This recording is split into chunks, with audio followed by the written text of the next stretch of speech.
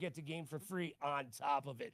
Somebody's walking away with a great trophy. I'm excited to take. You know what? I might not give this up. They might not have to steal it from me. I don't know if I'm going to be able to give this to somebody, but you know what? The deserved people will get to walk away with a trophy today and a sandwich just for coming down and saying hi. Look, we've got parents' nights. It's not just about the kids here. Look, parents, come on down and get involved. I always say, look, when I was a kid, I went out back and played catch with my dad, right? Well, that's not so much a thing anymore. So get involved with what your kids are interested in. And you don't have to be the best Fortnite player. You don't have to be the best Madden player out there. You just have to be able to interact with your kids on that level. And that will be meaningful for everyone involved. So hey, it's about the kids, but it's also about the parents. And we do that each and every single Saturday night right here with Parents Night at Valhalla Esports training facility. We're not just building better gamers, we're building better people. And we've got two of the best in the business with me today in Ahman Green and Cameron Lynch. Both sat down and got involved in the NFL for real. So you know what? We can break that down. We've also got one of the best players in the house right now. Jack, how are you today, buddy? Yeah, you living large and in charge like Charles Andor Marge? All right. Now, most of the fans at home realize that you are a great Fortnite player, but how much do you love a little bit of Madden?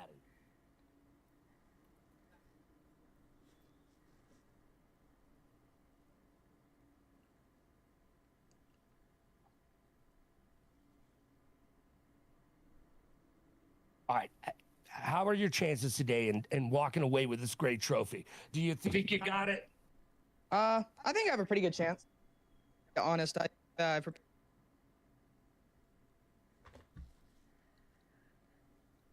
Oh, really? So you've been playing for 36 hours straight? When did you take a break? Grab yourself a snack.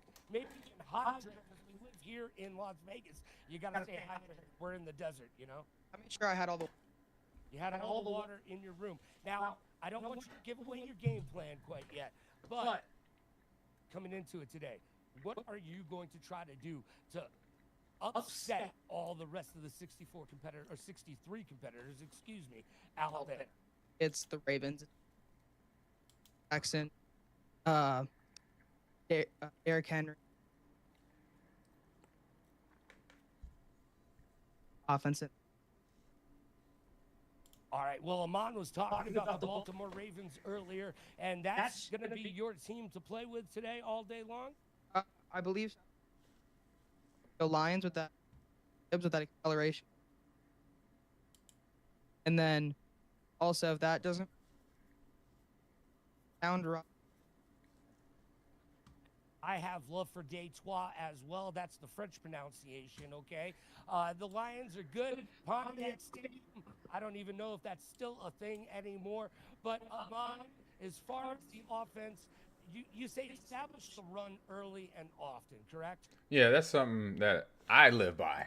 Not saying that these gamers today are going to do that, but that's sometimes a very a way to control the clock, keep the defense on the field, keep the offense of the other teams off the field, especially if they got an offense like the 49ers or my Packers, or even the Super Bowl champions, the Seattle Seahawks too, or Cam's team, Tampa Bay Buccaneers. They got a good wide receiver core, good quarterback with Baker Mayfield. So with a good slow down offense where you're running the ball play by play, you drain that clock down, and before you know it, 4 minutes is up, and you're looking at a score on the board, hopefully, and keeping that team off the field.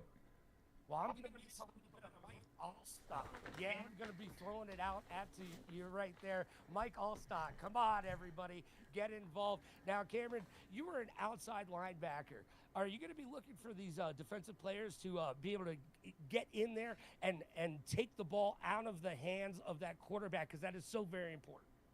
Absolutely. Turnovers and takeaways. That's probably the most important part of the football game is who controls the ball, who controls the time on the clock. So, like Ahman said, controlling the clock. There's 4 minutes in the game in each quarter. So I think that's really important to control the clock. The run game on offense, that's important. But then on defense, you mentioned takeaways, right? Getting that football back for your offense. I think whoever wins that takeaway margin is going to win this football game. The best defense out there is going to allow their team to find success in the future. So I'm looking forward to that, and yeah, some good gameplay. All right, Cameron, I got to ask you, what was the one thing that stands out to you that a coach said to you that you have kept, whether it be in sports, esports, or just in your daily life? What's that one quote that always harkens back to the days of being on the field? It's not over until the final whistle blows, right? I think at the end of the day, and the second thing is don't get too high, don't get too low, get right in between, because there are going to be moments, I think Ahman mentioned this before, but there's going to be moments when you're scoring, there's going to be moments when you're losing and people are taking the football away, but don't stop until the final whistle. I'll never forget this. Tom Brady versus the Falcons in that Super Bowl. He was down, down by a lot in the first half, and then he found a way to win in the second half. And I've experienced witnessing that game. So never give up and prepare to win at the final whistle. Now, Ahman, any words of advice that you have from all of your days? We call you Coach Green. Yes, so indeed. You know what? Step up and give me a little bit of coaching for these kids today. Hey, what I tell my players always when I was coaching at Lakeland and University of Nebraska, for my Madden players in general, like I said, like I just mentioned, keep a calm temper. You know, don't let the big plays get you too excited. Don't let the bad plays get you low. And then basically keep your game plan. Stay steady to what you want to do in the game.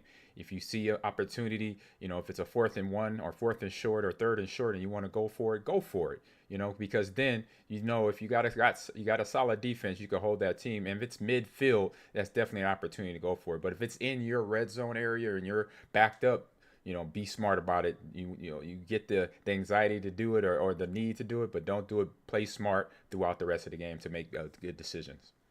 Well, we've definitely seen in the NFL, especially this season, 4th down doesn't necessarily mean we're punting anymore. The tush push and all of that stuff makes that ball move forward. Jack, as a pro gamer, what are some words of advice that you can give the rest of the competition out here today?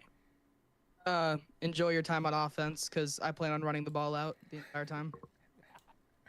All right. Man. I like that. And you know what? Jack is one of the best Fortnite players in the house, but today he's going to be throwing it down on the gridiron. A little bit of Madden 26 brought to you by EA Sports Capriati's. Oh, man. I can't wait to get a sandwich. I'm going to need a sandwich. And, of course, the National Youth Sports Association and the Salvation Army are here as well. We're going to get into the games in just a little bit. Jack, what are you most looking forward to doing today? Is it just running that ball straight down the gullet? I think I'm looking forward to the most is holding that trophy at the end, because that's definitely going to happen. All right. Well, don't stop looking at my trophy. This is mine. You don't get this play. Yeah, you got to earn it. And then I'll get the number to you. Man. All right, fair enough. I'll keep it going for you, brother. My man got a lot of confidence there. I tell you that. What's his name again? His name's Jack. Jack got a lot of confidence. I appreciate that. We'll see. Got to back it. You got to back it up though, Jack. You got to back it up though. Just know that.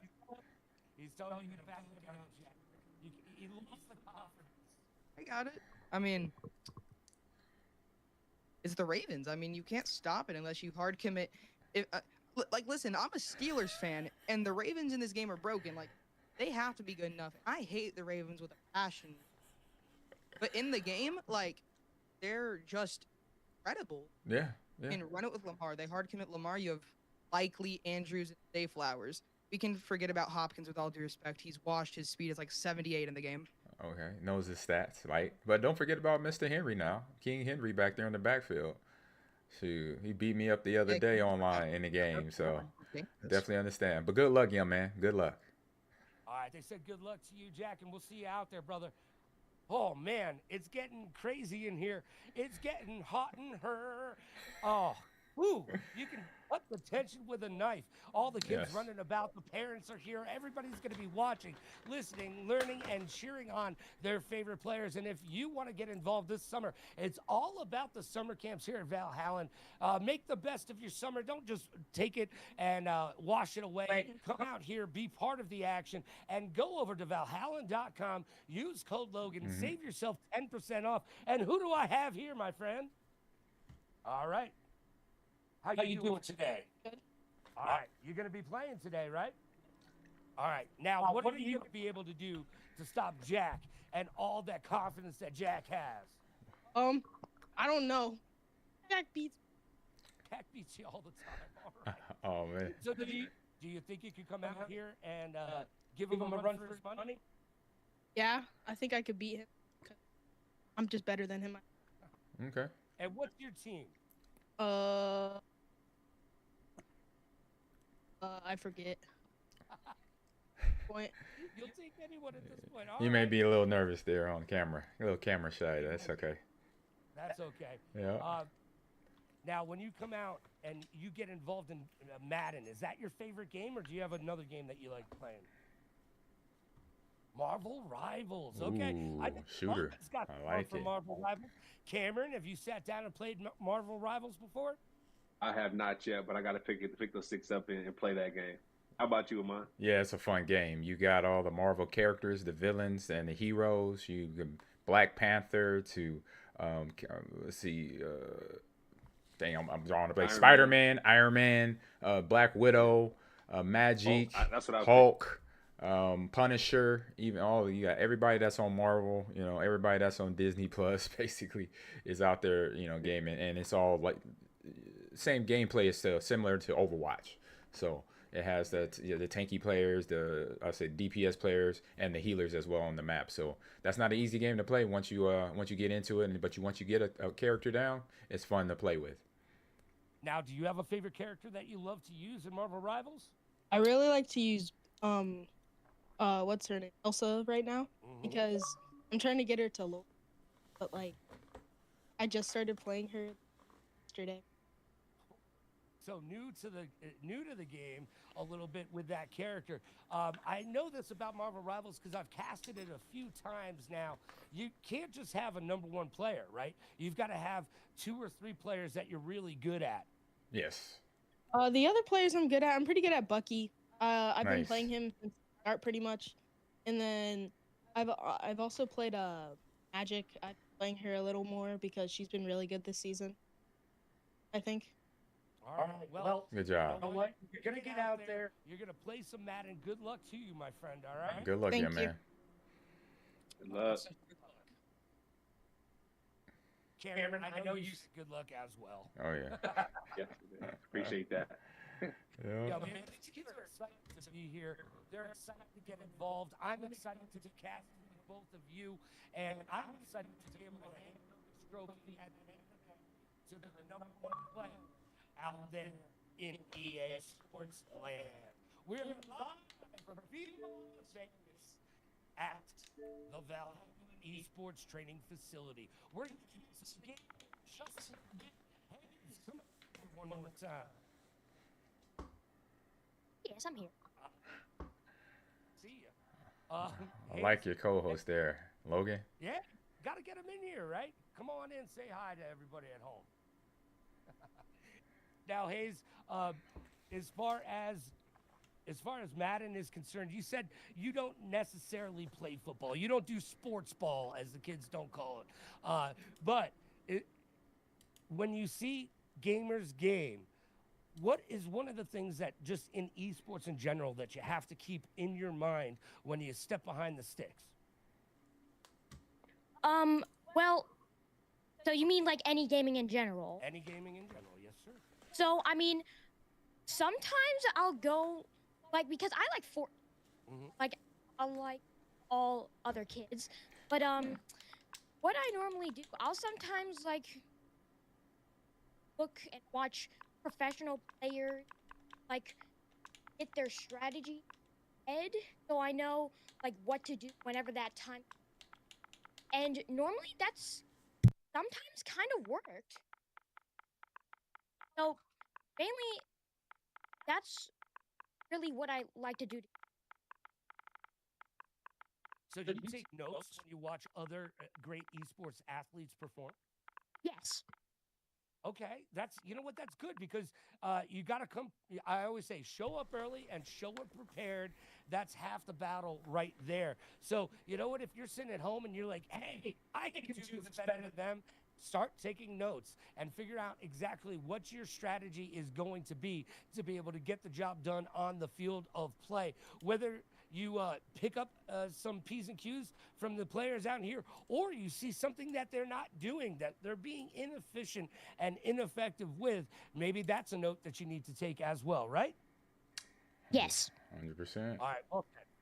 Ahman, I know you've been playing Madden for so many years. You were one of the best Madden numbers out there. When you were actually playing, Yeah. did you look at your stats each season when Madden came out? When I was playing, I did, and I would get a little disappointed by my speed rating. That would be the only rating I looked for between change of direction, like truck stick action and all that. I was worried about my speed because I knew I was a fast guy, and so when I saw it, if it wasn't under, I think it was if it was sometimes under like 95, and I'm like, come on, man, I ran a 4.140 at the combine.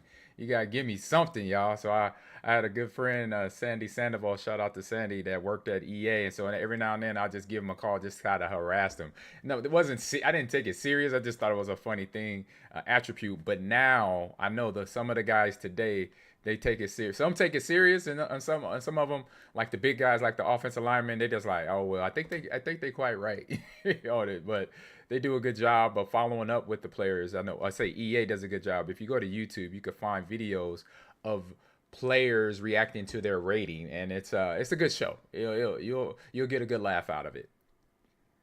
Cameron, what about you? Did you pay attention to all of the Madden stats when you were in the game, so to speak? See that, EA? You out. Absolutely. And my favorite part, to be honest, was the Madden check. A lot of times we get that Madden check come in. That was awesome for being in the game. And then my second favorite part was seeing like guys like Mike Evans, you know what I mean, or Deshaun Jackson, Jameis Winston, some of those guys argue with the EA folks that will come through the facility. So those were my favorite moments. But like I said, that EA check was the best. All right, well, we've got another player in the house. Pierce, what's going on, my friend? I'm here. Uh-oh. I'm here for the NYS. Okay. Yeah. Are you excited to play today, my friend? Yep. All right, now I see that throwback He San got Francisco my 49er man hat. Jerry Rice on. I love it. Love that, right? Yes, indeed. What's your game? What's your name again? Pierce is his name. Pierce. All right, Pierce, man, you looking good in that 49er red and white. That was one of my favorite players as a kid. Mr. Jerry Rice there caught everything Joe Montana threw to him.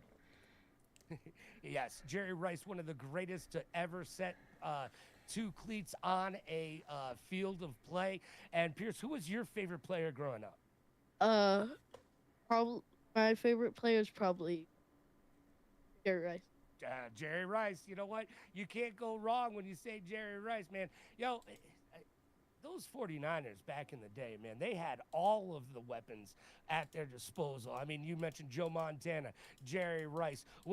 And hey, I played safety, so you know what? There was a man who once had his pinky dangling off, and he came out of the game, and they wanted to send him to the hospital, and he said, no, you cut it off, you tape it up, and you put me back in the game. That's that hard-nosed football that you come to respect and love. Ahman, I know that you go out there each and every single time you've ever stepped onto the field, not thinking that you were getting hit. You wanted to do the hitting, even with the ball in your hands. Oh yeah, I was the hammer, not the nail.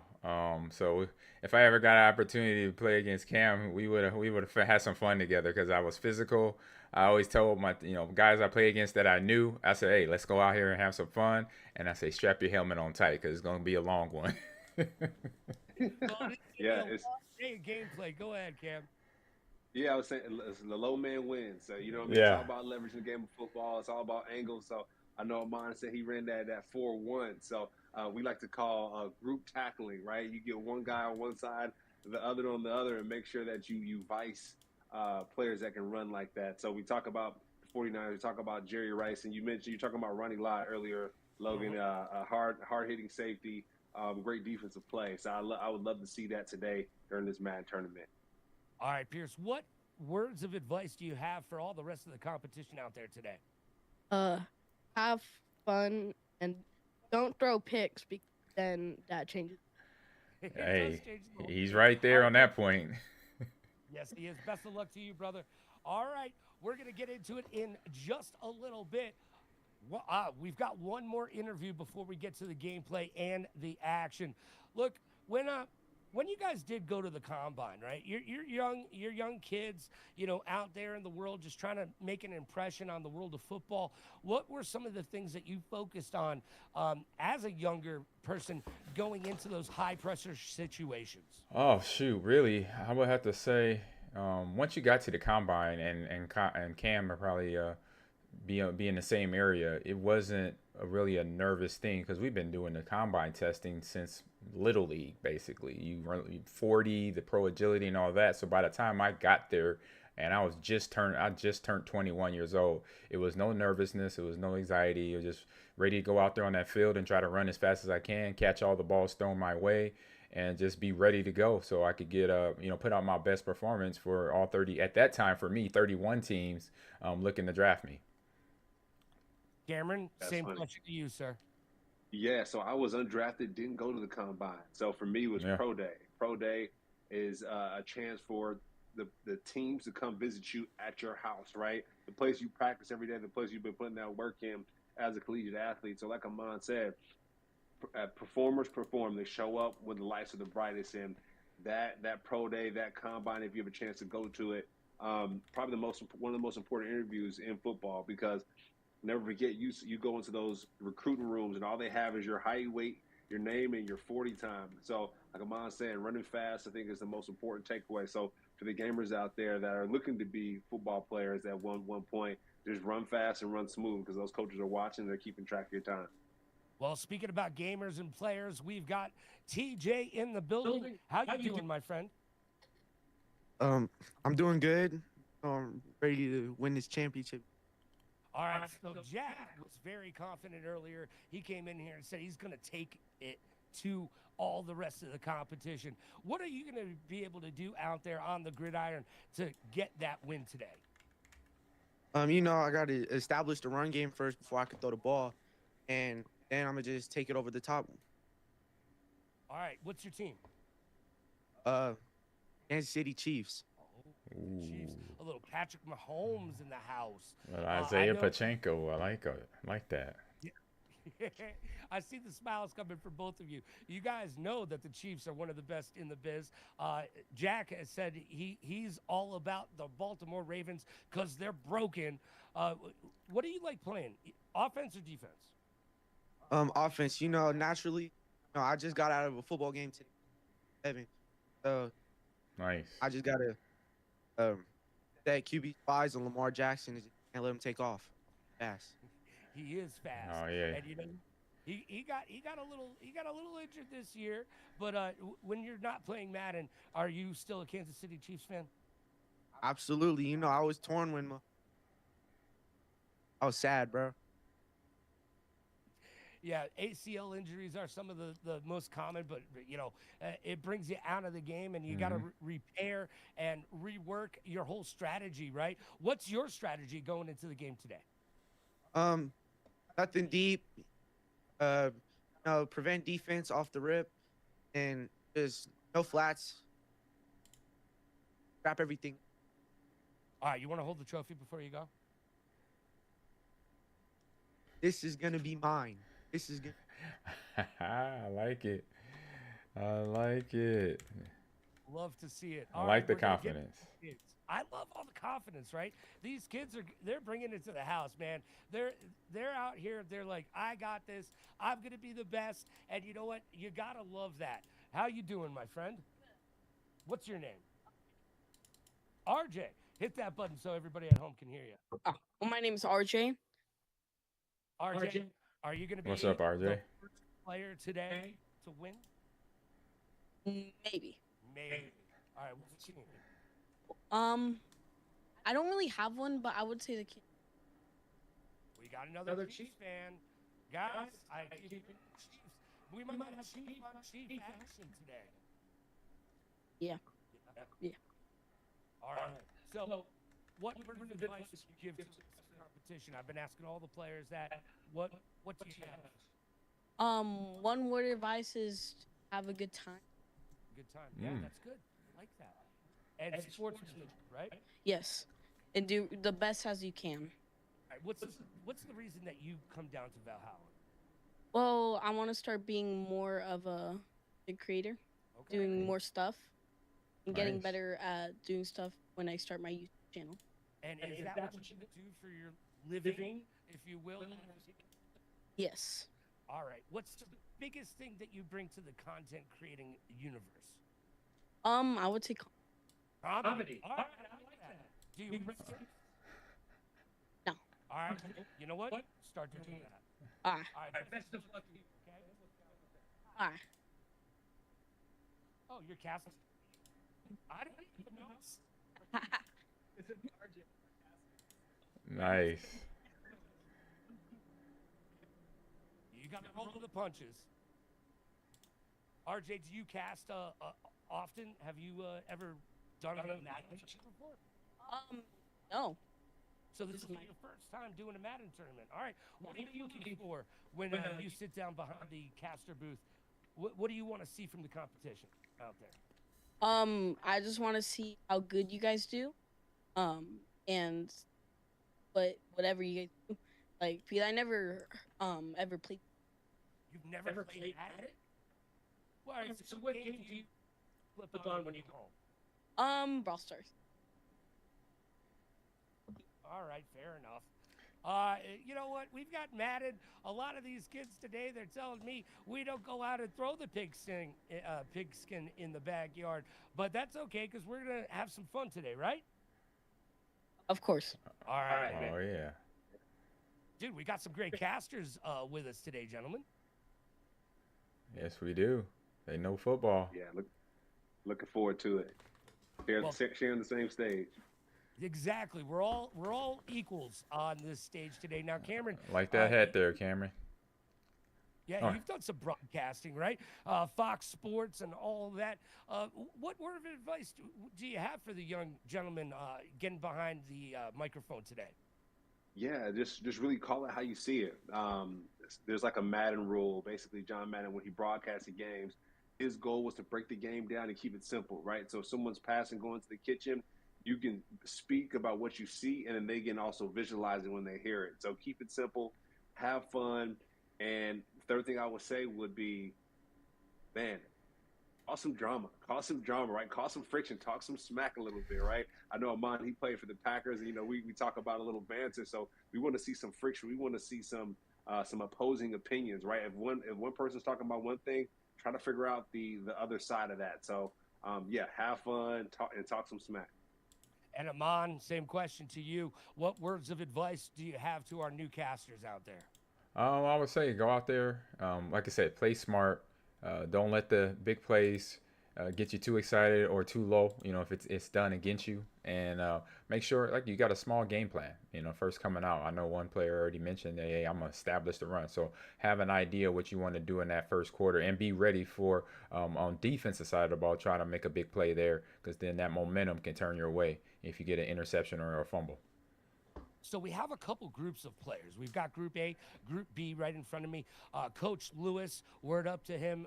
He stayed up all night long to get this set up and running and working, just like the rest of the great staff here at Valhallen Esports Training Facility. Remember, go to valhallen.com. Use code Logan to save yourself 10% off all of the summer camp opportunities that we have here. If you're in Viva Las Vegas, we want to see you. And it's not just about the kids, it's about the parents as well. We've got parents night every Saturday night here in the building. Come on down, mingle, have some fun, get to know the rest of the parents and the kids alike out there throwing it down. Now we've got Julian Davis, we've got Sirius. Why so serious, bro? Why? D Farm 33 Sticky Hands, and of course we already met our good friend Jax. That will be our Group A. Group B, we've got Elite EJ. We've got Lurk. We've got Niner Boy. I guess we know who that is because they were wearing that fine. Oh, yeah. Cap, right? Oh, dude, Yes, that hat indeed. was like in the 80s, right? Yeah, it might have been, and he wasn't even born then. it was corduroy. I'm just saying. Man, Yeah. Oh, definitely. If it was corduroy, that was from the '90s, or early '90s, late '80s, for sure. and we've also got 2K in the house today. So all of these competitors will be looking to get it done on the gridiron. It's Madden 26 EA Sports. Dude, are you ready? I'm ready. I'm really ready. You ready? I'm so ready. Yeah. Ahman, you ready? I'm ready. Shit, I got Madden loaded up here right now. I wish I could play myself. Let's do this. All right, Cameron and Ahman and my good friend over here. Well, yeah, pound it out, bro. There you go. It's going to be fun. It's brought to you by the National Youth Sports. Capriati's serving up the sandwiches. And, of course, the Salvation Army is here doing a little bit of the good work on Earth Day as well. We've also got some pros in the building, not just the pros on your screen, but we've also got some Madden pros that we'll be talking to throughout the day as well. We have lots of different casters coming in and out. It's going to be crazy, but it's going to be fun because that is the name of the game when we're talking about gaming, baby. No one sits around and plays a game that they don't like, right? No. Yeah, Very that's few. actually- Very few. I mean, I have been known to do a little crushing on the candy, and I can't say I actually like that game. But you know what? It is what it is. And we're going to get to the great gaming in just a little bit. We've got one more interview to talk about. Yeah, what up? Sit down. Hey, sir, that was somebody else. I'm just Logan. How you doing today? Say the best for last. Oh, the best class. All right, what's your name? My name's Kareem. All right, and what's your favorite team? Is the Buffalo Bills. Bills love. Okay, have you ever been up Josh to Allen Buffalo? and crew? No, I haven't been up to. All right. Well, Buffalo has I love Buffalo. My whole family's from there. You know what? It's beautiful during the 3 weeks of summer that they have up there. And you know what? Somewhere there's a man named Jim Kelly just going, yeah, let's get some Bills love up there, man. Is that going to be your team that you're going to go with today? No, unfortunately, I'm gonna go with the Lions today. Nice. All right, you got love for Detroit as well. A little bit of, you know, Detroit. we got some Eminem on 8 Mile and so much great Motown history coming out of the Pontiac region of America. Do you consider yourself an offensive or defensive specialist, my man? I'd say offense. Mhm. Pretty smart. Now, are you going to do what Ahman Green says and establish that run early and often? Yes, sir. All right. And are you going to be holding this trophy at the end of the day? Yes, sir. You're. All right, we already know. I love the confidence coming out of all these kids today. Good luck to you out there, and we'll be checking in with you at some point. All right? Okay, thank you.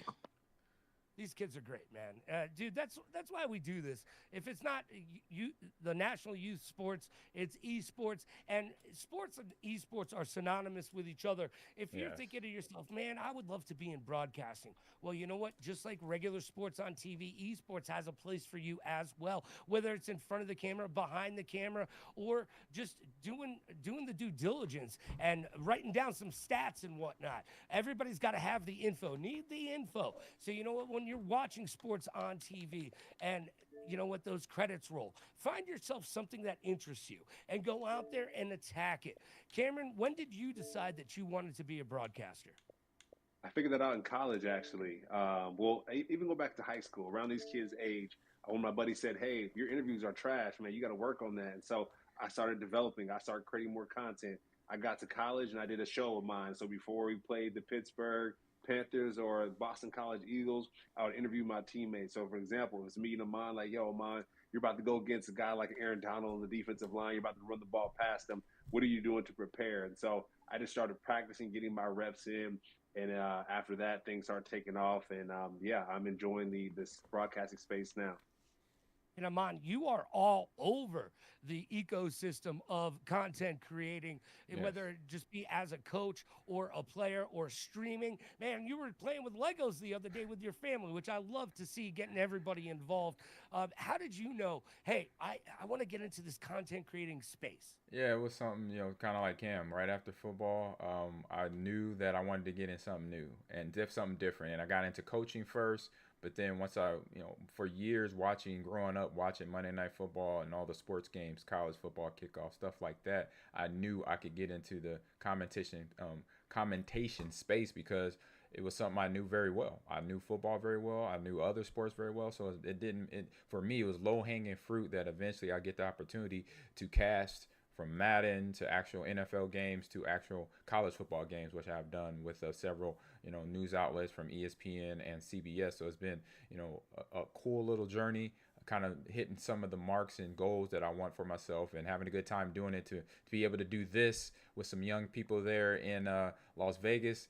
To do this at the little league level is, I say for me, it's a big dream happening on one's full circle because I was first generation Madden back in 1988 playing this game, having my first rage quit with Jerry Rice because he got a ball intercepted when I threw it to him. So to be here watching a kid about to play in Jerry Rice's uniform on a Madden Youth Championship is just full circle for me. So it was supposed to happen, and it is happening now. I'm with good people like yourself, Logan and Cam, and everybody behind Valhalla Esports. It's a great organization that I know I'm glad to be a part of these days. Well, it's all about that. And you know what? We probably started playing Pop Warner football, right? I mean, Yep. you're in 5th grade, 6th grade, something like that. Where I got to tell you, I played for the Red Devils in Massachusetts, and they had the coolest jackets. And as soon as I got to that school and I saw all the football players walking around wearing their jacket, I was like, I want to be one of them. And today, these kids are going to be out here showing us how to throw down. And you know what? It's great to watch these kids grow, whether it be on the field, off the field, as people, and just in general. We do it for the kids, right, Cameron? All day. Yep, that's right. Do it for the kids. I have a 5-month-old daughter myself, and so one day she'll hopefully be a gamer, right? When she's old enough to play, and I'll show her some of these streams that we've done for the National Youth Sports Group. So looking forward to doing it, and yeah, thanks for having me, Morris and the Valhalla Group.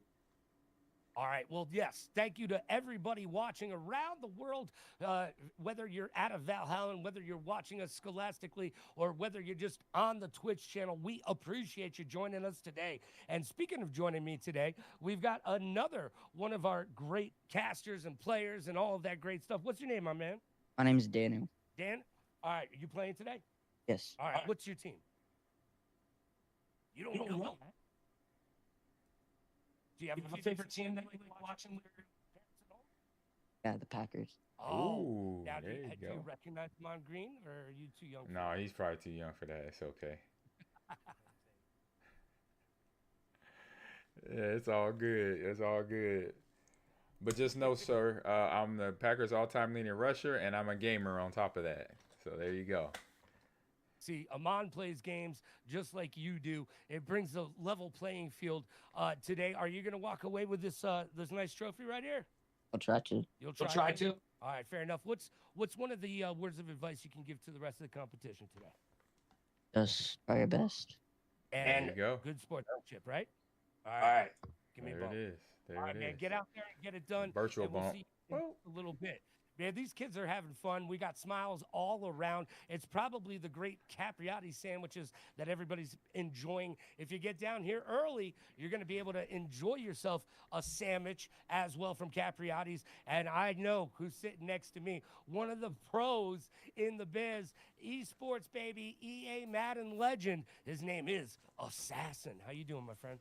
Doing great. How you doing, man? I'm doing good. It's been a hot minute. How you been? Been good. It's been a while. It's been a while. All right. Now, you play this game. You know the ins and outs. This is your playing field. What strategies are you looking for these kids to adhere to today? Just hoping to see they attack down the field, play solid. But I can describe it, man. For defense, it's very hard to get stopped. Solid defense and a good offense help them win. All right. Is there anything broken in the game? Can you give a little cheat, a little hint? Give us something, a little bit of that. Break yourself off something, and give these kids a little bit of an edge. There is something broken, but I don't know. It's hard to do. It's called a speed boost. And Yeah, so, like, I've heard about those. you're playing with the quarterback sometime, or you get the run that you can like boost in the beta sack, and it's kind of hard. You got to hold the trigger, the turbo button, and try to juke at the same time. like a speed boost to evade a sack. That's Mhm. one thing I say you can do. But one thing they probably can do is the aggressive catch, kind of broken. Okay.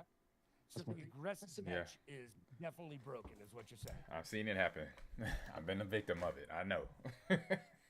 Well, Ahman, you didn't have to use the speed boost with you because you were just fast. I know you said you were a little bit upset with some of your speed ratings in Madden back in the day, but you know what? We're saying the speed boost right there and the aggressive catch. That's from a pro, Oh yeah. from his mouth to your ears. Write it down, take a note, take a I picture of the ladder. noted. Bugger. And actually, I think I lived it already, seeing some of the players and how in heaven did they catch that ball over my DB. I'm like, wait a minute, something's going on. Something ain't right. That was an easy catch right there. So no surprise on the what he said, the aggressive catch being a glitch in the game these days. Now, Assassin, you've played at these tournaments. How do you keep your nerves down? How do you stay focused? And as both of these great NFL players have said, you can't get too high, you can't get too low. How do you manage your feelings and anxiety? Because we all have it when you step into the arena. Oh man, that's that's tough. It's very tough. I just try to listen to music. Try to tell myself at a time, at a time. Don't let the last play be your let the last plays get to you. Just keep being so straightforward, be positive. I use that to try to like keep like I know sometimes I'll be down. I'm like my mental sometimes get the best of me, and that can cause you to lose so many games. Mm-hmm. Just try to be positive and this time like let it go. And you just tell yourself to just let it go and positive and basically battle back. Now, we talked earlier about clock management being something so very important in football and also in Madden. What's one thing that you concentrate on towards the end of the quarter? So I try when I first I concentrate on when I who gets the ball first. If I get ball at half, if I get ball at halftime, then I try to make clock the first half. Then once I get the ball in the second half, clock it. They don't get the ball. I try to just run the ball and just try to milk the clock, play ball control. All right. You know what? Man, we know a guy who might be the greatest coach of all time, Bill Belichick. He was all about clock management, and you heard it from Assassin. Look, I'm Logan Summit. We're going to be bringing you those X's and O's. I've got two of the best in the business, and Ahman Green and Cameron Lynch joining me today, and some of the greatest budding casters that you haven't heard about quite yet. But by the time the day's over, you're going to know exactly who they are. And we'll be back in just a little bit with some great gameplay live from Viva Las Vegas here at the Valhalla Esports Training Facility.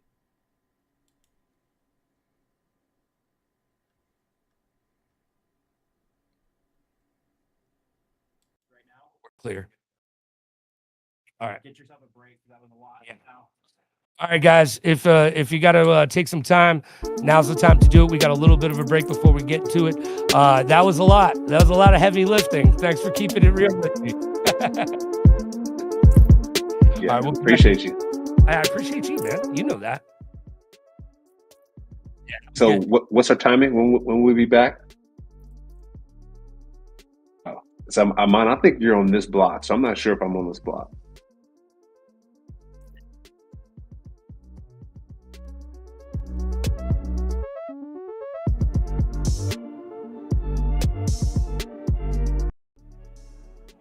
If anything changes in mind, let me know, or shoot a text in the chat once you're back. If you stay on, I'm about to go get some water right quick. Okay. Cool. Okay.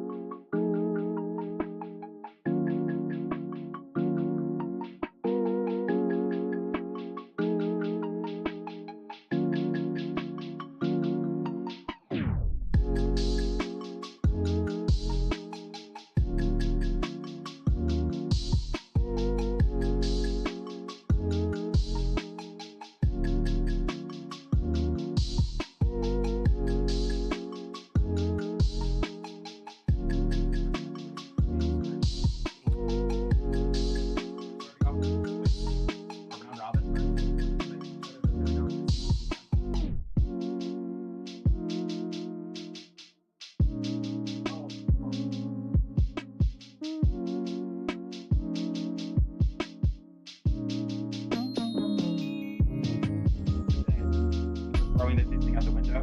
Who wants to cast first game? I'm leaving it all to my talent. I'm just here. You tell me what you want me to do. What do they want? That's my big Well, right now we've only got Ahman. I think Cameron stepped away. I guess we'll go with Ahman first. Start off? Sure. Watch.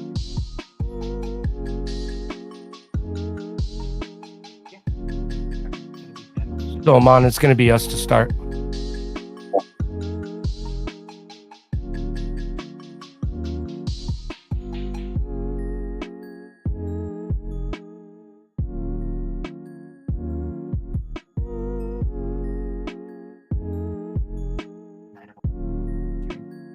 Okay.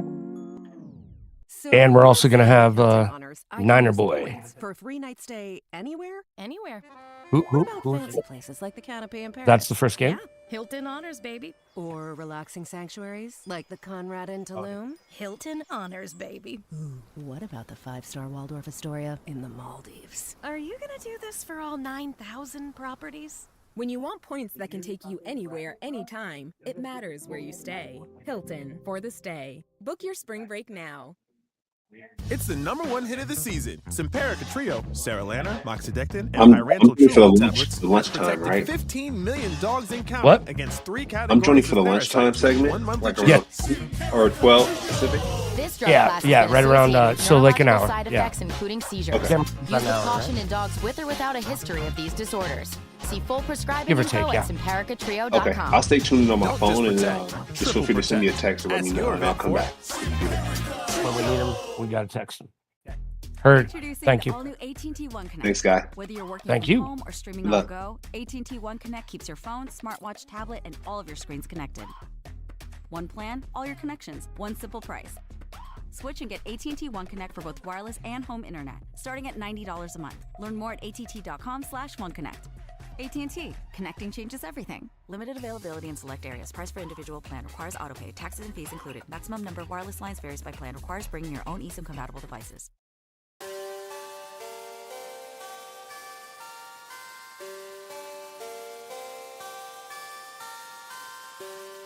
How long till we're back, Lewis? 5 minutes. Yes, sir. Yeah, everything's good. Everything's going pretty smoothly. Looks good. Sound is a shaky, but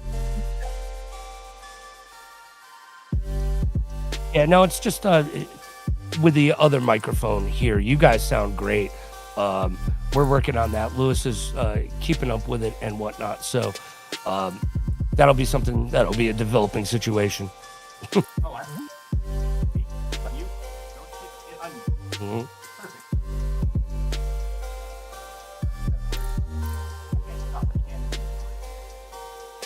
Yeah, sorry. I've literally put the noise gate Mhm. to 98%, but still. Oh, wow. Good Lord. It's a loud boy. I am indeed loud. Touching everything in the house. Doing what it's supposed to do.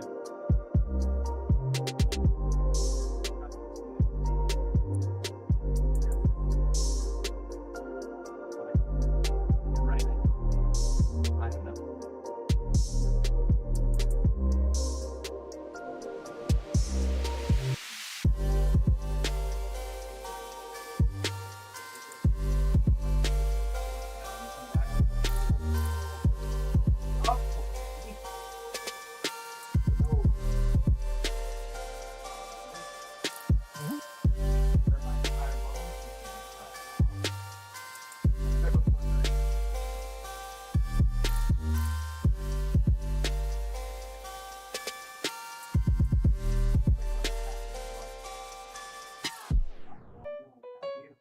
We threw up the play. It's all we're going off of who's feeling what.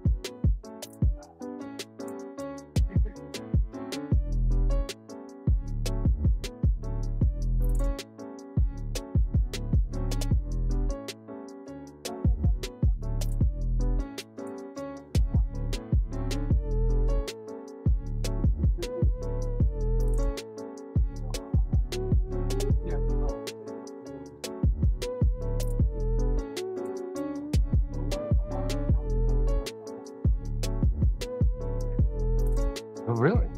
Oh, that's cool.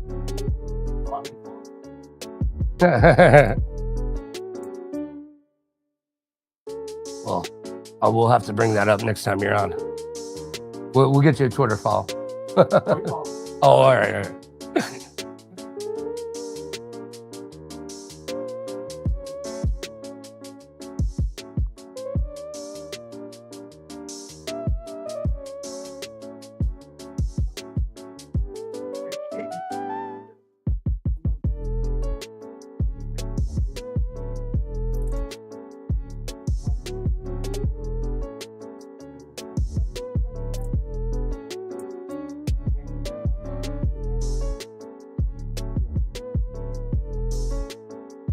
Everybody plays Fortnite.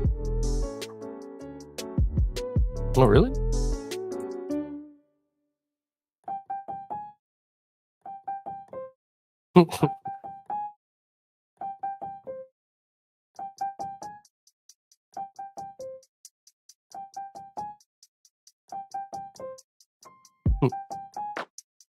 Well, I play Fortnite and I'm old.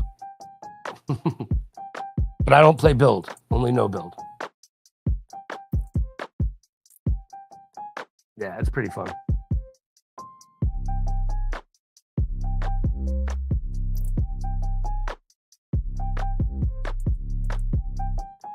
You get name checked.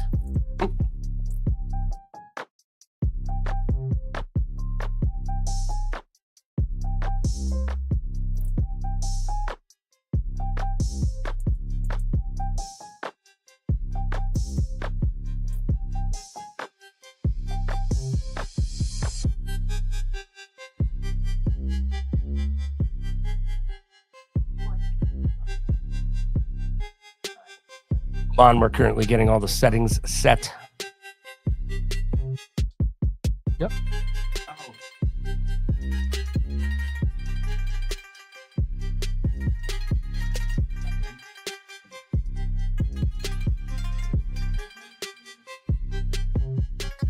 And ladies and gentlemen, we are live once again here in Viva Las Vegas at the Valhalla Esports Training Facility. And today it's all about the gridiron. Getting it done will be one of these competitors. They're going to be able to raise this trophy high and mighty. And we're going to see who is the best of the best today. And I have some of the best in the building. They're going to be casting alongside me today. We've got Ahman Green, the literal GOAT of the Green Bay Packers. As far as rushing is concerned, no one's done it better than him. We've also got Cameron Lynch, an outside linebacker. Went to Cuse, ended up on the Rams and also the Tampa Bay Buccaneers as well. And then we're going to be having guest casters come in and out. All these young kids that want to get into broadcasting, we're going to be giving them their chance to get down like a clown, like Charlie Brown, and turn that Madden frown upside down. Today, game number 1, we're going to have Sticky Hands versus Niner Boy. Now, as far as I can tell, everybody's at the zeros. No one's won or lost. So we're going to find out exactly what they bring to the game. I know Niner Boy, we've already talked to them, and we talked to Sticky Hands as well. Niner Boy, well, he's decked out in the Jerry Rice Gucci love right there, man. Just throwing it down. You got to love Jerry Rice, the greatest wide receiver of all time. Yes, indeed, he was and still is to this day. We're going to be starting off with a round robin to get things going, and then it will get into single elimination. So everybody's going to have their opportunity to play, and everybody's going to have the opportunity to get themselves a great Capriotti sandwich.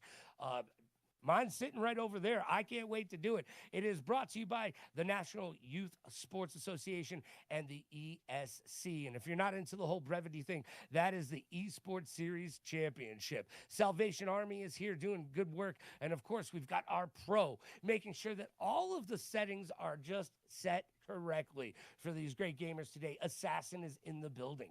He's one of the best in the world at Madden. So if you want to get involved and you want to learn something, well, we've got people who know what they're talking about. And one of those people is Ahman Green. Ahman, what's up, my friend?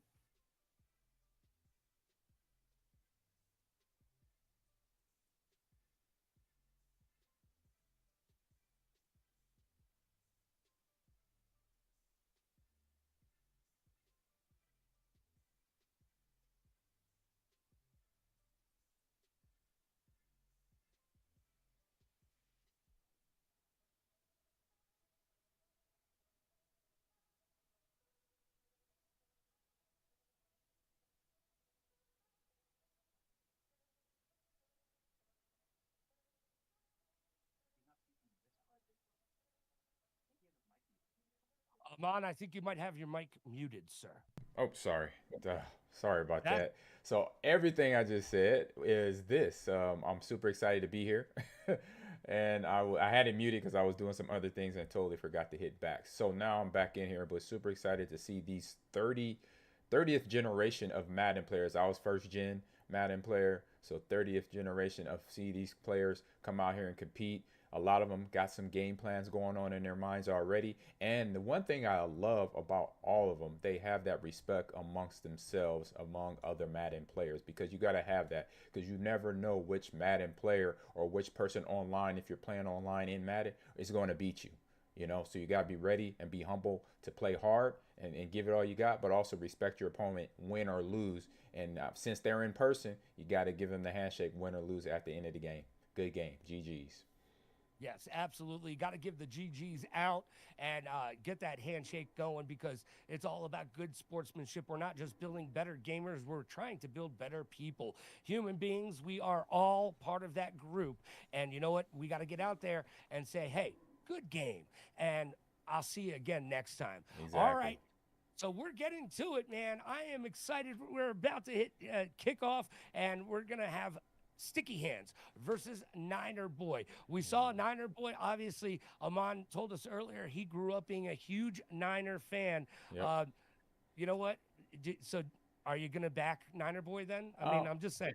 I'm back. I'm actually backing everybody today because to be playing in a tournament like this where you got everybody, I say your peers of the same age, it could be an ear-wracking environment. So for both players, I hope they go out here and play hard. But I'm gonna have just a little bit, not much, but just a little bit for Niner Boy walking in to the Valhalla Esports facility with that Jerry Rice jersey on and the old school corduroy Niner hat. So good luck to everybody.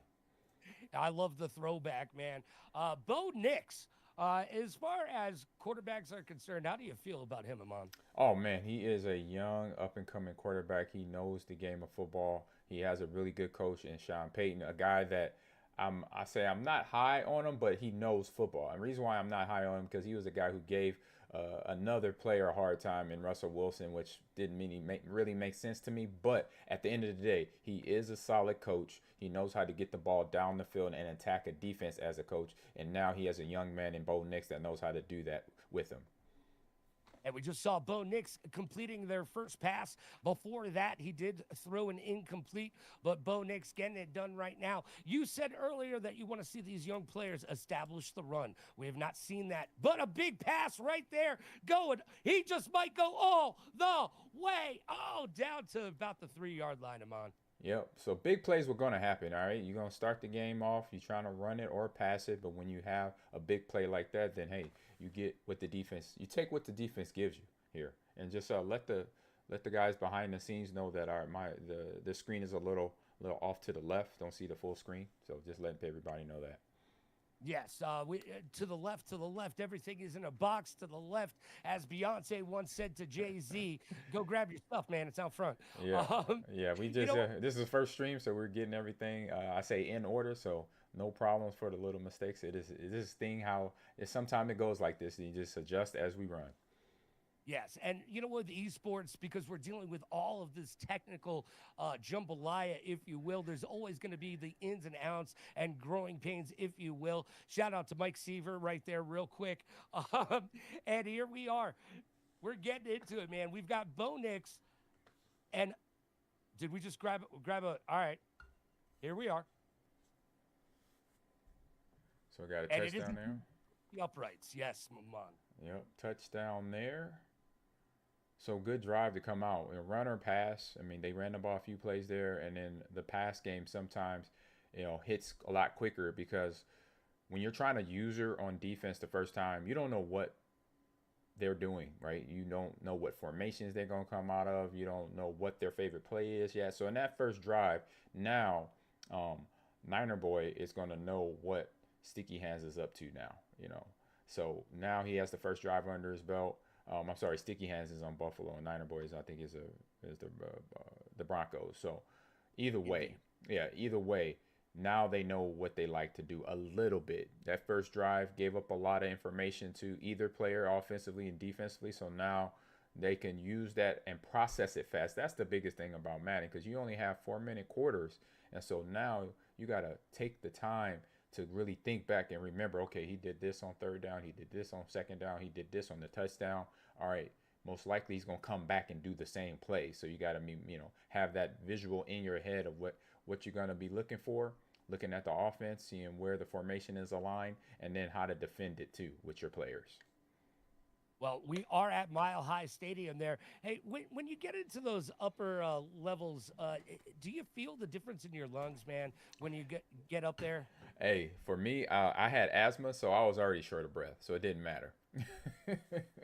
How did you deal with asthma as a professional running back in the NFL? Well, between NFL, high school, and college, and sometimes Little League, I had my little inhaler that I would puff before the game. And really, I felt I didn't need it, but I did it for my mom when she was in the stands. So I made sure I hit it where she could see me. But then as I grew up between high school, college, getting into Nebraska, I had to have it on sidelines because every now and then you get excited, you get that like in-game anxiety where you're breathing harder than you usually are. So I remember to always hit my inhaler to make sure that I was at my best and then have to worry about not losing my breath during the game.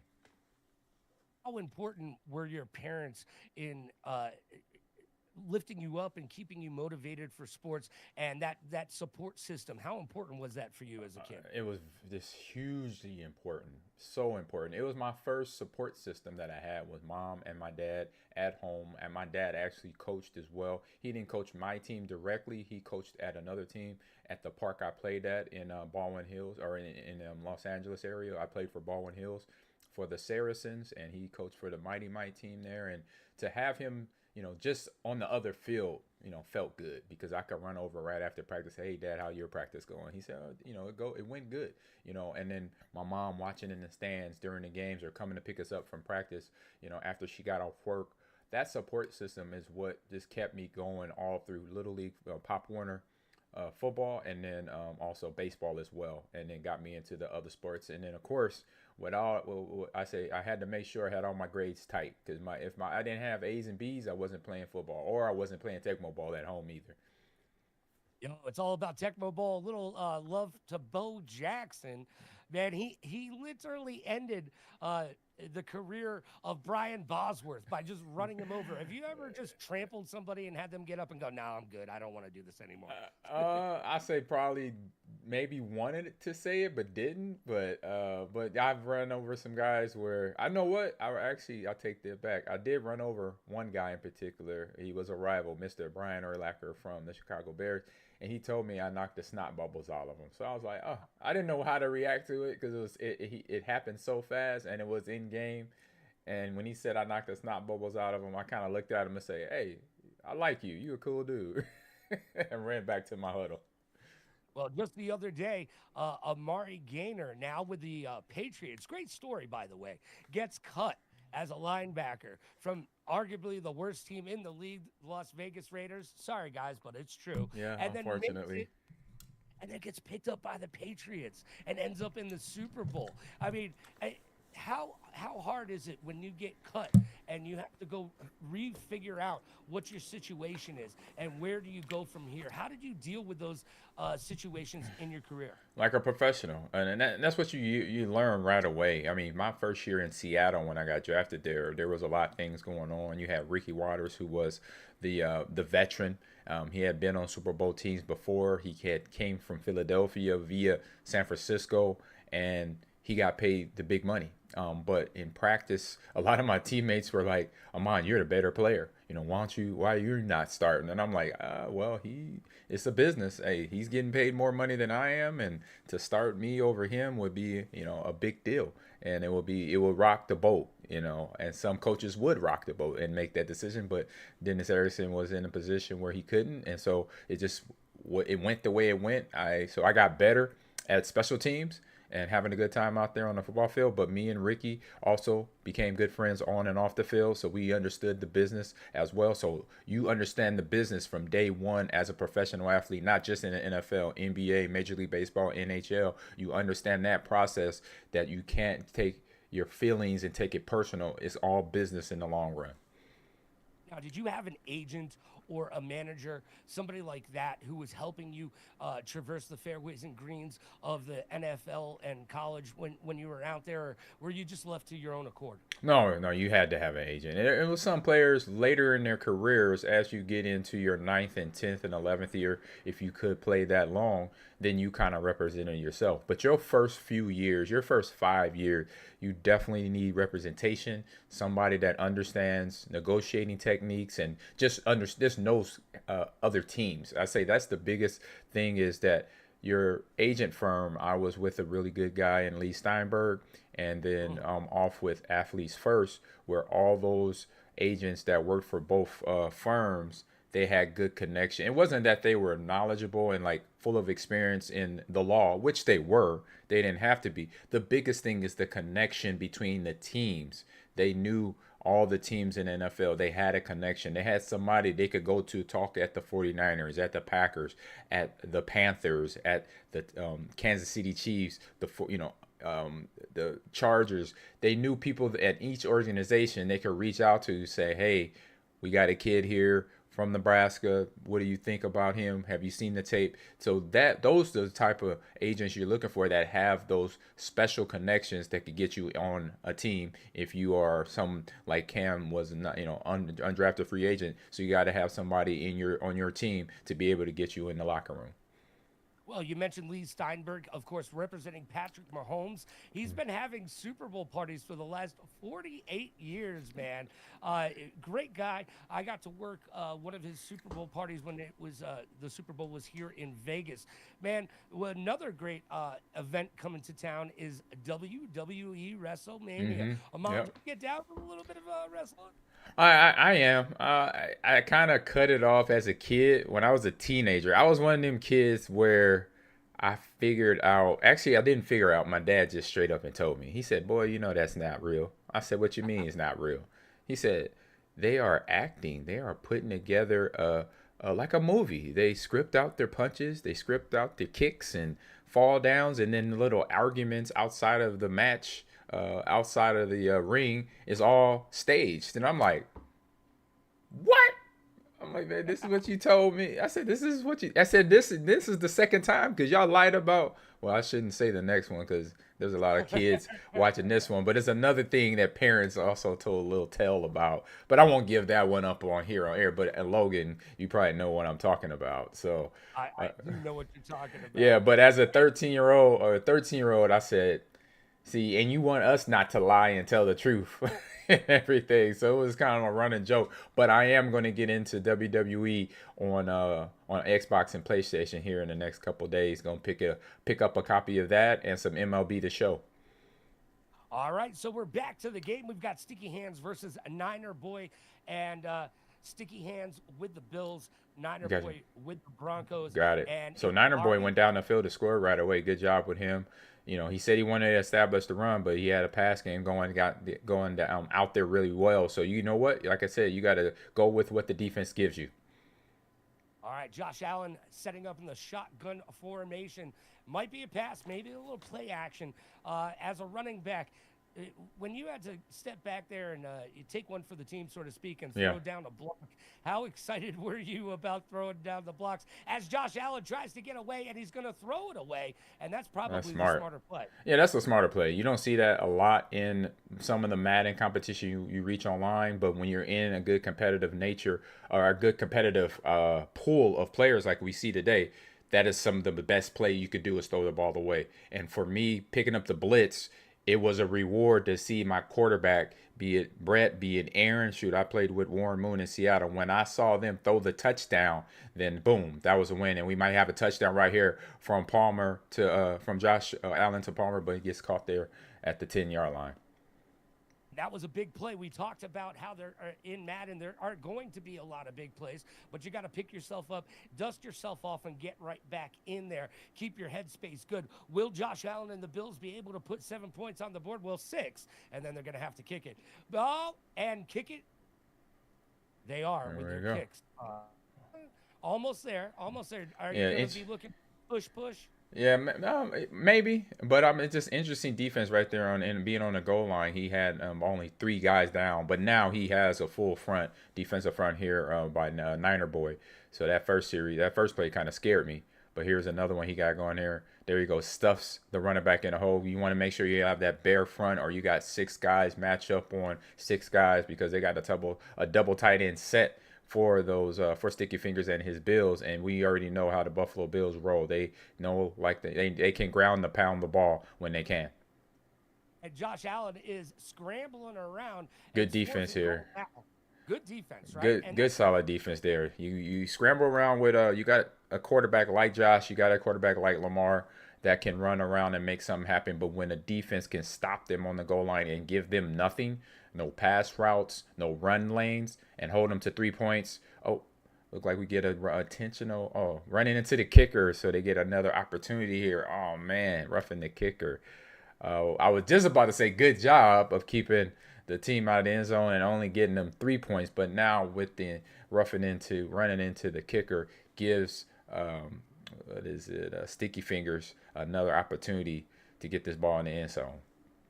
And it's now 2nd and goal because Josh Allen put his head down and tried to create a play right there, but it just didn't happen. No tush push action there, and I'm not sure in Madden if they actually have the tush push. They have a quarterback sneak, but I don't think it's the actual tush push there. Good defense there. I mean, I would like it. I would love to see it in Madden because it's a game. It's a part of the game. You know what? Philadelphia found a loophole. They found a hack where they can run a play that is unstoppable. It's legal. It doesn't get people hurt, where they're trying to come up with all these different reasons. And there is the touchdown. Just sneaks it in over the goal line there. So good job by the Sticky Fingers to finally get the ball in with a little help of Niner Boy roughing into the kicker. So unfortunate with that. Now we got to tie a game up instead of 7-3. It's 7-7, might as well be 0-0. We did see Josh Allen connect with Palmer. We've seen that connection a few times already from the Bills. That might be something you want to look at right there. Maybe cover Palmer. Yeah, I mean, the whole Buffalo wide receiver core is a solid core of receivers. And then they got a fantastic quarterback in Josh Allen. Knowing that you have those players working together, they got a run game and an offensive line that can block and give them time, give Josh Allen time to throw the ball, and then also the time for the running backs to get through the hole. And Bo Nix showing some patience right there, staying in the pocket, not getting crazy and loosey-goosey on us, and connects for a first down. It's 1st and 10. Yep, good pocket there for the Broncos. Clean pocket for him just to sit back and make his reads and then find a wide open receiver like he does right here with the running back Harvey. Yes, and Harvey's signaling for that 1st and 10 right there, man. Was there any kind of celebration that you used to do when you got that first down? No, no. You don't celebrate first downs back during my time. First down's a first down. Get the ball, pass the first down marker, give it back to the referee, get the ball. Get yourself back in the huddle. That was it. All right. The clock is winding down in this first quarter. We've got about 1 minute and 5 seconds left. It is 2nd and 6, and we're looking to be sitting on the 20-yard line right now. Bo Nix trying to get it done for the Denver Broncos and our good friend Niner Boy. Got a crosser right there over the middle. Got another one over the middle. Is he going for the end zone? He does, and he gets it. Touchdown there by Sticky Fingers. Good progression right there. You saw Sticky Fingers. He went through all his progressions, didn't force the ball, didn't panic and hitting the button, and then finally found a receiver that was in a better position over the defensive back, had body on the ball, just like when you're in the paint. You want to block the person out with your body, and that's what he did to get the touchdown reception there. Good job by Sticky Fingers. 4 plays, 71 yards. So, you know what? They are definitely moving that football up and early and often. 51 seconds left in the first. We're going to get another kickoff, and we'll see if they can't tie it up.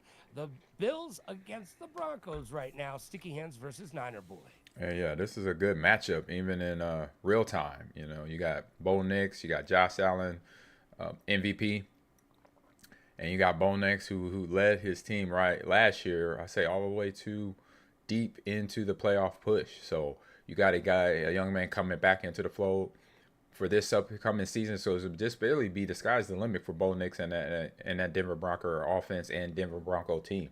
And Josh Allen, getting frustrated again, not able to get deep, they got into the AFC Championship game, but loses that game to the Patriots, and now he's got to wait one more year to see what can happen, being the MVP every year, having a fantastic run game with Darvin, with the running back right there out of the backfield. So it's just one of those things that you just got to be patient, take your time, and eventually your time will come to get that Super Bowl ring. Indeed it will. 30 seconds left on the clock in the first quarter. It is 2nd and 8. Denver Broncos lead 14-7. The Bills trying to make their way down the field with Josh Allen. Big pass right there to Kincaid, and a little bit of giving him the business, as John Madden would say afterwards. A little bit of stuff going on. Yeah, good job by Sticky Fingers finding the open guy. Kincaid, solid tight end, able to get open and also extend for the aggressive catch to catch that ball. The ball was a little bit wasn't on target, so he helped out his quarterback by making a reception. And another great pass to Palmer. Palmer might just go all the way. Now he gets caught up and taken down by number 49. Not able to convert to the touchdown, but it is 1st and 10 as we head to the second quarter. Yeah, right now I can't really tell on the defensive side of the ball. It's been a little bit of man. I think more man than zone defense. And so with Palmer, you might want to, Niner boy might want to try to get a double team on him because Palmer's going to be the guy that's going to eat you up. He's the fastest receiver. You probably can't find a faster DB to cover him, but if you zone it up to kind of disguise it every now and then, they can make something happen from there. Cook trying to find the corner, does not, gets brought down before they find the open field right there. You were always good about being able to get out there into the wing and get it done, man. What was your thought process on being able to catch the ball as opposed to being able to run the ball? Well, just one thing, just look the ball all the way in. That was something a receivers coach taught me in Seattle. Even though I'm not of his position to coach, but he gave me a little tip. Said, hey, when you are about to receive the ball, make sure you're just looking at the ball the whole time. You could get distracted by a DB. We got a big sack there on Josh by Niner boy, but looking at the pass coming at me, make sure I focus my hands on the ball to make sure I can look it all the way to tuck in high and tight to make sure it's protected as well. It is 3rd and 20 after that play. Josh Allen with a broken play right there will set up in the shotgun formation. Let's see if they can't convert this to another 6 points because the Bills need it right now. Yep. They got opportunity here. They're playing a lot of man coverage, so you got a lot of one-on-one matchups. A good breakup right there by the Denver defense there. And so what I've usually seen online where is unless a team has adjusted and put all the fast people on the field where most guys don't play cover one as much as this game right here. So that's a little bit of surprise to me, but it does work if you have the defensive players that has the speed to keep up with all the speed of the receivers of the Broncos offense. All right, they were able to convert for 3 points, so it is now 14-10. Denver Broncos with the ball back, trying to make their way up the field. They do have the lead, and we are getting into it now with about 4 minutes and 1 second left in this half. So they got a lot of time on the clock right here. All 3 timeouts for both teams, and so for, I believe, who has the ball? Niner boy here has the ball, and that first drive for him, he came down the field and scored in 7 or 8 plays. So I say for him right now, he wants to come out here and do that same type of offense. But as soon as I said some interception right there, he actually made the read right, but threw the ball to the wrong receiver. He had some receivers that was open on that play, and that wasn't the one. So just as I spoke it, unfortunately, the commentator's curse just hit my man, Niner boy. My mistake, my condolences there, but still got opportunity to stop him here. He stopped him before here in red zone. All right, that was a big play right there. Flag too. Penalty. Got intentional. He didn't get out the pocket. Intentional grounding. So that's 15 yards back. Good job there for Niner boy and that Bronco defense putting pressure on him and not giving him enough time to get out of the pocket to throw the ball away. So good job, Niner boy and the Broncos defense. 2nd and 22. Shot clock coming on down. I know that's a got some adjustments here on the routes. Some adjustments on the routes. Did he get that? Oh my God! Oh, he dropped that, man. That Josh Allen on the run, opposite with right arm going to the left and almost getting it in there is what we've seen in real life happen. So for him not to come away with that, it's just good defense on the other side to dislodge the ball while he's trying to take the ball in. And again, like I was right, they're playing a lot of cover one. You do have, I say, the middle linebacker could come in and help just a little bit if you can, but you got to know where you need to be. So sometimes you want to get next to the top receiver, which is Palmer or even Kincaid in the middle, like he was right there, but just missed the deflection. Yeah, big pickup by the Bills, but they're still not able to convert to the first down. But here we are, first and goal. As I happen to say it, they made it happen as well. The reverse of the Caster curse just happened. Denver Yeah. Broncos 14, Buffalo Bills 10. We're watching Sticky Hands and Niner Boy here at Valhalla Esports Training Facility. Will the Bills be able to grab 6 points right here? That's what they're trying to do. That's what they're trying to do. Sticky Hands has got a good attack out with him, with Devin Cook in the backfield, or James Cook, excuse me, in the backfield, and then Josh Allen running around throwing the ball like that. Did he get the ball in the end zone? He's going to challenge it. Yeah, I think we're I don't think he was able to challenge it. Or you gotta call timeout. You gotta use a timeout. Maybe he'll get it back. Nope, it's not letting him challenge it. He's trying to look at the replay. He caught the ball 1 foot down, 1 foot. Oh no, that second foot is out of bounds. So there you go. So good job there. Yeah, good pressure, right? Way to keep it going here. Yep. We've got second and goal right now with 3:13 on the clock in this half. And I like this defense. This is a prevent defense. This is not a goal line defense. So prevent defense actually gives you some opportunity to defend against the pass game. You got a prevent 3 deep right there, and also a prevent 3 deep man, which is interesting. So that's I'm gonna have to take a little out of their playbook on this. Now it's a goal line front where you're trying to stop the run here. If it's a tush push or even a pass play on here, you got to be wary of that where the ball goes. Right there, touchdown to Azeed. Because you look at the routes, sometimes the stop route, sometimes the outbreaking route works, and that was the stop route on that play. Good read by Josh, and Sticky Fingers to get up 17-14 now. Yeah, point after conversion happens. 17-14, like Ahman said, and here we go. The Bills kick it off to the Broncos. All right, so Niner Boy, like I said, he had that first drive. He scored points before, so he is not out of this game. It's only a 3-point lead for Sticky Fingers and his Bills. So right now he has 2:50 on the clock, 2:49 on the clock. He has 2 timeouts, so it's a lot of football for Niner Boy to come out here and score this, come here and score right before halftime and then take the lead. So we'll see what they do on this drive. Cannot make a mistake like he did on the last drive and throw an interception. Oh, Bo Nix scrambling. Big pass up here. Who's going to grab it? No one. It's going to fall incomplete. Oh, that might get the flag, though. Looks like a pass interference by Sticky Fingers. Yes, it is. And Buffalo Bills in. Yes, it is. Oh, that's a 46-yard penalty right there that puts Niner Boy and his Broncos in the red zone, just outside the red zone, excuse me. So that is a big play on the Buffalo's defense to get them down there. But good job, the defense there getting the tackle on the screenplay. Indeed. Bo Nix Oliver. Shotgun. Yeah, so we're a lot of pass, not a lot of run. Everybody's mentioned, established the run game, but it's been a lot of passes. But this is the end of the first half.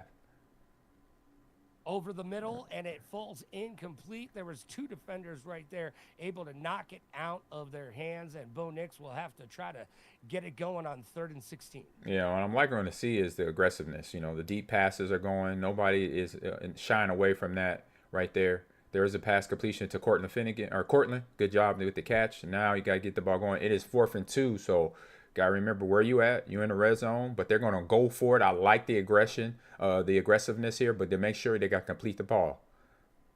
All right. First down. Good job. Yeah, they grabbed that first down. That was big.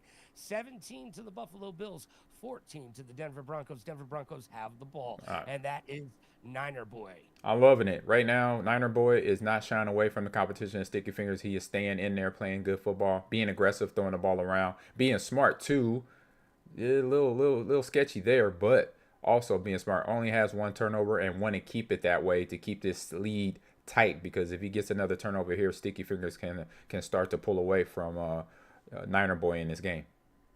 Oh, big pass, and we get a little bit of showboating as they float into the end zone right there. Denver Broncos with a big score. 1 minute, 50 seconds left. A lot of time left on the clock for Sticky Fingers too, but for Niner Boy and those Broncos, good job getting the ball down, picking. I say right now, what I'm love that I see is the play selection. They're not running the same plays, because Logan, when I go online and play Madden, most of the guys are picking the same play over and over and over again. So eventually I figure out the formation and then I know where they're going with the ball because they're running the same combination of concepts of routes and even run plays. So eventually they get figured out and then I create a turnover with my user or stop them with the ball because I know exactly where they're going with it.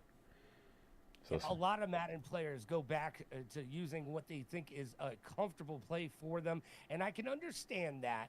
But you go to the well one too many times, you're going to get picked off. No, it will. And right now, it's been a lot of different plays out here being run by both players. Oh, and that's a broken tackle. Oh, wow. Good hitting, but also great job of trying to break that by Cooks. And then we got 2 minute offense right there. Smart by not using his penalty or his timeouts right now, even though he has all 3. He's going to try to keep them until he gets past the 50. I think that would be a smart thing to do. Josh Allen on the move, steps out of bounds. It's going to stop that clock and grab themselves a first down as well. Yep, he is a problem. That's why you get a team with a scrambling quarterback. Josh Allen, Lamar Jackson, just to name a few. Even Travis down in Jacksonville, they can move. They can get outside that pocket and hurt you with their legs and get a first down like you just saw Josh Allen do that on that play. And we're going to hand off to Cook. Cook able to find that hole, but not the first down. It's 2nd and 5 as this clock ticks down to 1 minute and 13 seconds left in the half. So right now we got, how many timeouts has he used? None. But he still has 1 minute 10 and counting on the screen. So good job by Sticky Fingers.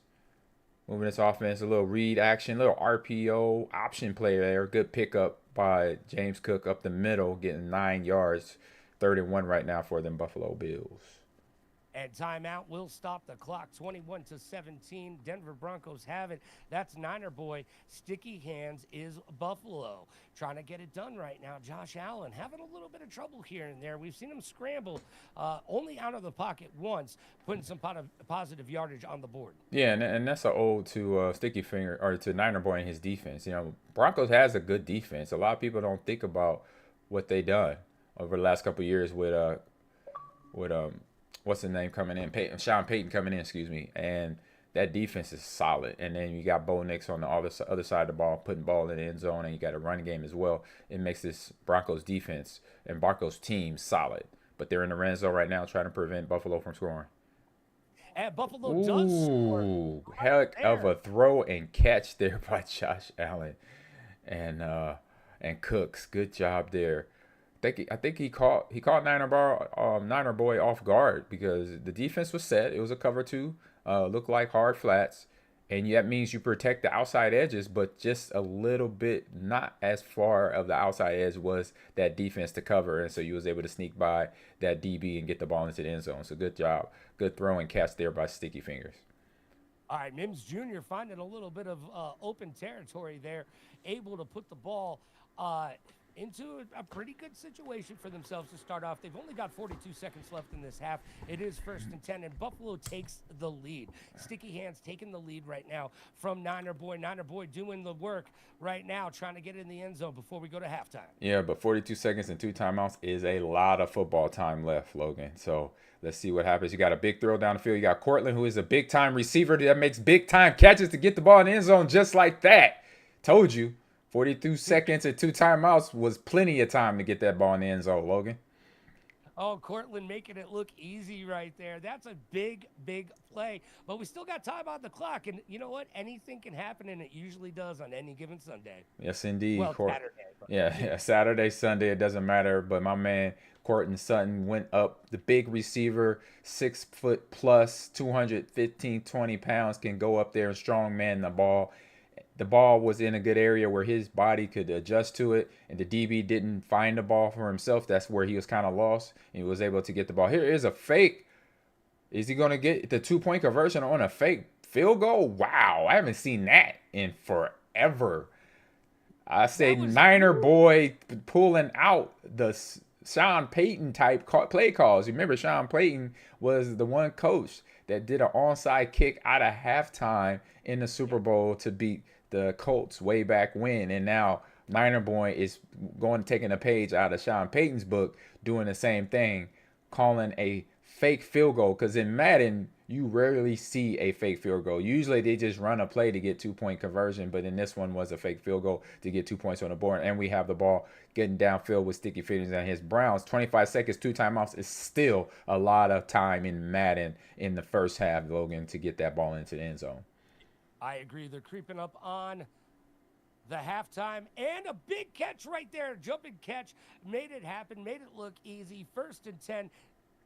Got to take that time out. They do. I'm seeing good time management. I'm seeing good play calling. I'm seeing good just everything all around, from the play calling to knowing when to user catch, or you need the strong arm catch or aggressive catch. I've seen all the mechanics of Madden players being done right now. And that, just try to sneak it in. I see where he wanted to go with that ball, but it was too much. It was too many orange jerseys in that area. He had a receiver just behind that defensive back, so I'm not really mad at him. I would have made that same throw, thinking I could squeak it in there. And that's how my old teammate Brett Favre, he used to say to me, Ahman, I could get the ball in there at any point in the field, and that's what happened. But unfortunately, he could not get that ball in right there.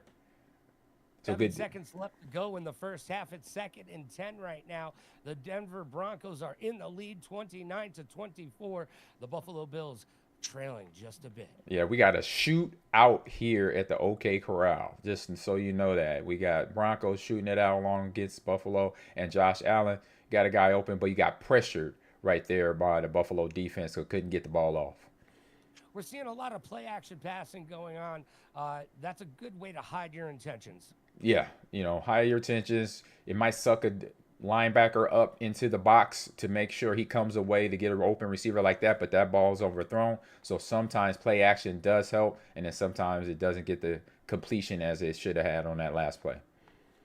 And with that, we will end the first half. I've got Ahman Green with me, the all-time great rusher from the Green Bay Packers. We're here in Las Vegas at the Valhalla Esports Training Facility, enjoying some sandwiches brought to us by Capriati's. And of course, it's all about National Youth Sports today and the ESC Esports Series Championship. Thank you to the Salvation Army and of course our pro in the building, Assassin, as well. Obviously Ahman Green, a pro, playing in the NFL for quite a few years. But you know what? Have you ever gone against a pro Madden player before? Yes, I have. I've played against 4-time champion. Oh, there's James Cook down the sideline. I got to talk now. James Cook, the third. Big run up the middle on the handoff and scores out of halftime. Big run for them Buffalo Bills. Touchdown by Sticky Fingers.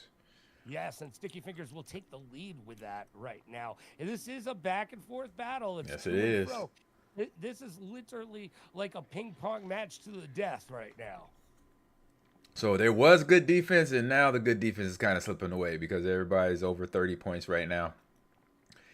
Good job of finding and putting a dot on his receiver for the 2-point conversion there. Josh Allen, the Sticky Fingers, to finish that drive off that James Cook, the third, just gave them the lead, the touchdown, and now kicking it off. But to your question, Logan, repeat the question again. We got some action. Mims Jr. trying to find a hole. He hits that 0 or the circle button. A little bit of spin action there. It's 32-29. Denver Broncos making their way up the field. They're trying to catch the lead there that the Buffalo Bills have set. Yep. So yeah, and we got another. Oh no. Pick right there. He had Cortland again. He was going for him, but no, that Buffalo Bills defense comes away with it, gets the ball back. That is, I believe, the third interception for Niner Boy and Bo Nix. Something that Sean Payton would not like right now, standing on the sideline with the. Shanahan is saying the same thing. Oh yeah, he is not happy right now. But to your what was your remind me of your question again, Logan? What you mentioned? What you asked me? I was just talking about, to be honest with you, I don't even remember. It was a good question. Dang, I wish I could try to remember it. Nice. Shakir with a little Shakir. Nice little juke there. Oh, he stepped out of bounds almost into the end zone. So Josh Allen, 271, 3 touchdowns, and only 1 INT right now is showing why he is the league MVP. But gotta get the ball in the end zone here to finish off this drive as well. Yeah, we're into the third quarter now with 4 minutes and 20 seconds left on the clock. And Cook is cooking. Oh, man, what's in the kitchen? It ain't Dana or Dinah. It is Cook, and that is 6 points. Big time right there. That's where that defense, I like it because it does defend against the pass. But when you got a guy like James Cook III in the backfield that can, even though he's not a bruiser of a back, but you give him any type of space, with there is a lot of space because there's only 3 defensive line. It's 2 ends and 1 nose guard. You giving James Cook a lot of space to run the ball into any space, not just the end zone. 2 plays, 34 yards, only eats 18 seconds off the clock. And here we go, kickoff. Harvey up the middle, try to find a little bit of open ground, makes it to about, we'll say the 26. Yeah, this is Madden, man. So 3 timeouts. You got 4-14 in the third quarter. That quarter is still fresh. You got 2 scores, but one team is now up by 10. So Bo Nix, Niner Boy has to go out here and make some plays. Good throw to Sutton.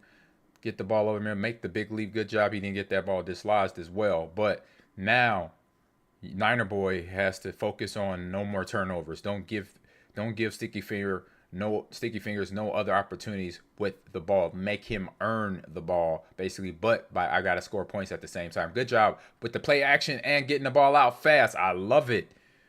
Bo Nix, Niner Boy is doing this thing the way you should be doing it as a quarterback. After that play action, find the open receiver and get that ball to him. Nix to Sutton, completion, Nix back, stick it in the pocket, and find Sutton once again. Sutton is open all day. He's the big-time Pro Bowl receiver that they have, and they have everybody else to complement him along with the run game that the Denver Broncos run. And Niner Boy right now is from his play calling. Right now you see Sticky Fingers making some of his defensive adjustments in terms of where the zones are going to be or where the man, if it's going to be man-to-man with the fastest receiver to the fastest receiver out there. So you got to be smart about that when you get that set up. And there it is. Is that man zone coverage. I think it's man right now, and that's where you saw where Sticky Fingers was trying to adjust what DBs, because you can adjust the fastest DB to the fastest receiver and vice versa. But you got to make sure you find that in the settings and get it fixed, because if you don't do it fast enough, you won't be able to adjust to that. And good stop there on the goal line. Trying to find the end zone. Incomplete pass. It's 3rd and goal on the 1 right now. Just over 3 minutes left to play in the third quarter. Yeah, to try to lead his receiver, and he saw that. I saw the lead right there. That was a fantastic read by Niner Boy, but just missed his receiver, and a good job there by the defense. Blitz off the edge with the safety with Bishop. Get the hit on Bo Nix. The ball does not get completed right now. We're sitting in the man coverage on defense and see what happened here on offense. Well, that's a touchdown right there. There's the tutty that he needed right there. That is exactly what they needed to keep themselves in this game. Point after attempt is indeed good. It is 39 Buffalo Bills, 36 to the Denver Broncos. Plays 71 yards, getting it done right there, and we're gonna have another kickoff. Man, I'm impressed right now by these young guys, and they're playing. The scores continue to rise up well into the 30s and 40s. So right now, it's gonna be the best man or the best offense or defense that holds or scores here at the end of this game that's going to come away with the victory. Onside kick, Palmer gets it and keeps it, does not give it up. And the turnovers have been part of this game today, and it's been a coin toss on who's going to be taking this one home. It has been. And for me, I wouldn't have kicked it off. I mean, I would have did it also. I would have just kicked it off, make them go the whole length of the field and not make them get a short field and potentially get that big pass right there. But it was an incomplete, good defense by the Denver Broncos. But I would have just kicked it off in that instant, because you still got 3 minutes as we talk. 3 minutes, 54 seconds and counting with all 3 timeouts. That is a lot of football time on the clock for either team, because we've seen both teams go down the field and scored in 1 and 2 plays. Josh Allen hands the ball off, and Cook is making it happen. Hits the circle button, a little spin maneuver, and juking and driving. Are we going to see another touchdown? Indeed, we do. Oh, boom, wow. Touchdown. Good footwork, good spin move, a little bit of Emmitt Smith, a little bit of Barry Sanders, and then Didn't see no Christian Okoye or Bo Jackson, but did see the Bo where he outran him to the end zone. So good job there by Sticky Fingers with the run and just to know the mechanics of the juke button. The B button is the spin button. The analog stick helps you do the kind of the dead leg that we used to see Walter Payton do. You can now do this on Madden. So good job by Sticky Fingers knowing all those mechanics to help his running back James Cook to get in the end zone. He returns the ball up to about the 28-yard line, 1st and 10, and we've got a 10-point difference now. If you are the Denver Broncos, besides scoring, what are you looking to do? I mean, the Bills have kind of been doing their thing. Well, you got to score the ball. You got to hang with them scoring. You cannot give them the ball. You can't not throw interceptions, no fumbles or anything like that. You basically got to keep matching up with them, score. And then on defense, you got to slow them down. You got to get a turnover and make it pay where you score it, and then you got points on the board because there's a 10-point lead right now. So once you score, that's 7. You got 3 points to go to try to get that another score in and stop them is going to be what they need to do. All right, Bo Nix back to pass. Throws it up, almost intercepted. Dude, you got to help your receivers out. That was over the middle, up and in the air, and out of his hands, and incomplete. Yeah, that got a little dicey right there. It was good play by the defense, make the contact happen as the ball got there to dislodge the ball on Sutton Cortland. Big play receiver right there. Another run here up the middle by D.K. Dobbins, my man from Ohio State, who was at the Ravens for a long time. A lot of injuries, but is running hard right now. The Ohio State. Big jump. Oh, man. Whenever I see a player jump like that, I'm like, you're going to get your head taken off. Or the ball knocked out. So good job of securing the ball with the jump. And I see why he's doing this. Cortland Sutton, who can, if you jump over anybody, you can get off and take off on him like him. He'll be the dude to do it. Big pass over the middle, complete to Ingram. Good reads. Good reads by both players here. You got Niner Boy, you got Sticky Fingers. They're taking their time. They're not patient. They're patient, and they have the protection there. And they're just, when their receivers come open, they're releasing the ball at the right time. It's either outside or inside. There is all range of routes and that they're completing to. They're completing to the stop route. They're completing to the crosser, the drag, the corner, the seam route. Every route is a viable option for these players today, and they are always on target. Just like I said, a stop route right over the middle. The defense is clamoring, try to cover everybody, but you just sit patient, wait till everybody uncovers, and boom, hit your receiver right in the middle, and that's what Niner Boy did on that play right there. And the 2-point conversion is good. Wow. So this game is it right now. It is 44-46. Both players are showing up to play, and it goes to show you that these players understood what was coming down, but also having the respect amongst them all to go out here and play some good, solid football. Good, solid Madden. How do you feel about all these onside kicks, Ahman? Well, at this point in the game, I'm looking at the clock. The only thing I don't like about it, you give your opponent a short field to go score. But maybe since you can't stop him, let him score fast, and eventually you got to make sure you let that clock drain to where the time is in your advantage. So the next score happens, you're going to score and you're going to win because the time runs out. Josh Allen decides to throw the ball away, and I'm going to say that was a good call. Yeah, there's nothing open. Sticky Hands. Shout out to Onyx. Dun, dun, dun. Let the boys be boys. Just saying. It's 46 Buffalo Bills, 44 Denver Broncos. We've got 1 minute and 17 seconds left in the third quarter. 2nd and 10. We got some good football here. We got a shootout. This is what something my man Brett would love, being in a shootout, and also Aaron too. A shootout and going to win. That's what they want at the end here. Yeah, every great quarterback wants the ball in their hands as the clock ticks down. 100%. I'm not mad at them because I know I wanted the ball in certain situations to win the game because I knew as the run game we could drain the clock and put a nail in the coffin to a defense that's trying to stop us, and they can't. So if you're a good player, you know what you can do to finish a game. Definitely try to give the opportunity. Shakira, his hips don't lie. Shakira over the center, 1st and 10. Call it, baby. Give it to us as the clock ticks down. 45 seconds left in the third quarter. Man, they're doing a great job of reading the defenses. That was obviously a good man defense. They got beat right there with Shakira going up the field. Finding him is the is the jewel. Once you read through her progressions and then being a good quarterback, that means Sticky Fingers and Niner Boy doing really good jobs of going through their progressions and finding an open receiver. Well, Cook found that middle ground and Good got gracious, he got rocked. I'm sorry, he got rocked on that one. He got hit very hard, but still first down, second down, and 1 on the goal line for Sticky Fingers. Let's see what he does here. Can he convert? Big catch by Cook. Does he find the end zone? Indeed, he does. That's a touchdown. Scored 6 points.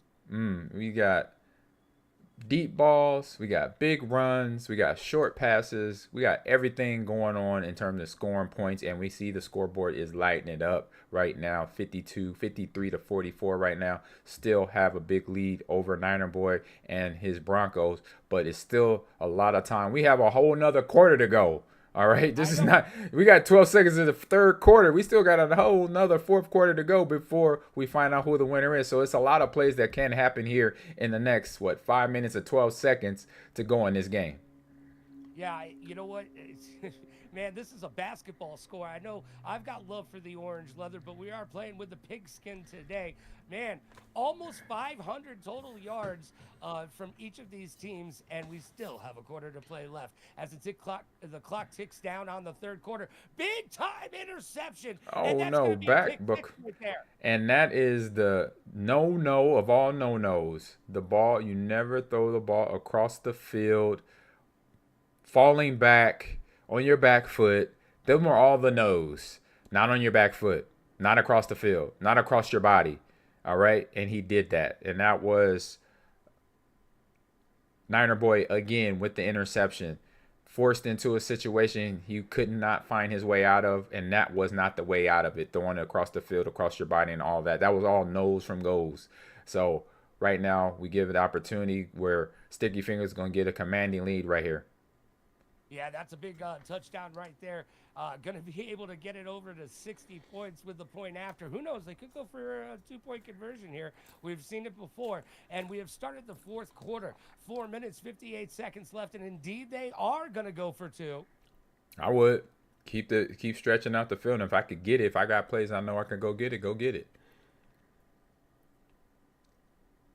And the 2-point conversion is good as Cook. Nice. Good job diving in. Because he could have got hit right there. And if he wasn't off the ground, he would not went into the end zone. So that's a Madden mechanic you got to be aware of. So good job there by Sticky Fingers. Indeed. 61-44. The Buffalo Bills are in control as they kick off to the Denver Broncos and Niner Boy. Hey, man, this is some good football. This is just game 1. Okay, I'm super excited about everybody else. Oh, this might be to the house. Mims Jr. to the house call right here to bring the lead, bring this game to more excitement. We had kickoff. This kickoff returns now added to the list of all the other touchdowns being scored in this game. Good job there by Niner Boy, not giving up, staying hard all the way to the end. Rumbling, and not stumbling into the end zone. Point after is indeed good. It's 10-point lead to the Buffalo Bills. Man. And this is only game 1. All right? This is game 1. I'm loving it. And these are all, like I said, this is 30, 40 generation Madden players going on, okay? I'm old. I'm the first generation, and I'm still trying to maintain, certain gameplay status when I go online. To see these young bucks playing how they are right now, I can't wait to be out there at Valhalla esports room there and play some Madden and get some of these guys to see where they'll take me on the football field, because I know I gotta have my antenna up, because these guys are playing some good football here, some good old Madden, and knowing the mechanics very good in terms of juke move and all the pass buttons that you gotta press when you're out here playing ball. And playing ball, indeed they do. 4 minutes, 39 seconds left in this game. Cooks. Big play. Yeah, hell of a catch there by Cooks. He would not go down after the catch. He almost came out of that thing, after the contact from the DBs that hit him. If it wasn't for that third DB to hit him, he might have got into the end zone as well. So we got now Sticky Fingers in the red zone again and ready to dot up another pass here, or a potential run by James Cooks. We'll see here on the next play.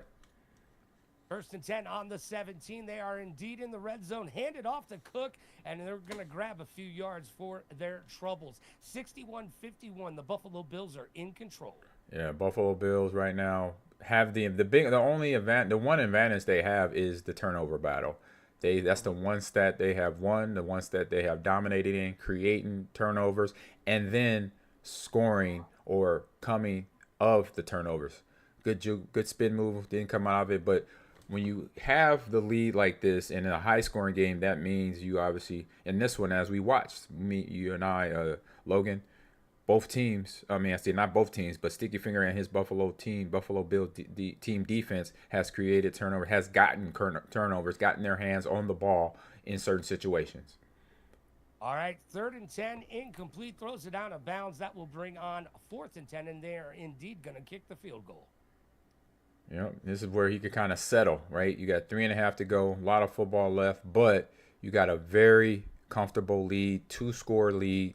You got a 13-point lead right now, so Niner boy has to make some things happen. He has to get the ball, he has to score fast, and he has not been able to stop Sticky Fingers yet. But once he does, he figures that formula out, which really watching is hard to figure out because Sticky Fingers and either Niner boy, nice move right here, almost good return there, and Niner boy figuring out Sticky Fingers and what his if he has weaknesses.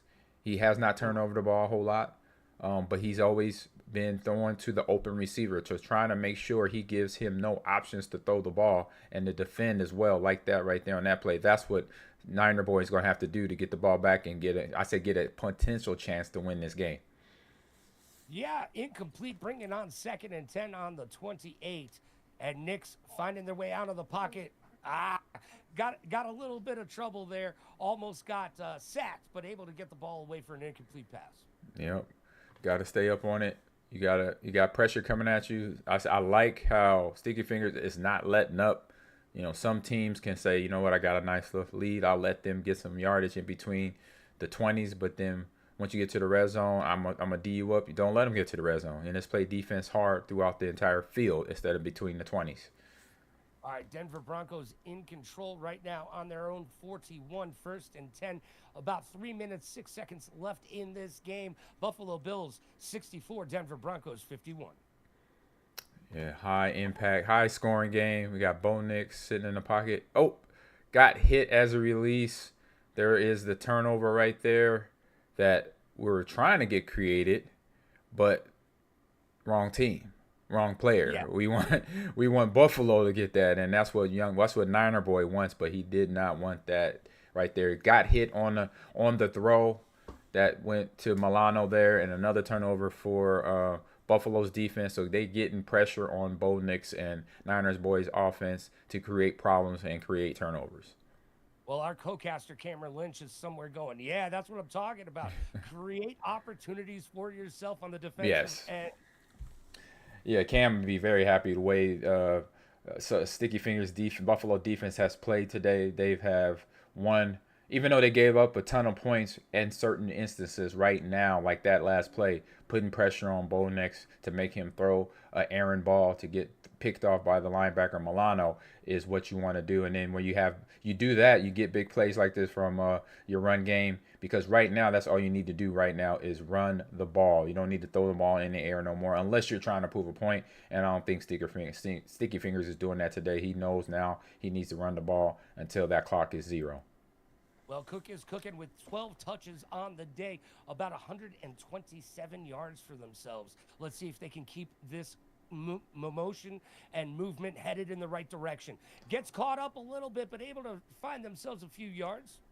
Hey, I like the moves on both players, Sticky Fingers and Niner Boy. When they run the ball or run after the catch, they're juking, they're jumping, they're spin moving, they're dead legging. They're doing everything that I used to do and other running backs I used to grow up watching do so they don't get tackled. So good job by that, even though you got that sack right there, no problem. But that means they know the mechanics of Madden, from the LB button to the A button to the B button to the left analog stick to the right analog stick, what all those buttons and sticks do to help you be a player that cannot get tackled. a player that can catch the ball, a player that can burst out of a tackle to go score a touchdown. So they understand the mechanics, and so I appreciate that fundamental knowledge that they have being so young and playing this game.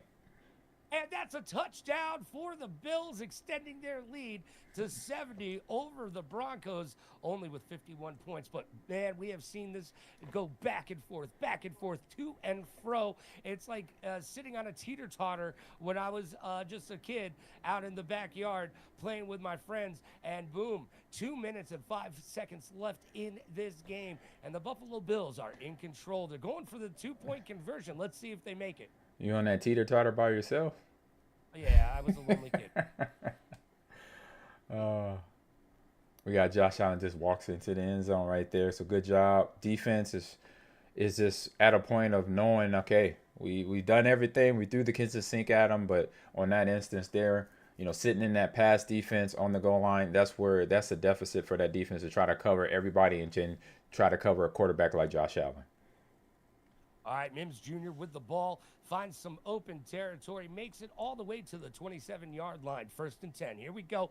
Just about to hit that 2-minute warning. We're going to get off one more play before that happens, though. God, it's finally the 2-minute warning, which is crazy. We got a lot of scoring back and forth in this quarter. That's what we rolling with 5-minute quarters now, so that brings in a lot. Bo Nix trying to get out of there. Look at Aaron throw there.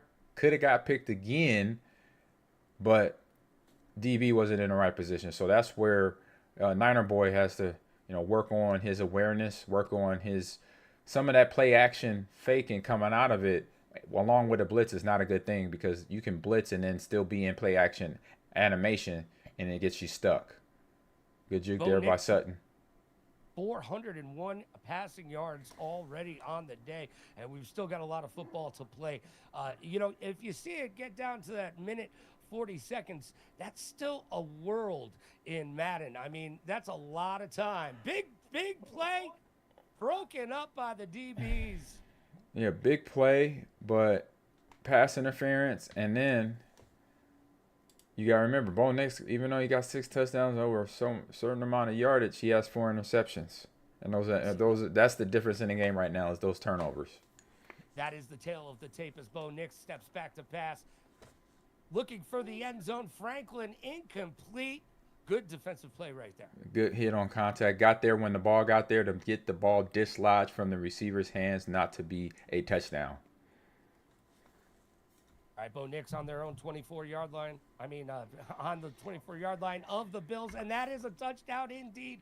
Throw your hands in the air, wave them like you just don't care. Whoa, big-time football. Point after attempt. I like Niner boy. I like sticky fingers. The game is not over until it's over. They are still throwing dots out here. And so this shows me the respect, the confidence, and then obviously the fundamental game play they have in their heads of football, being that they're between the ages of 8 to 14 years old. I know I wasn't playing Tecmo Bowl this well or Madden at the time, but these kids are doing it today. I love what I'm seeing. So good work so far by the young men. All right, and another onside kick. We've seen a lot of that today in our first game. I'll see if that trend continues throughout the day. The Buffalo Bills have 72 points. The Broncos have 58. It's Sticky Hands versus Niner Boy, live from Valhalla Esports Training Facility down here in Viva Las Vegas. I'm with Ahman Green. My name is Logan Summit, and we're bringing you all the hard-hitting action from this great tournament brought to you by the National Youth Sports Association and the ESC. Yes, indeed. Big plays all day. Oh, no. Throw that away. Throw that away. Thanks for the follow over there. Who gave me the follow here today? So I'm streaming also on my channel, AhmanGreenTV, as of Ahman Green's Gamers Lounge. So you could come in and follow and watch the stream as well. Yes, he's live on everything all the time. All the time. Literally all the time. Any given day, Ahman Green will be live. I can guarantee that. Yes, indeed. Especially with the youth championships of Madden going on. Come on, man. Doesn't get any better than that. Got these young guys out here balling out of control. They're going to definitely give somebody like Skimbo or, it was a few other Madden players that I know, but I know Skimbo's one a run for their money when they get a little older and be ready for the Madden championships at the professional level. We haven't seen a lot of punting today, but there you go. And Knicks will take the ball on their 20-yard line, 1st and 10, with just under a minute left in this game. So we got Niner boy trying to get the ball there. Does he get it? Nope. Physical contact. Dislodge the ball. What's that? They're giving other props back here. He said good defense. You know, that sportsmanship that we talked about earlier. Yes, and it's beautiful. Gonna throw it up. All right, go get that rebound. He had an open man in the middle of the field and one sitting on the dot there. And those are the routes I gotta work on. They're making me think about my game. You know, I'm like, okay, I gotta make sure I find the stop route, and I gotta find this corner route on this play. I run that concept as well. There it is to Cortland. Yep, 21 targets, 11 receptions, 225 yards, and 3 touchdowns. God bless. That is a Pro Bowl day game right there. He is definitely he's what all American, all pro bowler receiving stats right there. That's what that is. 4th and 4, they're going to be able to find that connection and bring it to 1st and 10. Good job. Find that sideline as well to stop the clock. Looking in my chat, we got New Kirk Q says, "Can I be in the tournament?" Kirk, you have to be in. If you live in Las Vegas and you are under the age of 14, 15, you can definitely sign up and play, or you could play me online. It's up to you. I could give you my gamer tag here in a minute. I'll put it in the chat. You could definitely join in, and we could go back and forth. Let me see. It's exclamation point GT. Boom. Bo Nix throws it away. Incomplete pass to stop the clock. And the clock is ticking down. Yes, it is now. Seconds left in the 4th. It's 3rd and 10 for Bo Nix and the Broncos. Our good friend Niner Boy trying to grab some more points before Sticky Hand walks away with the win. Yeah, we got from my chat, JP, the Orange Lantern says, man, he says, geez, were there 15-minute quarters or did the guys just turn off their defense? No, it's been good defense. It's just not all the way there, but the quarters are only 5 minutes long. I thought they were actually 4 minutes, but they're 5 minutes long, and that's been the case the whole game. We got to freeze up. Big pass. Bo Nix finding it. 2nd and 10. Nope, he dropped it. Dropped it. Well, that was a drop pass. It was a big pass, yeah. Basketball score ain't it. We got Lakeefe in the chat. Lucky Chief, excuse me. Oh, there's another interception there by Bo Nix and Niner boy. See if he could take it back. Nope, that is it. That's going to end the game right there. Hell of a game. Shoot.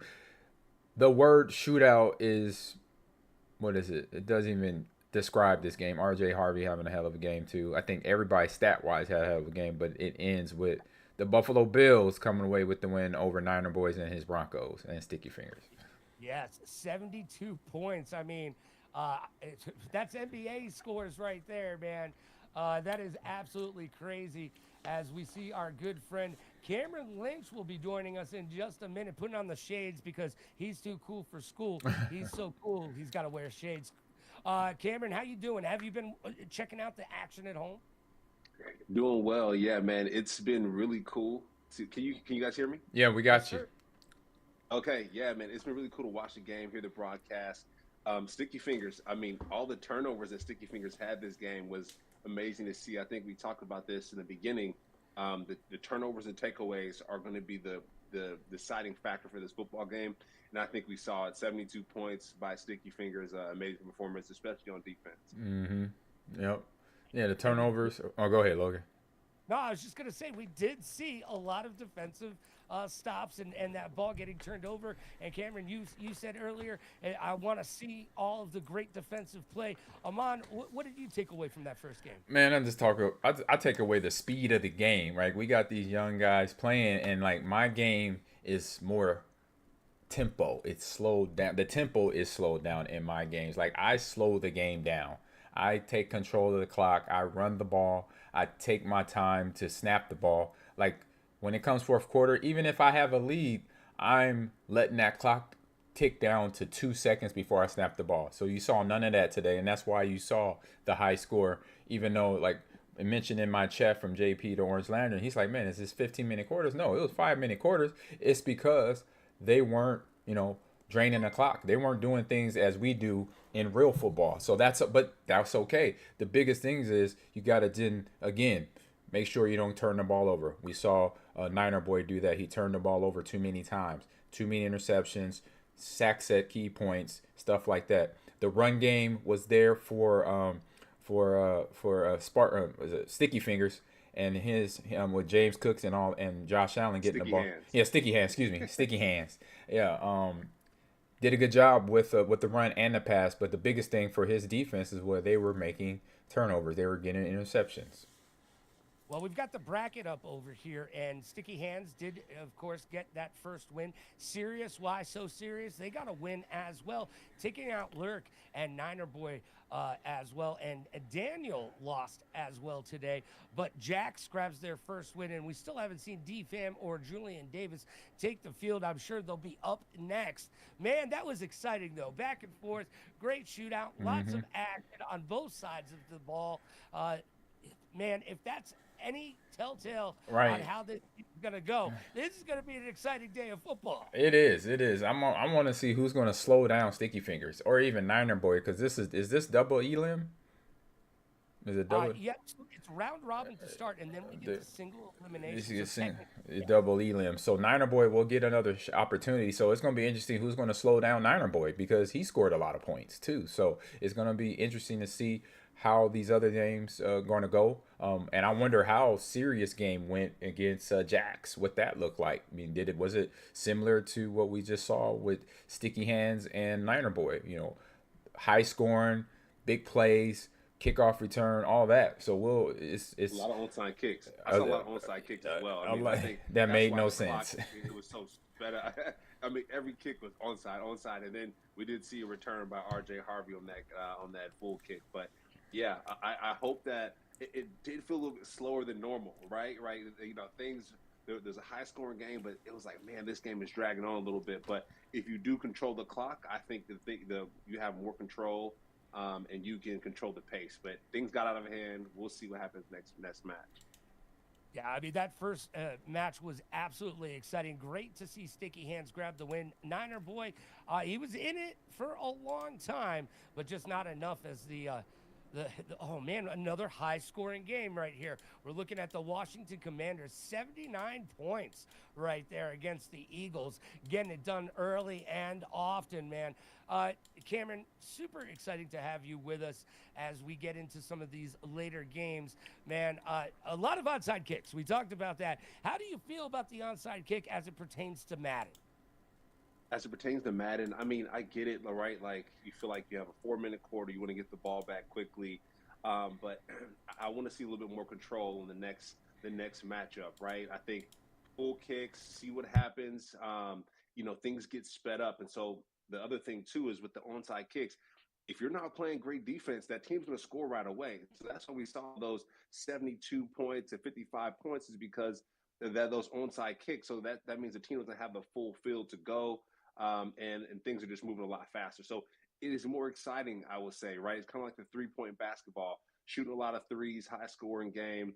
Things are moving quicker. But if you want to win, if you want to control the pace of the game, run the ball and make sure that you don't kick onside kicks every kick. Yeah, right. I mean, Ahman was saying you're just giving up good field position right there. And you know what? This is all about community right here at Valhalla Esports Training Facility. It's all about a great community. And you know about being a great community member, as when you were down with the Tampa Bay Buccaneers, you won a bunch of MVP awards just for being a good person in the community. Talk to me about what it means to you to be a good member of a community. Yeah, I think it's just contributing. I think it's leaning in where people need help and support. A lot of times we're fortunate to have what we do have, right? And so roof over our head, clothes to wear. And so if you're able to lean in and support somebody, be of service, that's the big key. And so I made sure on my off days during the season, on those Tuesdays or Mondays, depending on if we won or not, right? We get those victory Mondays, but I would go out into the community and do some Play 60 events, whether it be at a local school or, you know, read to the kids or do some type of camp and make sure that I'm giving back. So those things fill my cup up whenever I'm serving and uplifting my community. And I won 2 community MVPs for the Rams and for the Buccaneers. And those things go in the resume, to be honest, Logan. Like the tackles and, you know, the interceptions, we saw the fumbles and the onside kicks. Those things are cool, but the things that really stick and go a long way are the things that that we do to increase impact, right? Provide impact to the people around us. Be a good teammate off the field. Like I know Ahman used to go out to dinner each and every single week with his offensive line because those guys were doing the heavy lifting. So Ahman could make Sports Center look so pretty, so fresh and so clean in that green and gold. What was one of the things that you used to do with your teammates? Oh, well, like you said, the lineman dinner every Thursday. It was something huge to me. I got invited there my second year in Green Bay in 2001, and at first, you know, it was something that the guys were like kind of standoffish because they had nobody that would join them that was not an offensive lineman. They didn't have no running backs, no wide receivers. Even Brett and some of the other quarterbacks didn't join in. And I believe it was Marco Rivera, my teammate, asked me, "Ahman, you know, we do lineman dinner every Thursday. You want to join?" I said, yeah, you know, because one thing I know, big men know how to eat. They know where to eat too, the good stuff. So beyond that, then I got to get not a little bit, but a lot closer to them, and not only as teammates, but as friends. And then knowing that we were basically a team together where we were the offensive line to the running backs, I got closer. We could talk about, sometimes we would talk football on Thursday nights, and then we'll talk about certain run plays and pass plays and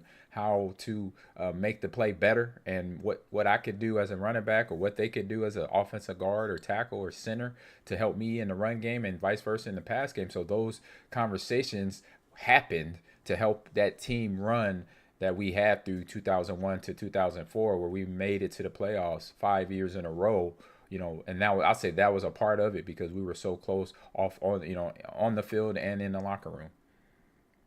Well, good words by Ahman Green and Cameron Lynch talking about what it means to be part of a community, part of a team.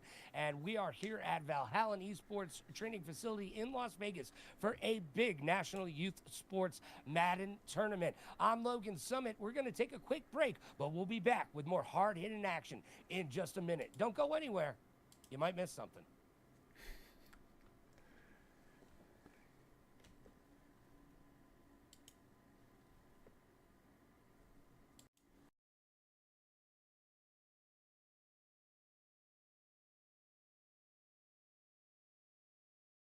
Oh, that one?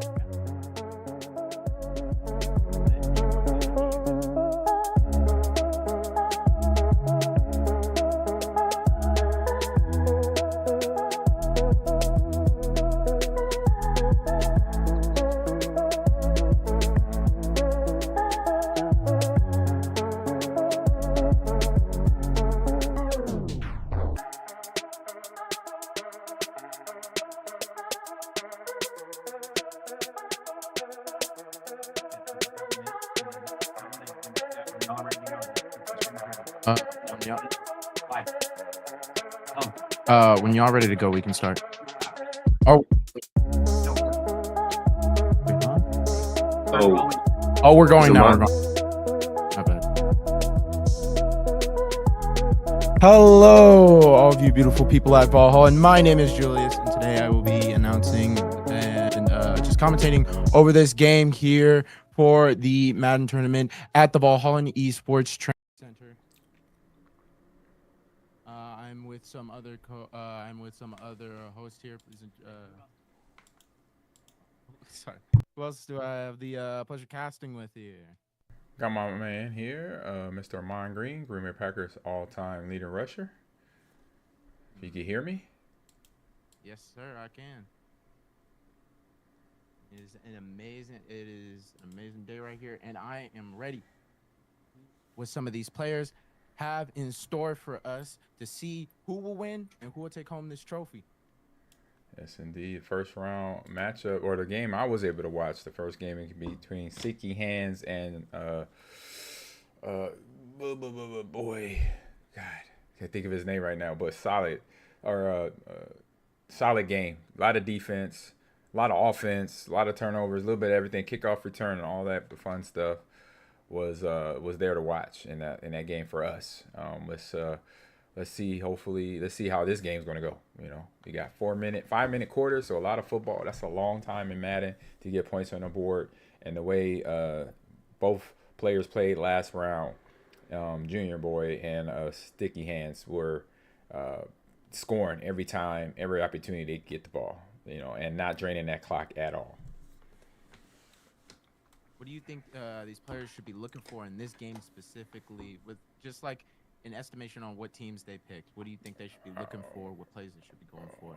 Well, we got, I don't know who's controlling who, but I see 49ers and Philadelphia on the field. So you got Jalen Hurts, you got Devontae Smith, you have Saquon Barkley in terms of the Philadelphia offense. So you got guys that are Pro Bowlers, obviously Super Bowl champs.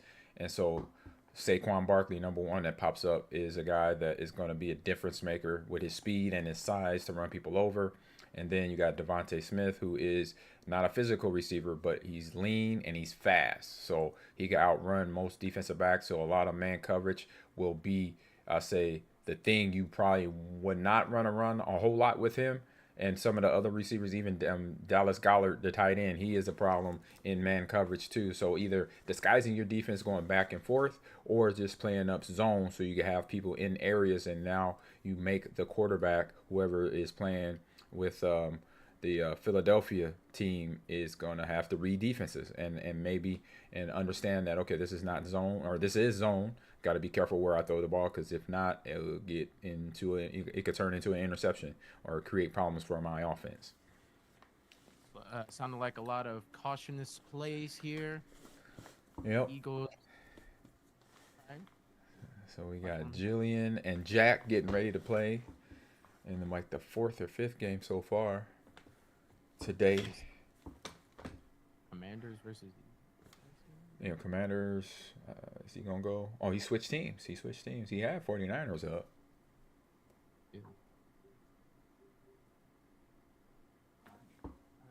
Kind of jubilated, kind of excited, a little hyped, if one would say. Ready to... Oh yeah, they ready to roll. It's been some good football. Like for us too, it was a nice matchup between Sticky Hands and Junior. I think it's Junior. Yeah, I saw a few or of those Junior plays Boy. Yeah, Junior Boy or something like that. Saw a few of them plays they were making. I saw that one of them juked him 3 times to make that touchdown. Did it? What was it? 2 times? Yeah, it was with James Cook on I think it was a screenplay, and he gave him the dead leg. Then he did a spin move. Then he dived, and a little bit of everything. And that just shows somebody that understands all the mechanics that are in Madden.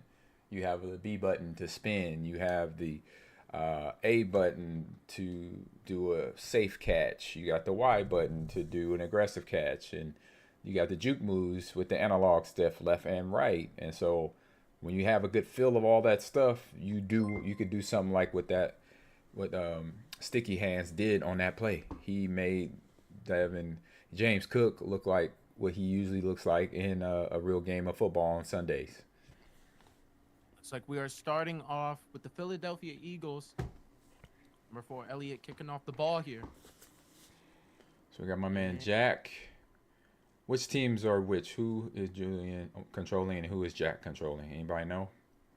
I think Julian is the Philadelphia Eagles. Okay, and Jack is the 49ers. Got it. All right, we got Jack is on offense first. You got Julian on defense. And then Julian's defense, Philadelphia's defense, too, is the defense that you got to remember did not blitz a linebacker to win the Super Bowl in that Super Bowl game against the Kansas City Chiefs. So you got that type of beef, size, aggressiveness, speed to contact for a player where you got defensive linemen that get up the field. So we got a good pass there, but deflected by Cooper DeJean right there, incomplete for Julian on that play, or for Jack, and but yeah, they got a defense that is tough. You got to be mindful of them, watch where they're going, and just make sure you watch with your eyes and move the ball with your hands. Big throw down the sidelines and incomplete there by Julian. Or by Jack, by Jack. Jack is the Niners. This ball. Or is Julian? He's choosing, tosses that ball. There it is. Oh, almost thought it was an overthrow. That was a weird ball right there out of his hands. Nice little lob pass to the completion of Parasol. over the middle. Yards there. So right now, Philadelphia sitting in zone defense right now. It looks like a man-up defense right now. It is. Yet another good catch. Yep. He's making his way slowly but surely to that touchdown line. Yep. Good catch there by Parasol over the middle again. Looks like the same play he came for him the previous play. It worked. You know, give it a shot, but you want to make sure you mix up plays because a good Madden player memorizes plays coming at them, so then they know where to get in the right position to get a turnover the next play. Passes the ball off. Yet another good catch there. Yeah, good job. Yeah, so Jack is getting in rhythm right now with the 49er offense. He has Purdy, we know, is a solid quarterback. As long as you have the same mechanics as you do in real life, where you're not throwing on your back foot or anything like that, you get an opportunity for guys to get open. Like right there, good catch and run for Purdy and his receiver. Get the ball upfield. Right now, they are, I say, sizing up the Philadelphia defense. Philadelphia defense right now has a bare front up there, but is still playing zone. Trying to find people open. There it is, running right there. Nice. Good completion, good work. And what you got to be aware of is you got Purdy breaking the pocket to find open receivers. So you want to be, think about that later in the game to make sure you get some defensive coverage of where your defensive ends are pushing upfield. Just a little under there, blocked. Yep. I think that was obvious.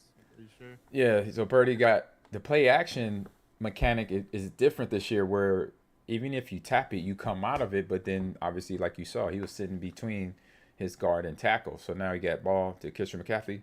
Nice jump move there, truck stick. Oh, he got knocked back pretty good by Cooper DeJean. I didn't know Cooper could hit like that. Okay. You bring a little fire to the campfire right there. A little fire to the forest. Thanks for the follow there. Got two people to toss off to, and it was just a little off. Man, didn't have nothing on that ball right there from Purdy. I wonder what happened. He had no pressure. He was scrambling. He can throw on a run. I wonder what was the issue right there on that try to completion.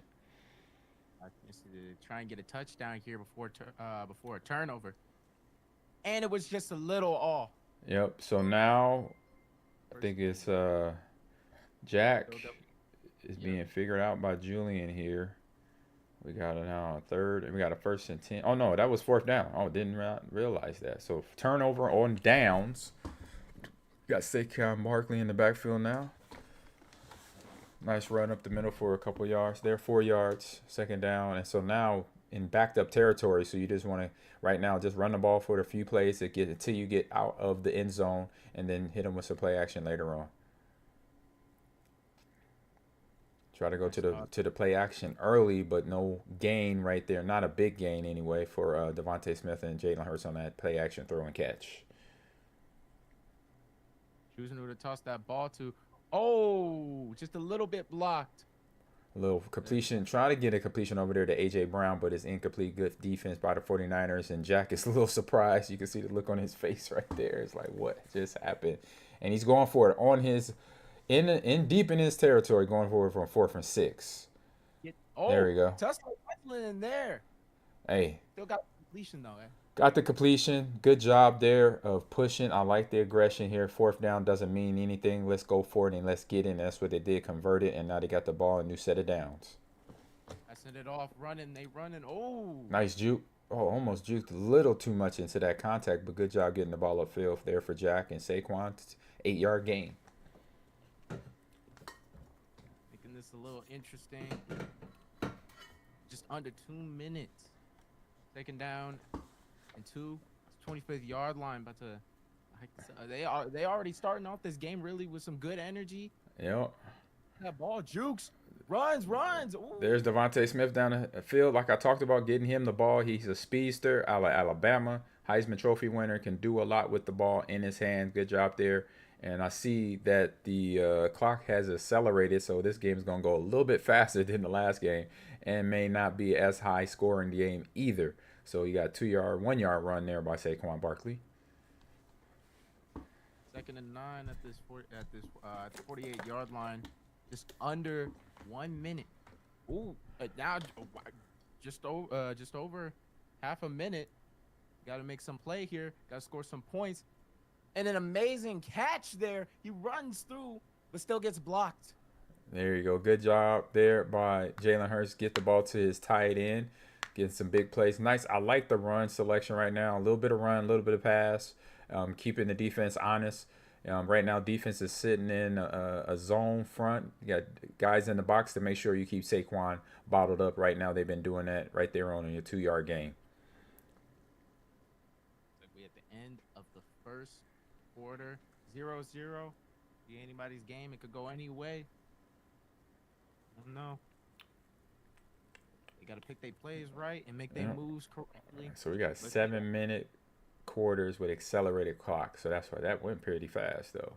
All right, here we go. No score yet. Second quarter. By last game, we probably had like 3 scores per side. Incomplete pass there to Saquon in the flat. So 3rd and 6. And right now, both teams are not afraid of going on it on 4th down. Ball off. Chooses yet another. You got Saquon in the flat. There it is. First touchdown of the game. Touchdown. The Philadelphia Eagles putting the score 6-0. Maybe an extra point here with that kickoff. And putting the score up to 7-0 with Jack and the Philadelphia Eagles up right now. Let's see how this game's going to be going because it's going in Jack's favor right now. But hey, this game could shift. Yep, right now it's good run, good pass play right there, getting Saquon open in the flat. He noticed that he wasn't covering the flat from the previous play. He's like, you know what? Let's go back to that play and get the ball in the end zone. That's what happened on that touchdown. That was an amazing catch there by the 49ers. Control the ball, snaps it. Yeah. The pass, an amazing pass. He runs. Yeah, easy. Yeah, good job there. Looking for the open receiver. Easy reception. Catch and run right there. The Kendrick Osborne right there to get the first down for the 49ers here at midfield. Passes off that ball. Ooh, nice draw.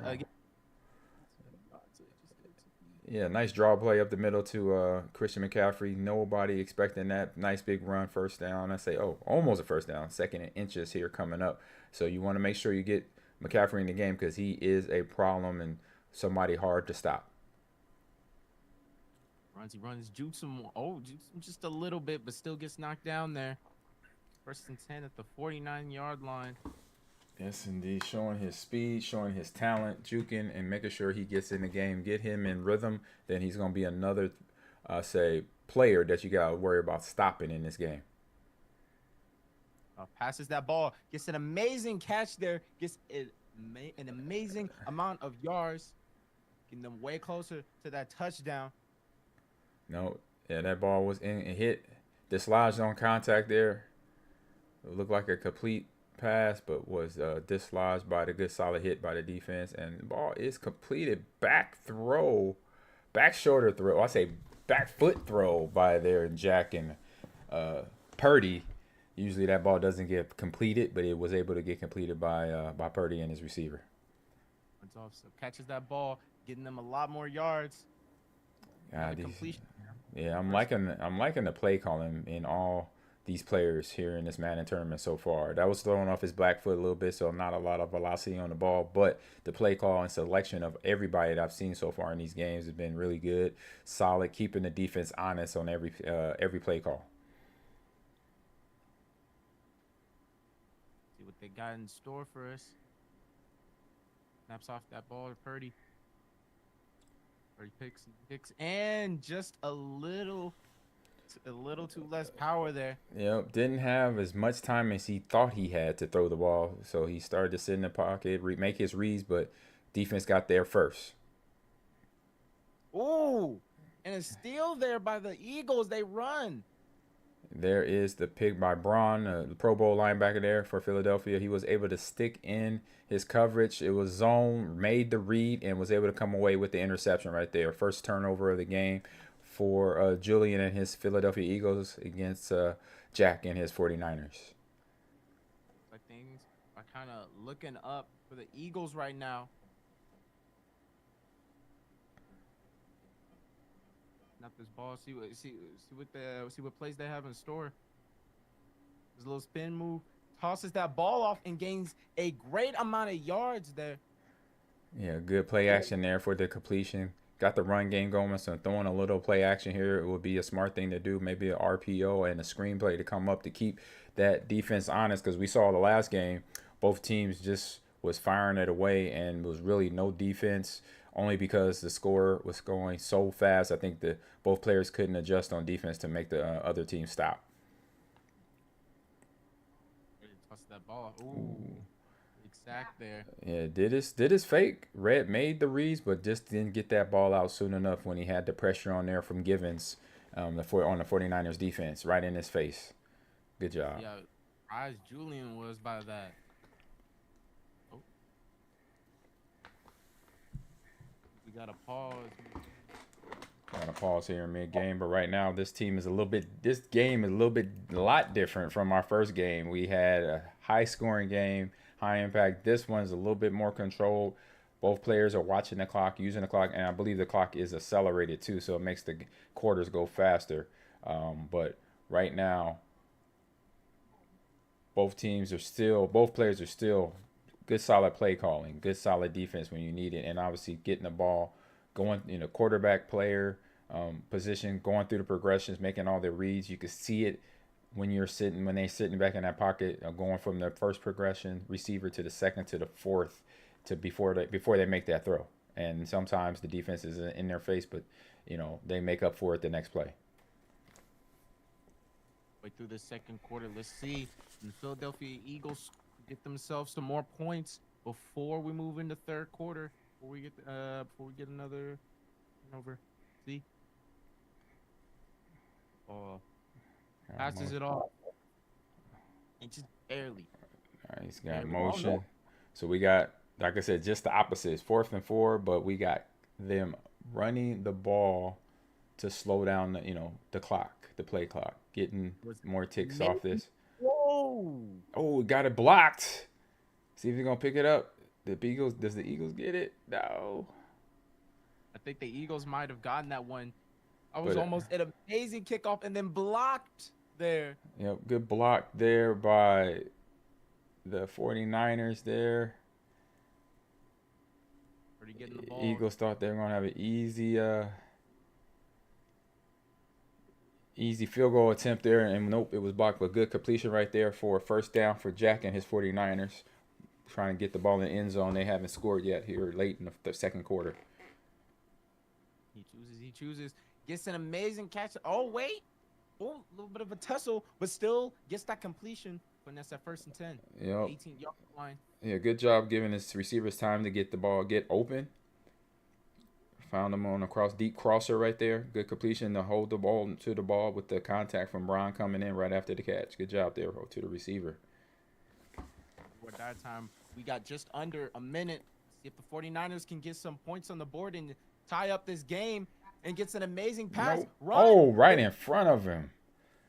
I thought that was an interception, but Braun stood back and Paracel came right in front of him to get the reception. Now it's 1st and goal on the goal line with 34 seconds. Got to pay attention to the clock now. Remember, you got timeouts. You want to slow that clock down when you can. That's under halfway. Last minute. And gets that touchdown. Easy breezy. MCM. CMC with the first score for the 49ers for Jack's team. And Jillian is about to get this game tied up. Good play calling right now for both teams.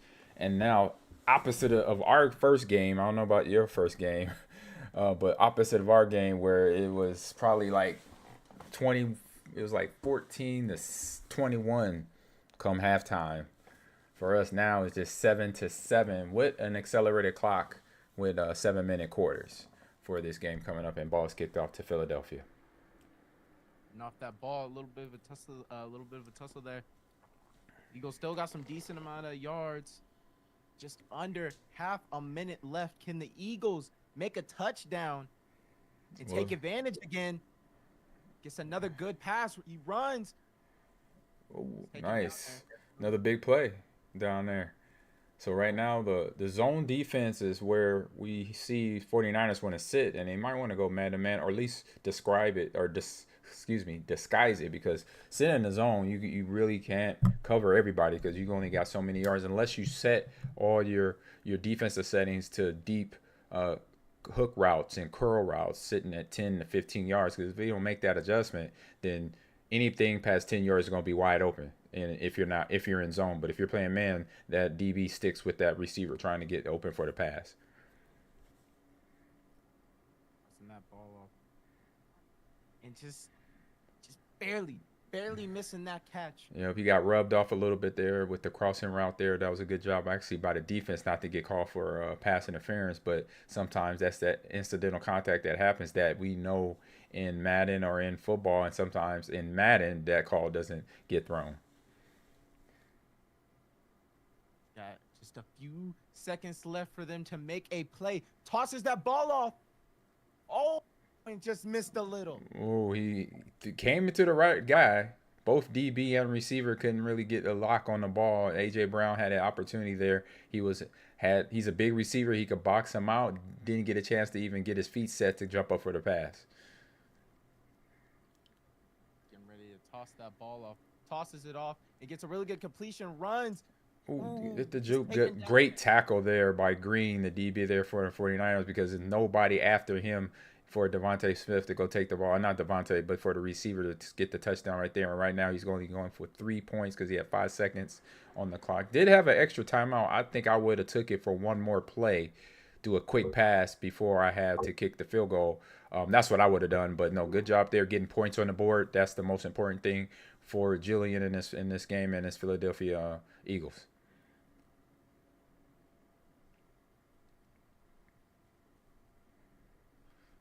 Yep, so 2 different games here. Real. With me. Looks like we're heading into half here. Yeah, like from our game 1, I don't know how your first game went, but our game 1, me and Logan game, it was a crazy shootout. And now we have I say not more realistic game, but just a tighter game.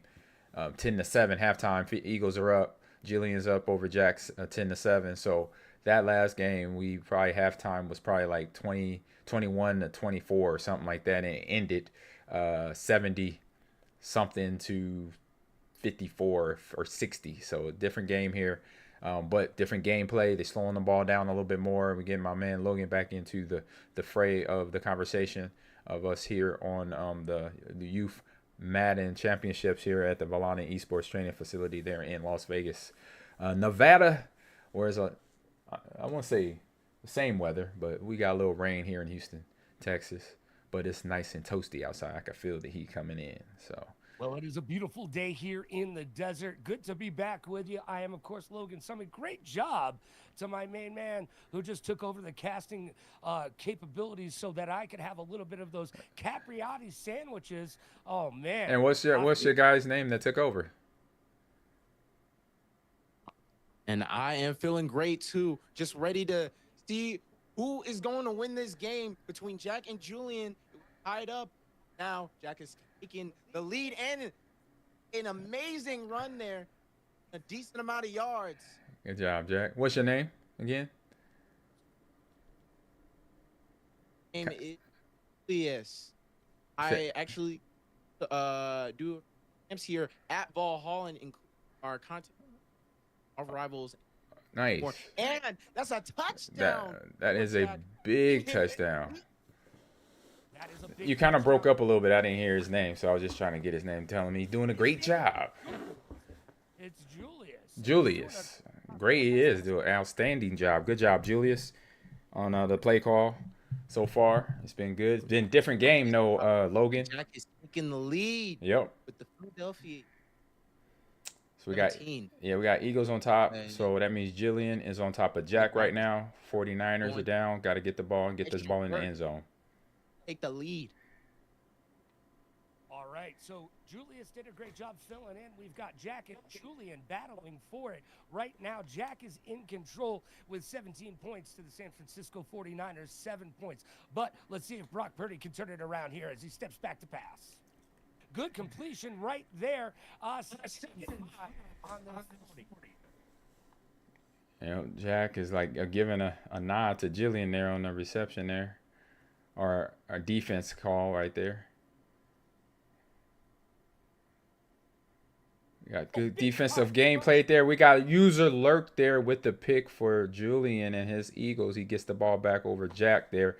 Good job by playing zone, but then also reading the concepts of the routes that is coming his way. Was able to get himself in the getting his user, which was Braun, the Pro Bowl linebacker for the Philadelphia Eagles, in the right position to get the pick. And that was our second turnover of this game. And he's going straight for the jugular. And does he get it? Yes, he does. A.J. Brown up for the touchdown catch. Man, big man, strong man. There you go, touchdown. A.J. Brown bringing it to the house. Point after attempt will be up. Will it be good? Indeed it is. Wow. Well, A.J. is the size of most running backs. He's probably the same size as Saquon Barkley. It's almost unfair for him to be a wide receiver, but there's no law against that. There's no rule against that. So if you got a receiver like that, that's about 6'1", 6'2", 225, and could go do that to you every time the ball's up in the air, hey, you know what? I'll let it happen. All right, they're going to start off on their own 18, 1st and 10. We've got 5 minutes, 33 seconds left to play in this third quarter. A lot of yardage for the Eagles, just surpassing 300 yards on the day. You know, still a little bit different with this this game here, Logan. It's not a high scoring game, but it is big yardage as well. Both teams, good job in play selection, good job in completing the balls. Just right now, Jack is a little bit behind the 8 ball, just trying to find guys to get open, and then obviously trying not to turn the ball over like he did just there. Yeah, another turnover. That's 3 on the day. The Eagles are in control, 24 points to San Francisco, 7, 1st and 10 as the clock winds down on the third. This clock is moving a bit faster this time, Ahman. It is. They got the accelerated clock on for sure. So I noticed that right away in the first quarter. And there's a score right there for Jillian to get his Eagles into the end zone again. Jalen Hurts to the receiver for another touchdown.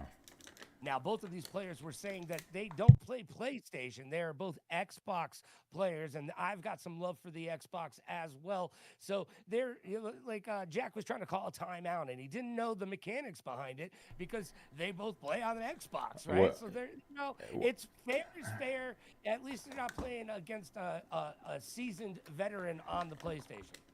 Hey, and what I would say as a coach, hey, you got to learn those buttons, man. You have to learn the buttons, regardless if you're on Xbox or PlayStation or even Switch.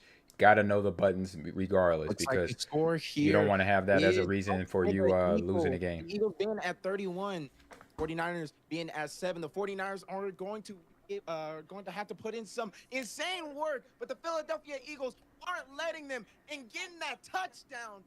Another interception, pick 6 right there for I think Jillian. Is it Jillian or Jack? Like, who's controlling who? Just to be sure. Is Jillian the Eagles and Jack the 49ers? Logan? Julian's the 49ers and Jack is indeed the Eagles. Oh, okay. He was a fan of Baltimore Ravens earlier. I got you. So, all right. I just want to make sure because I wasn't sure. So, Jack is the Eagles. Okay, Jack is up on Jillian. Gotcha.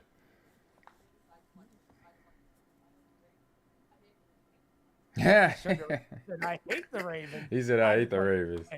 All right, now I know, because the whole game I thought Jack was the 49ers. Well, Jack's been bringing it to the house with the Eagles. They are in control. Yep. 38 points to the San Francisco 49ers. 7, 5 minutes, 6 seconds left in this quarter. It's 1st and 10 on the 35. Yeah, so right now Jack has been playing a lot of zone man defense, but also usering very good. So this is where my game is at. When I play a lot of zone, but I mix it up with the man. But when I'm playing zone, I am usering with the defense and then reading the offensive formations and reading the concept so I know what's coming my way for a pass, just like there, to get an interception and get the ball turned over. I mean, he literally threw it to Phillips. It was like they were out back playing catch with each other. And Another turnover right there. yeah, another turnover for Jillian, unfortunately. And I think because he was running with Purdy, and Purdy's not the greatest at throwing on the run, I believe that pass was supposed to go to the deeper route. But then since he was on the ball running, he was able to get that ball to a shorter route, and obviously interception that leads the way to this touchdown for Dotson and the Eagles' offense. That deep route right there, that was deep in the house. 44 points now for the Eagles. The San Francisco 49ers just do not have the response that they're looking for as Jack runs that point total up. Yeah, it's getting a little bit ugly here for Jillian right now. Jack has the control of the game with the scoreboard and time of possession, everything you need to go win the game right now. Got to find some turnovers for Jillian. Got to get some points on the board. He came out early, scored early, but has not scored since, I believe, the first quarter. And we are seeing some good sportsmanship between the players, letting each other know, hey, doing good work over there, or not so much. Because in esports, man, a lot of talking going on, as Ahman can attest to. Yeah, I mean, it happens, and you just got to learn how to play with it and get used to playing in the competitive environment. If it's somebody talking a lot, if it's somebody not talking a lot, you still, when you're the person losing, you still feel anxious because you want to get points on the board. You want to score a team, and you want to score points, and you want to, at least, regardless what that scoreboard says, you still want to try to come win the game. Almost a sack right there. Gets him to throw the incomplete pass. It's 4 minutes, 19 seconds left in the third quarter. 2nd and 10 on their own 35. Brock Purdy takes the shotgun formation. Yeah, like what I've seen so far, like I've seen two teams and two sets of games where one game, then our first game, Logan, where it was a lot of man defense. In this game, it's a lot of zone defense played by Jack. And he understands the concepts too, so he knows how to get in under routes to make sure he can get the interception. That's where you've seen the turnovers happen for Jack against Jillian here in this game. Yeah, they're discussing that last play right now between the two players. You know what? What have you seen, my good friend, since you took the casting opportunity to be here for the first 2 quarters? Like I just mentioned, the play calling. And he's making a few good more ones, definitely in this third and second quarter. But I've also seen, yet another touchdown, putting him ahead. A lot more action. But I've also been seeing back giving a lot of advice to Julian, which is something I do love to see in each player, because in this, it's never about winning or losing. It's about gaining more knowledge and gaining more experience. It's never about, oh, hey, you did bad. It's about, hey, here's what we can do, or here's what better. A little bit of advice goes a long way here. 52-7. The Philadelphia Eagles are in control. Very first football game I ever was in as a commentator was at Veterans Stadium back in the day. That's a stadium that doesn't exist anymore because I'm old. And the Philly fans are dangerous. Oh, they throw batteries. Yeah, they throw batteries and snowballs with batteries in the middle, so they're dangerous. And speaking of dangerous, Jack has been dangerous all day long. Brock Purdy back, almost gets sacked. Incomplete pass, 3 minutes, 30 seconds left in the third. It's 2nd and 10 on their own 35. Yeah, so we got two guys, Sticky Hands and my man Jack, that loves playing in zone and has the coverage to do it. And then Sticky Hands, he likes to play man. So it's going to be interesting if they get a chance to see each other here in the next couple rounds. And another interception by Jack, able to grab that ball out of midair and just snatch it back from the San Francisco 49ers. And as Jalen Hurts has been having a moment, this is a big day for them. This is a Pro Bowl moment for Jalen Hurts and the Eagles. Yeah, from my chat here, it says, why are we in 3-4 tight? Hey, that's what he likes to run right now, and it's working for him. Yeah, exactly. Don't fix what ain't broken, right? Exactly. Oh, pitch. Little hook and ladder action going on by Jack and Saquon to Devontae Smith, but didn't quite work out there. But I see what he was trying to do there. Jack has to sit in his frame a little bit. He's not in this frame of his camera, Logan. Okay. Hey, Jack, move into the camera frame, please. There he is. Now we see Jack as he goes back to pass. Wide open almost, but gets knocked away. I hope he had the underneath receiver underneath that. Sanders or somebody. I thought he was going to go to the underneath receiver, but he went. Me too. He went for the deep ball. He's going to go back to the end zone. So we got Goddard. Dotson was open.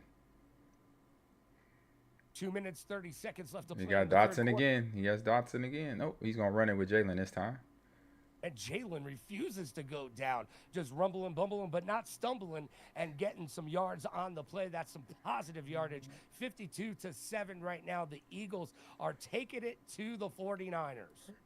Yeah, when you have Jalen Hurts, you got a dual threat quarterback that not only can run the ball, but could throw the ball, and he's really accurate at that. That ball a little short right there. Probably didn't set his feet really good on that ball. And that's what I could say Madden does a good job of. If the mechanics are not right in a run or a pass where you're trying to throw, it's going to show where that ball basically gave up at the end on him before he could get the ball into to his receiver. But that one was on a dime and got completed to Devontae Smith that puts him on the goal line, 1st and goal. Yeah, on the 1 yard line right now. Let's see if Jalen Hurts takes it to themselves and puts it in. No, we're going to give it to Barkley. No, man, you better give it to the best running back in the NFL. Don't take me back to Super Bowl, whatever that was, 48, 49, and don't give Marshawn Lynch the damn ball. It's a problem. Give Marshawn the ball. Thank you. Fired, right, Ahman? What's that? Yes, you'll get fired if you don't give Marshawn the ball. You don't give the best running back in the NFL the ball in the goal line situation in the Super Bowl. You're gonna lose your job. And yes, I believe the person did. I'm sure ESPN Radio took him to task afterwards. Everybody was like, "What are you doing? What do you mean?" Mm-hmm. All right, it was a hot mess. It was a hot mess. Positive yardage on the reception right there as we kick off. The Eagles almost about to hit that 60-point mark right there as the clock ticks down on the 3rd quarter. We've got 1 minute, 16 seconds left to play.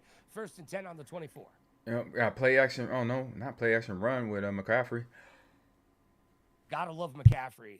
That dude, he gets it done. He's a workhorse for the 49ers. He was my #1 player in fantasy this season. He definitely put some points up on the board for me. Oh, no, he definitely will do that for you during the regular season. But right now in the game, he's been bottled up a little bit and just got to get the pass game going as well to make him complement the pass game along with the 49ers run game. Yeah, the run game opens up the passing opportunities for you where those just giving you got to be aware of your surroundings, right? I mean, you can't just run the ball all the time. You can't just pass the ball all the time. And that's picked off once again. Oh, no. Pick. Jack takes it back. Oh, man. It looked like it was actually going to be a completion. And then 21, the DB, snuck in there and was able to catch the ball. So another turnover for Julian and his 49ers. We got Jack with the ball at midfield here. So right now they could just continue to nail in the coffin of this game. Yeah, that's 8 turnovers all day long that Jack has been able to create for himself, creating opportunities for the Eagles. And the 49ers are in deep water right now as we head to the 4th quarter. Yeah, right now this is for, it's tough for Julian sitting right there, but he can learn a lot from this situation in terms of knowing how to play the game a little bit better where he's not, going backwards with the ball because the mechanics are very tight. If you're going backwards and then you're trying to throw the ball, your passes are going to be inaccurate. So you got to learn from those little situations that he's put himself in, and then obviously throwing it into coverages where you're seeing more colored jerseys than your own, and sometimes you can't see that when you're on a run. So the jerseys kind of get muffed together. So you got to be smart about that. Jalen Hurts decides to tuck it. It's 3rd and goal on the 4th, and the clock winding down on this game. Let's see if the Eagles are going to be able to push it over 60 points. Yeah, good job on that last play of Jalen not throwing the ball. He saw a lot of white jerseys in the area and didn't throw it and kept it. I think he stepped out of bounds right before the end zone, so that's not a touchdown yet. Nope, not yet. That's 4th and goal on the 1. Yep, so Jack is being smart with his mechanics too. He had a chance that previous play to throw the ball, but it was too many white jerseys, so he just kept it and stepped out of bounds. So right now, here's opportunity for the defense either to stop the run. Yes, he did. Is it stop the run or stop the pass? And they stopped the run with the fullback up the middle. So good job, Jillian, stopping Jack's offense from getting a touchdown here on the goal line stand. Good job, Jillian. Yeah, he smothered him at the line, and that's something that hasn't been happening to Jack thus far. Brock Purdy's going to take over. All right, so right now in this situation, you want to get the ball out the end zone, so you probably want to give it to McCaffrey or a short pass. There you go. Completed, safe pass, and nobody in the area because right now it's sitting in zone defense. So good job there by Jillian with Purdy to find an open receiver, get a first down, come off of that goal line. So now you're starting to build momentum.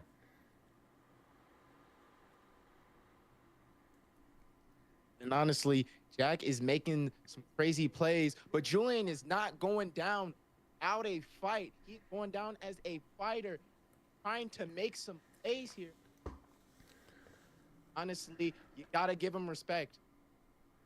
Actually, this is amazing how he is not giving up so easily. No, you shouldn't. Got to go out there and play the game until the 4 quarters are completed. 0-0-0-0 is on the clock. So every play you got to go down here and score. Every time you get the ball, you got to have the mindset of I'm going to score a point. Oh, little misthrown pass. That was actually a misthrown. He either got hit or he didn't have his feet set. Let's see the quarterback on this playback if they could show it here. Oh no, they didn't.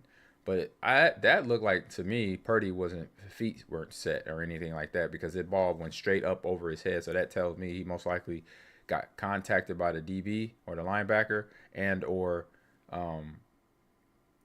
threw the ball off his back foot there. And now the Philadelphia Eagles knocking on the door again for another touchdown. They got the ball back down there on the goal line. Yeah, definitely got hurt right there as Jalen Hurts goes back and does hand the ball off. Yet another touchdown. The Philadelphia Eagles 65 to the 49ers, 7 points right now. Jack is getting it done. He's go further two. And he's going for 2 here.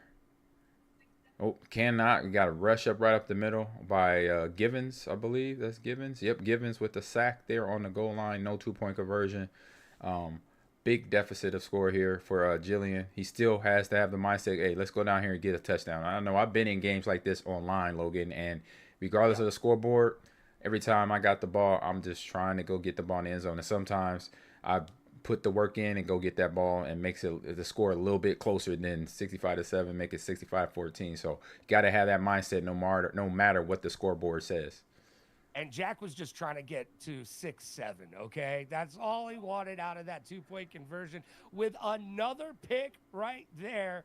Oh, man, clock winding down to 4 minutes, 21 seconds, and yet another pick for Jack and the Philadelphia Eagles. Yeah, so we see how the zone defense works, right? I mean, in zone, you could use user a little bit better, a little easier when you set your depth for linebackers or DBs and safety. But when you got Saquon Barkley like that, it makes it a little bit easier to score points. But on defense, you could just set in the area and wait and just watch where the quarterback is going. You could kind of watch, basically zone. You watch the QB's eyes to know where he's going with the ball. And so when he does that, that's when you can attack the area with more people. And that where Jack has gotten a lot of interceptions and turnovers for Jillian and sitting in that zone defense. When we saw on the other hand with sticky hands, man coverage and blitzing, then was still able to do the same thing, same cause, same effect. Yeah, well, no one was going to catch Saquon Barkley there. He took it to the house, put up another 6 points on the board. Right now, we're going for the point after attempt to make it 72-7. That's a little bit offside. Oh, that's definitely offsides. Came off a little bit early. Hey, online, you can't do that too many times. That'll give you a loss right there. But I've been in the same game like this at a Madden Bowl way back when, Logan, where I played Willis McGahee. And his, I think it might have been his rookie year in Baltimore or Buffalo Bills, and we played a Madden game in Madden at the Super Bowl party, and he destroyed me. He beat me 107 to like 14. It was just it was ugly for me. But that never deterred me from playing Madden. That never deterred me from playing video games. It was just an L I had to take in front of everybody. You know, it is what it is. And right now, Jack giving a little bit of advice over to Julian, letting him know how he can improve upon their game as Brock Purdy sets up in the shotgun formation. 4 minutes, 15 seconds left to play in this one. Yeah, so there he is. He's playing 3 receivers right there in the middle. Jack does a good job of knowing how to use his zone defense along with using the middle linebacker to make sure the receivers look open, but they're not open. And right now, this is where Jillian will learn how to do different things against different coverages to try to beat him. He can learn now from this game. Good juke there by Osborne. 3rd and 19 on their own 11. Just trying to get some momentum going right now for Julian, because each and every single time it seems like he's getting some fresh air for him. Jack just takes the ball and snatches it back, and that's a big play right there, broken up by the Philadelphia Eagles. Mm-hmm.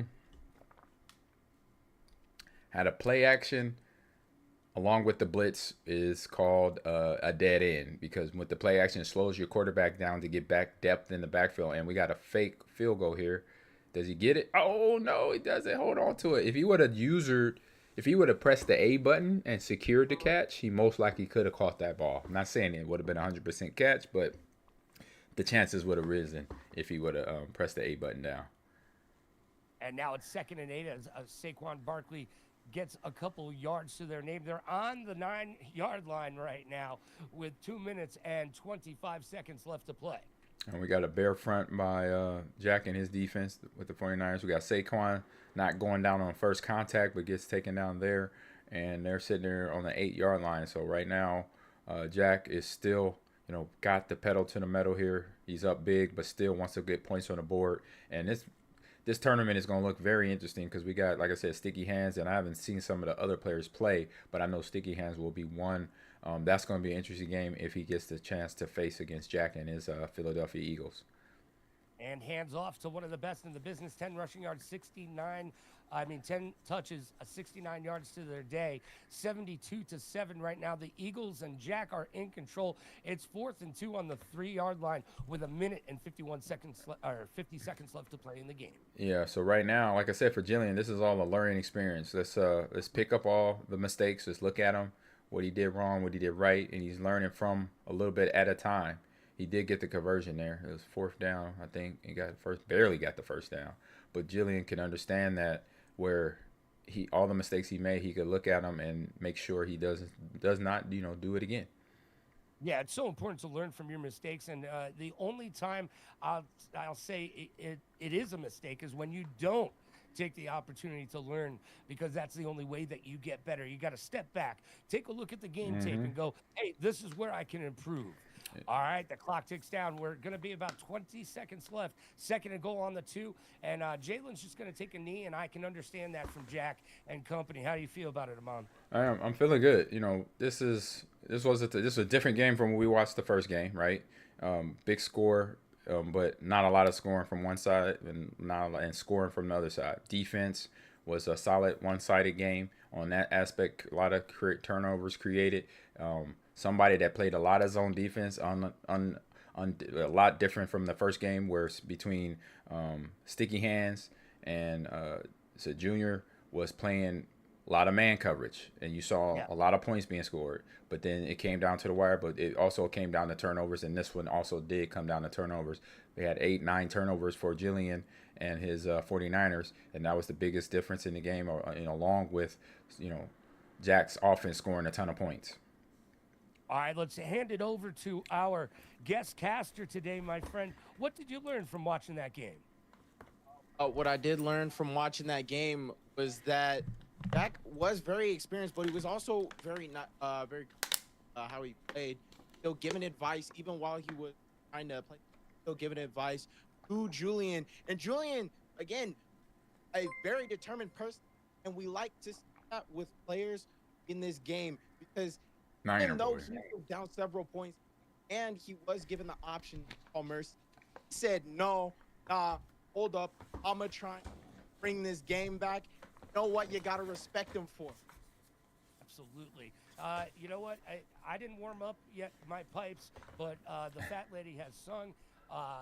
That's all she wrote for Jack versus Julian. you know what? I like the way that Jack was able to establish that defensive zone coverage. We talked about it the game before. We saw Sticky Hands with that man-on-man zone coverage. And I see Cameron has sat back down. Mr. Lynch, woo, that was a doozy, huh?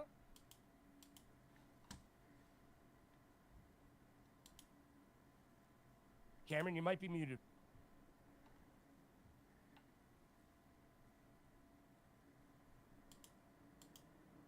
All right. Seeing a little bit of technical difficulties. These things happen in esports all the time as we get some new players stepping in. We got some fresh blood right here in the caster booth. Tell everybody at home what your name is. RJ. RJ, have you been having a great day today, checking out all these great gamers and this great Madden? It's been a wonderful day. All the players. Yes, all the players have been awesome. And the bracket right now, we've got Niner Boy, who we saw play earlier against Sticky Hands. He's now got 2 wins to his name. Sticky Hands is still 1-0, and Sirius is 1-1. Lurk has not played quite yet, but Daniel has fallen to 0-2. Let's go to Group B as well. Jax is now 2-0, proving his domination vacation isn't going to take a wait today. And DFAM is 1-0. Julian has fallen to 1-1. EJ is 0-1, and 2K is 0-2. Oh, man, this has been an exciting moment for esports here at the Valhalla Esports Training Facility. We want to give a shout out and thanks to our great sponsors, Capriati Sandwiches. I got to take a break a little bit earlier and enjoy the Capriati sandwich. You should come on down too and enjoy a little bit of food while we're enjoying some great Madden football, part of the National Youth Sports Association and the ESC. That's the Esports Series Championship. And big shout out to the Salvation Army coming on down and doing it. All the coaches here, Coach Lewis, Zach, and Bobby, the rest of the team, and of course our resident Madden Pro assassin, making sure all of the things are going in the right direction. And speaking of the right direction, Cameron, unmute yourself and get back into this bad boy.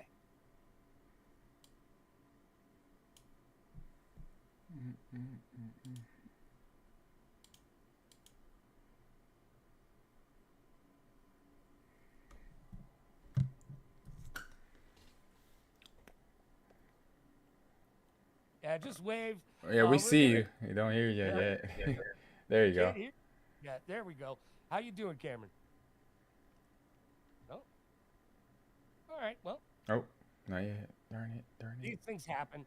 Ahman, you're still with us. I appreciate that. Yeah. We did see a lot of extra yards after the first hit, and as a running back, how important is it to be able to stay on your feet, keep the feet moving, bumbling, grinding, and getting those extra yards after your first touch? No, it's a big deal, man.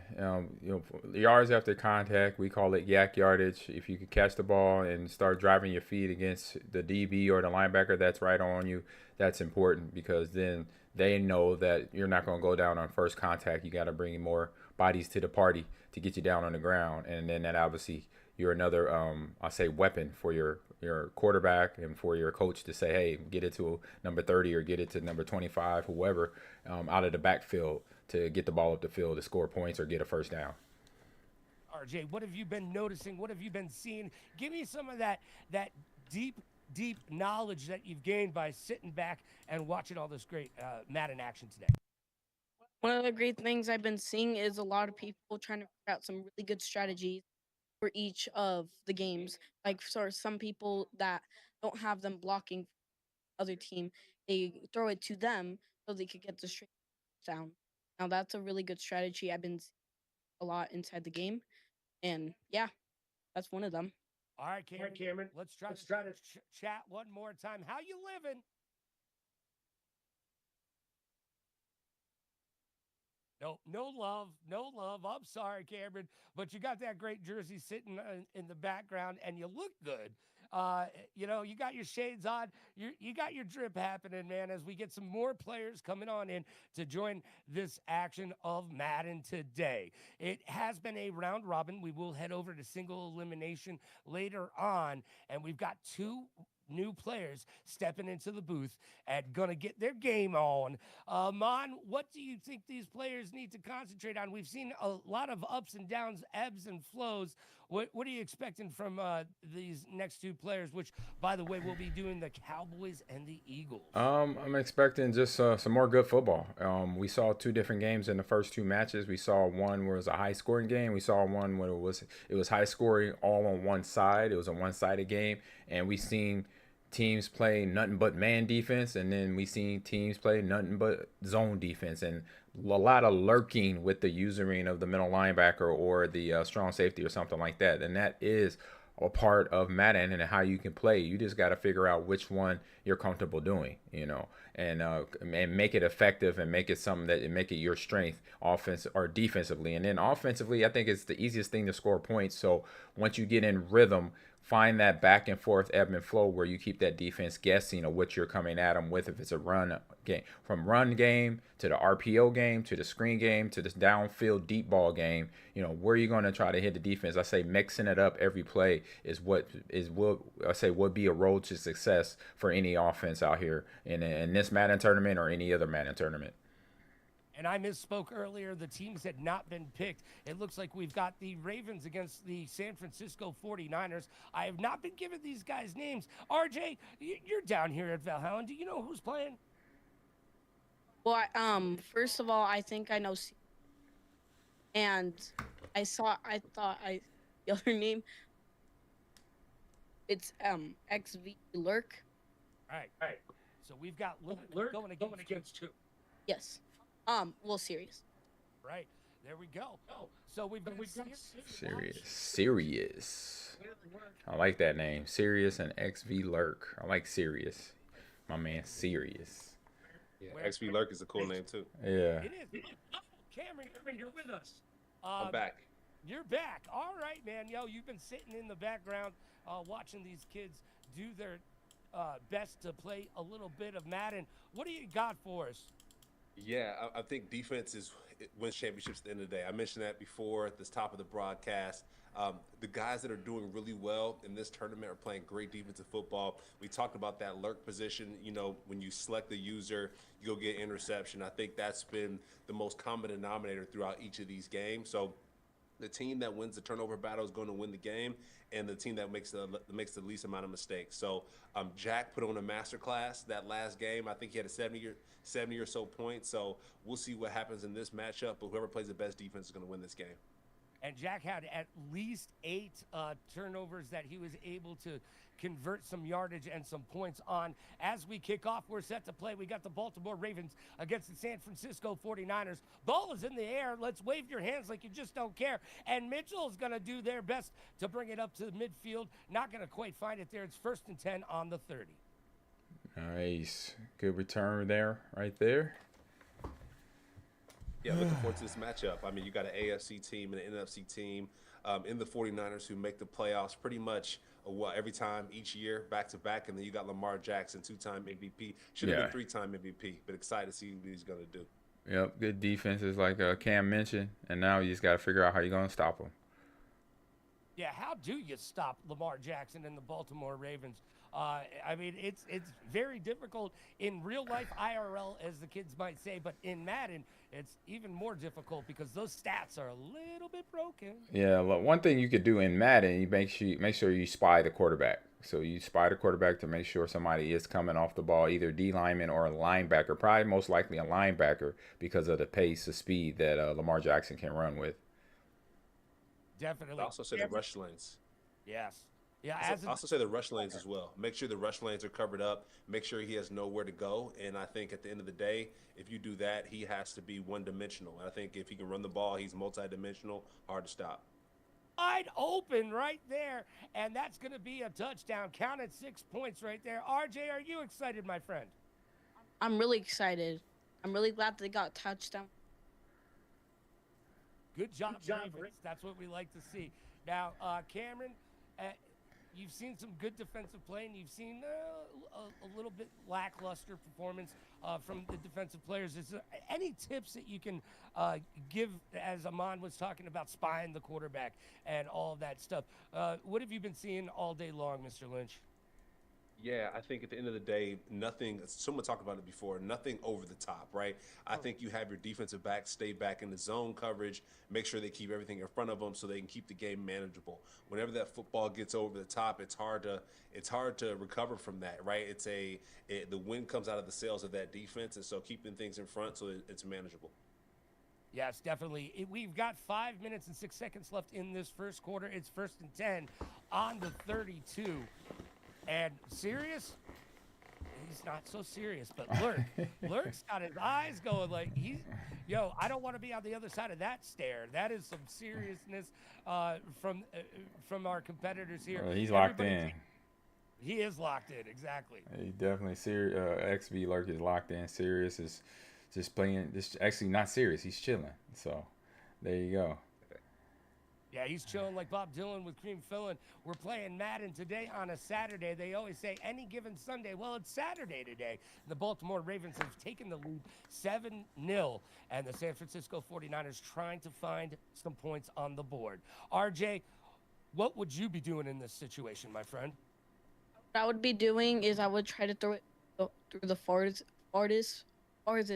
person inside the pitching area, because we would get a bit more higher to the touchdown, so we could get extra points for the kickoff. You know what that makes to me? 3rd and 6 on the 36. Purdy back to pass. Got the crosser right there. 2 crossers. Good job. Good catch there. Took the hit and taped it in by Jennings. Good job. And throw there. I like the black uniforms. Yeah, so do I, right? Those are pretty tight, man. Did you ever have a favorite uniform, like out of all your years performing? We didn't do a whole lot of the different uniforms like they do now. That's the only thing that I'll say sucks for my generation. The 49 or not the 49er, the Thanksgiving Day game where we wore white jerseys and kind of like the brown pants just for the show, like it was from the no helmet days, the leather helmet days. It was that we wore, but that was probably the coolest jersey I'll say I had. Now they got the team color, or not the team color, the color rush jerseys now. A little bit of stuff that I miss, so I wish I had that stuff to wear. That would have been fun to come out on that field in a little different color. I remember once or twice in high school where we came out. My high school was silver and purple, and we came out with all purple my senior year on homecoming. I thought that was pretty dope. Yeah, Cameron, you were talking about all the color rush, right? Did you have a favorite uniform as well? Yeah, absolutely. When I was with the Rams, we had the all yellow one, and then of course we played the Buccaneers, a team that I ended up going to. So they were in all red. So it was the mustard and ketchup game that that it was. It was really really cool. But you see these 49ers jerseys, they're all black. That's really sweet. Playing at the Rams, the 49ers, that's an arch nemesis, an arch rival who just scored with Christian McCaffrey there. So Christian McCaffrey is the Ram killer, right? He can score touchdown throwing, running, and passing. Yes, he can. Everything they need. All right, so they put 6 points up on the board for San Francisco as Brock Purdy and McCaffrey make that conversion. Let's see if the point after is good. It's up in the air, and it is through the uprights, just barely, but hey, we'll count them. We'll take those points. 6 plays, 67 yards right there with 2 minutes, 27 seconds left in the first. We're going to get ourselves a fresh set of downs and a kickoff. Yeah, definitely. We got, like I said, XV Lurk with that 49er offense and Sirius with the Ravens defense. He's coming in, having, an advantage at the quarterback position only from running the ball, and that was almost a good return there. Get it a little further down the field, but having Lamar Jackson able to use his arm and legs can be something to a serious advantage coming in, but we got to see how XB Lurk is going to D him up. Now, RJ, when you're not in gaming, do you go out and have you played some football in the backyard with your friends? Yes, I've been doing that when I was younger, but I also been playing basketball, sports. Also, sometimes in school, I would do football, watch stuff. I love the fact that he says when younger. I mean, you are still young, my friend. Trust me, as the years go by, you're going to look back at this time and say, this is legitimately the time of my life. So do enjoy it. Get outside, touch some grass. Yes, indeed. As we see Lamar Jackson back to pass. Oh, He's going to keep it. He's going to run with it. Oh, my gosh, you can't stop that, man. Baltimore Ravens making their way up the field. It's 2nd and 2 yards on the 24-yard line right now. Ahman, are you seeing anything that you out of these offenses and defenses that they're doing well right now?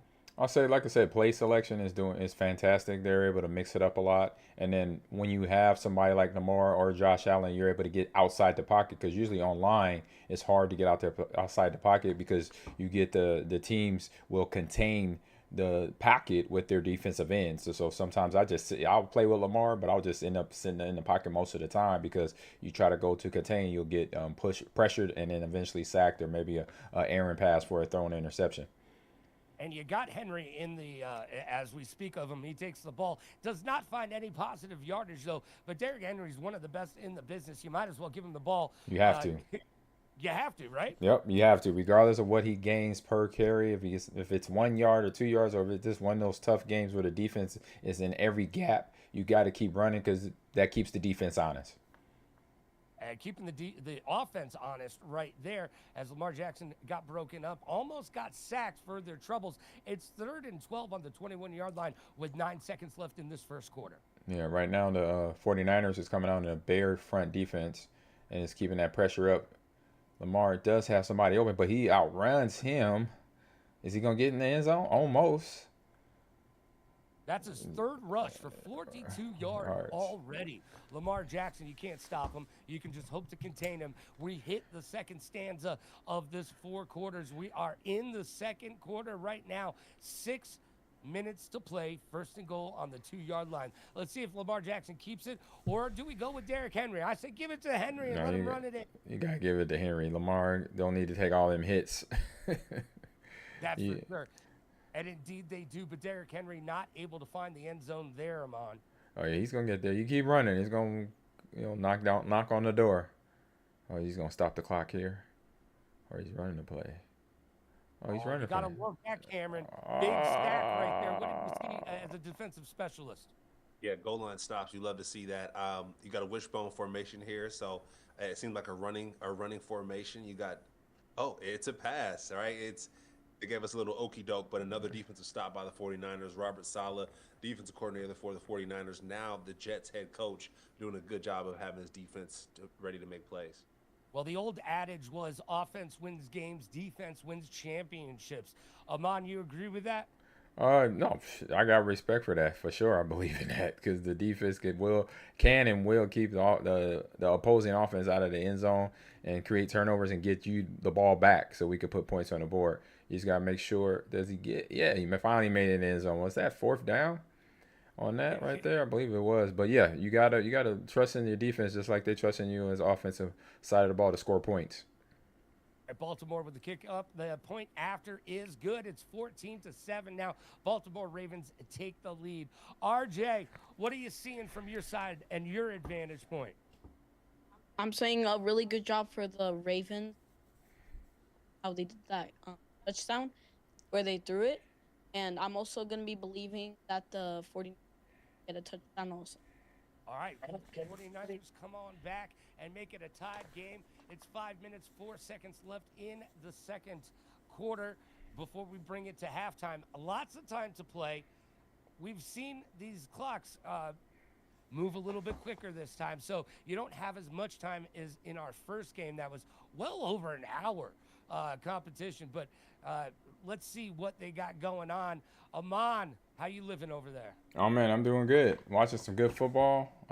Seeing these young men just kind of, put together their game plans and play defense, play offense, and using the mechanics the way you should need to be using. And when you have like that juke move, McCaffrey hit the sidelines, dip, don't look back. Oh, and then dead leg him right there too to get the ball in the end zone. Oh my goodness, gracious! Yeah, that's 2 strats right there. Yeah. In coordination for a touchdown. McCaffrey says, just like John Cena, you can't see me. Yeah, man. You have that mechanic game like that, because that is a dead leg move, or kind of a step back move, as you just saw right there, to make the defender fly past you, because the running back is already bust out that open, and if he slows down just a tad bit, could throw off the defender timing to make that tackle, and that's what you saw on that play right there. and I think they're going to go for 2 points here. Hey, yeah, it's a tight game right now. Even though it's first half, I will wait till the second half before I start pulling out 2-point conversions. But today's Madden player, just like in football, fourth down ain't nothing. We're going for it. And they do go for it, and they do convert. Nope. Oh, man. No, he didn't get that. No, Calls got dislodged on contact. It happens to the best of them. You got to keep your hands on the ball and keep looking. What? Just all right. Yep. And if you're gonna go for it, go for it. You know, you already know it's either gonna be a catch or a drop. We had a false start, so we get a re-kick or a retry. Oh no. It's first and 10. First and 10. The 41-yard line. There we go. Lamar Jackson in the shotgun position with one back. Derrick Henry looking on his left. Ooh, that was almost. If he could have turned around. Yeah, that was an odd throw there. It was an odd route to that throw. It was over the shoulder, inside leverage by the DB. So it would have been interesting if he could have caught that ball. If not, the DB could have got his head around. He could have intercepted that real easy. Throw the ball. No. 3rd and 21 on the 30. It's 14 to the Baltimore Ravens as San Francisco only has 13 points. Lamar Jackson once again using that shotgun. Good pick. Oh, nice pick there. Cameron, was that really good read from the defense? Really good read. Was that XV Lurk or Sirius with that pick? I'm trying to figure out who was. That's XV. XV Lurk is the 49ers. Okay, it's Sirius. Okay, so Sirius had that pick as Sorry, the 49ers just had that pick. Yeah, XV Lurk. That was a great interception. He needed that. They're down 1 point before the half, so that's really crucial. Give the ball to Christian McCaffrey, the best player on the field outside of Lamar Jackson. But good job by the 49ers. Nice little bounce back cut back for CMC right there, trying to get some yardage out there. It was kind of muddled up a little bit by the defense, or Ravens defense. Second and 29.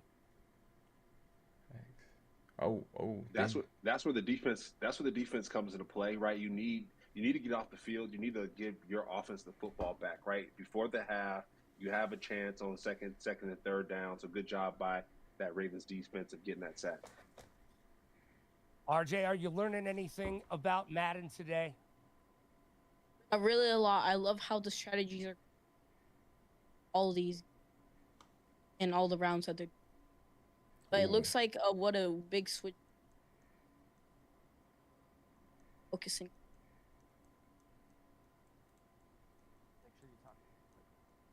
That's 4th and 10. Oh man. Oh, he missed the field goal. Needed that.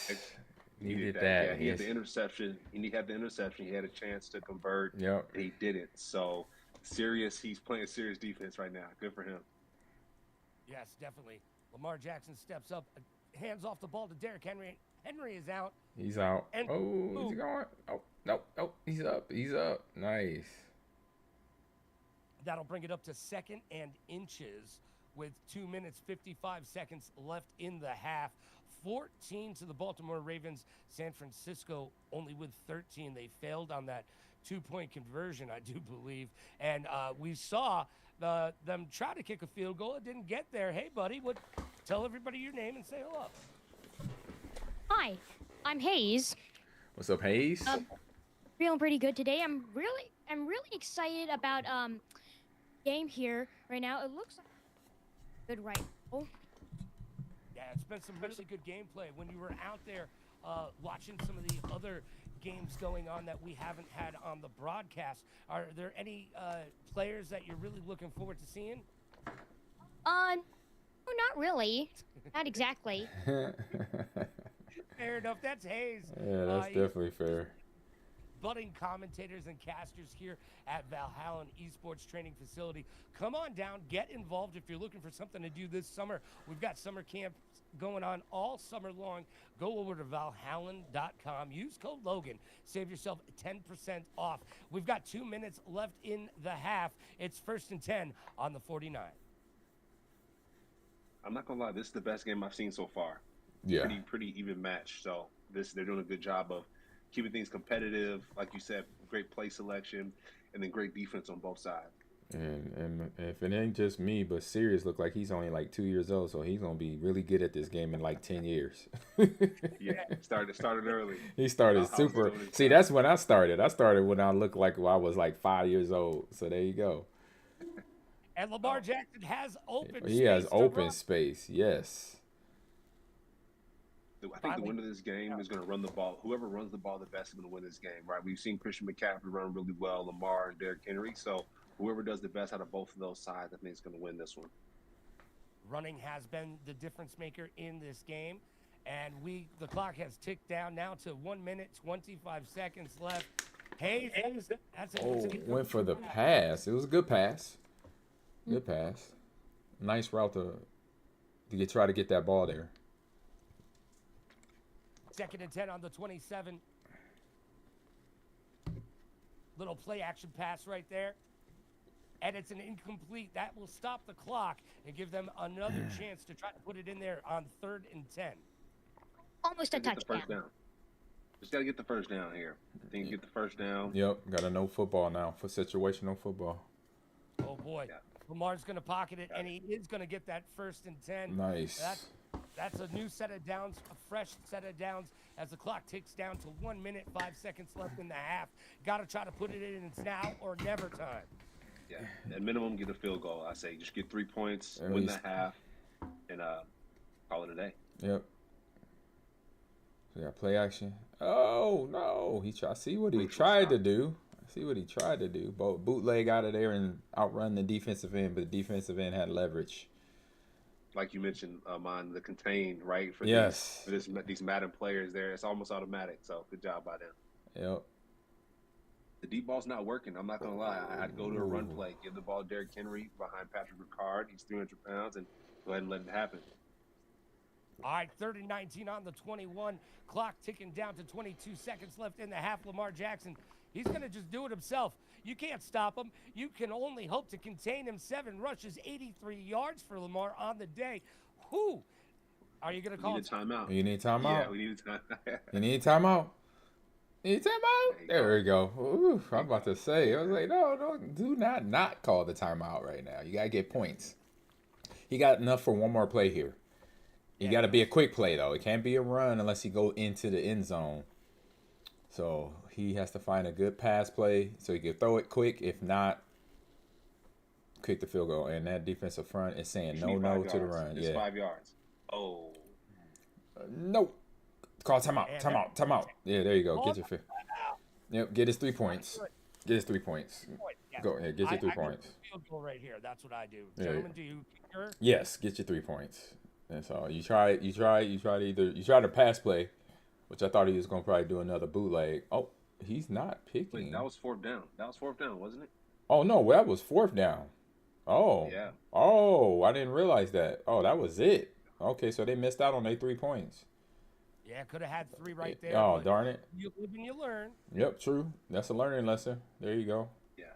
No losses, just learning lessons. Yep. Exactly. Learning lessons. Where's he doing? I think at the busy. half, I'm going to let Hayes in and Oh. join you two. Oh so no. we can- Oh, my God. Oh no. No, he got him.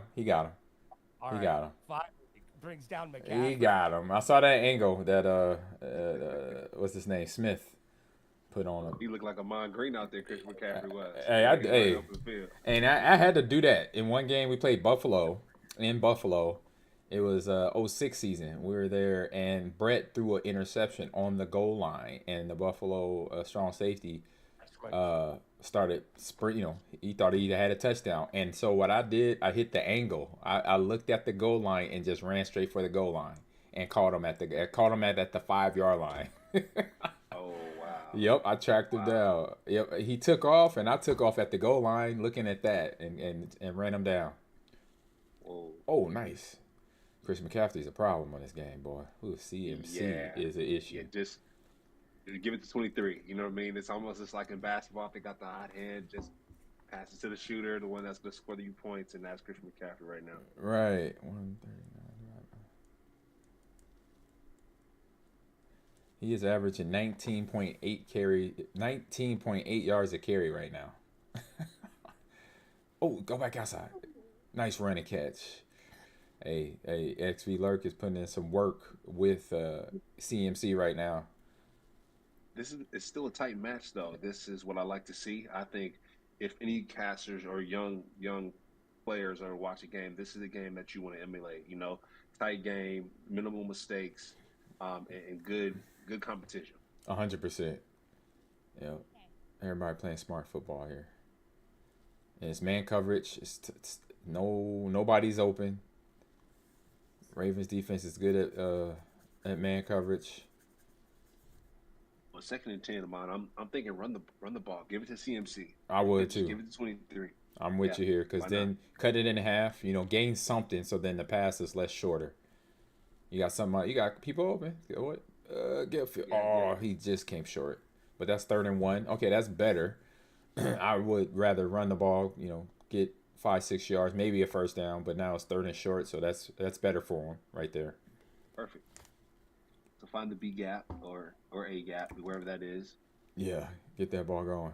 Oh no, defense got in his face. So he has a decision. He has a decision here. It looked like he already made it too. He even second guessed it. He is XV Lurk is like, I'm gone. I'm going, homie. I feel it. Give it to Christian. Yeah, give me CMC like Marshawn. Give me Marshawn the ball, homie. Give Marshawn the ball, homie. That B gap to the right. There he goes. His space. Oh, nice block by CMC. Oh, and nice pass. Good catch. Good job by Jennings and Brock Purdy. Jennings did his thing this year. I think he earned a lot of money, stepping up with Brandon Ayuk out. Ricky Pearsall got hurt, so Jennings did a good job of catching the football, making plays. Yep, Pearsall was out for about a month and came back. Remember that. And with that, clock ticks down to 3 minutes, 20 seconds left in this. Look at that speed. Oof. They got some speed right there. That is a problem. Yeah, he's averaging over 19 yards a carry right now, 156. Yeah, league MVP the year or two ago. So it's not surprising at all that he's still the best player in the league. One of them. Yep, he's averaging 17 yards per carry, y'all. Just so y'all know, I'm keeping stats on this one. That's pretty. I'm just keeping a stat on that one. You got square underneath. In single elimination before single that's elimination. Round robin will be over after this, and then we're going to head to single elimination, and we will be announcing the bracket very soon as well. All in right. a second, live on the 9. Let's see what happens. Hey, that's smart scramble with Brock Purdy there. He could have threw it. He had 2 guys where they were open, but decided to keep it. I'm glad. The biggest thing is just hold on to the ball. Oh, Pearsall. Oh no, tight end right there. Jake Tunges with the It's a touchdown. trut stick into the end zone. So that was a good drive by XV Lurk and the 49ers offense. You know, Purdy, smart plays, good running. You gotta feed CMC the ball. That's the one thing you do not forget. Don't get pass happy. Don't forget give it to CMC because he's averaging well over 10 yards a carry. Got to take advantage of that and keep the defense honest all day. Got to keep the defense honest. Christian McCaffrey. Oh, we get a little play action pass. Does not able to convert though, and they will take over with 2 minutes and 15 seconds left in the third. Hey. San Francisco is up 19 to Baltimore's 14. Baltimore getting the ball back right now, but the kicks once again. We've seen this happen before. He's looking at the controller right now. It's like, what's going on? He don't know. Yeah, that hurts you sometime. But I gotta say this real quick about Sirius, man. Sirius, even though he looks younger than what he is, his defense is on point right now. Even though he's giving up a few points here and there, but he is playing a tight defense. It's going to be interesting in the later rounds of this tournament on how he plays and who he plays against. And even offensively, he knows, okay, at least I know one thing that's going to hurt this defense is Lamar Jackson and his legs. And then every now and then he sets up to throw the ball deep and completes it. And so don't judge by the book cover here. You know, this Sirius is the dude out here playing some ball. And I will say, and smart right there, throwing the ball away. Yep, throwing the ball away on that last play. He'll have to XP Lurk will have to tighten up on special teams. I think just following the Rams. The Rams messed up this year by not really locking in on special teams. Had a field goal blocked by the Eagles. Had a punt return by some of the Seahawks folks. So right, I've seen it. I've seen it firsthand with the Rams, and I can see in this game that that special teams are going to hurt the 49ers if SV Lurk doesn't get that together. All right, big pass right there. Hayes, how you doing over there, buddy? Talk to me. Okay, so far it looks like San Francisco is winning at the moment at the 1st and 10 at the 22-yard line. Okay. Jackson with the ball. Touchdown. It's another touchdown. Sorry. Oh, you're good, buddy. Yes. He scored, and that brings the Baltimore Ravens in. There you go. Like I said, don't judge the book by its cover, man. I looked over at serious. He is serious, even though he looks about 2. He is serious. Second point, 2-point conversion, not good right there. Turn the ball over, but nowhere to run, nowhere And that's to only, hide. I'll say probably that's only his only mistake right now is getting that intercepted on the conversion side, because now it keeps it tight with 1-point lead. And we got ourselves a good kickoff finally, right there. Moore going to take this ball and return it, and you know what? Gets over the 25-yard line. That's all you can really hope to do. They're on the 27th with 1st and 10, 50 seconds left in the third. This is going to decide the game, I feel like, right? Who's going to win? Whoever makes the least. Yeah, I agree. That Baltimore might win this one. Yeah, you think Baltimore's got it? Mm-hmm. But the question is, or will they? I think it's still too early to tell. It's got 50 seconds in the third. I think it's going to come down a little bit later in the fourth quarter. Then we'll know. Yeah, they've been back and forth all day long right now.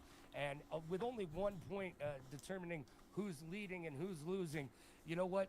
We got a lot of football left. We've got a full fourth quarter once we get out of this guy. And we're ticking down to the 20 seconds in the third. 1st and 10 on the 43.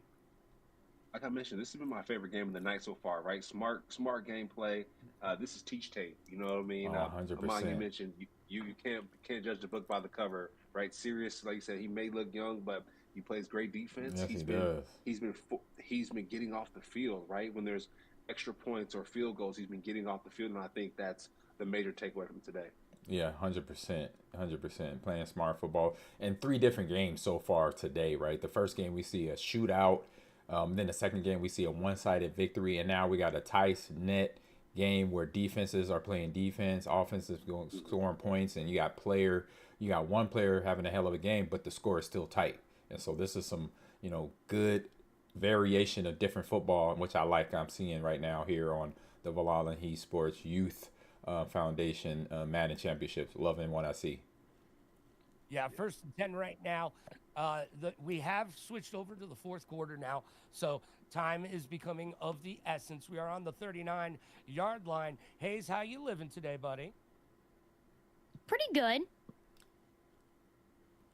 My question is, Hayes still think the Ravens are going to win this game? Pretty good. Do you still think the Ravens are going to win this? Yes. Why?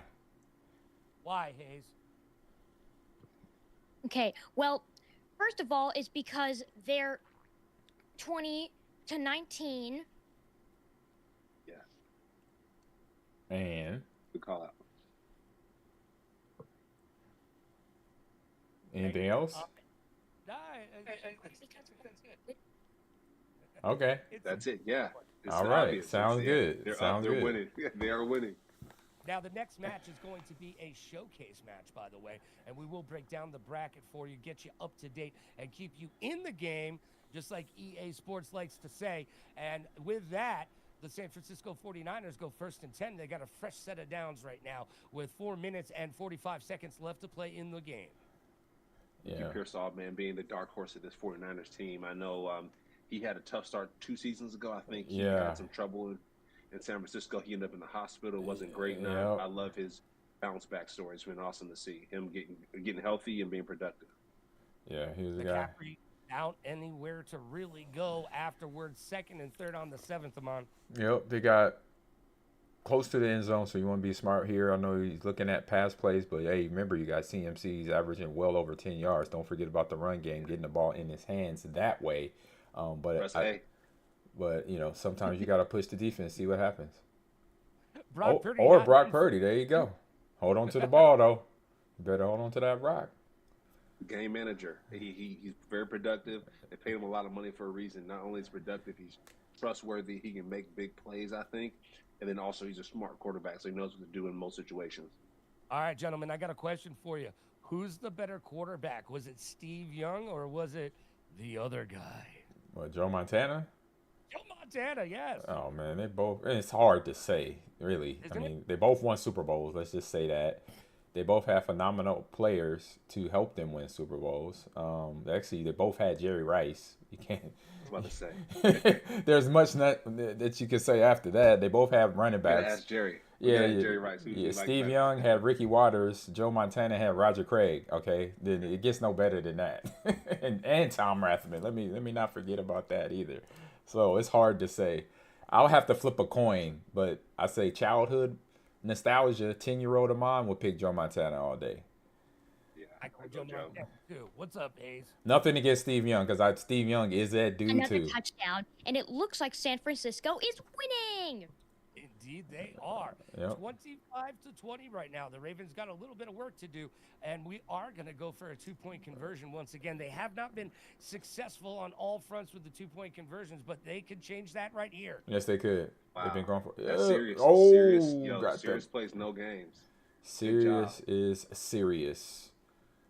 Yep. His second denied 2-point conversion. So good now, job by him getting off the field. Either way, even if he would have got, that, it would have been, able to tie. But now he puts himself in a good position, knowing he could score points. You got 2.5 to go, 3 timeouts. So he could probably basically this is gonna be the game-winning drive right here for Sirius if he plays his cards right.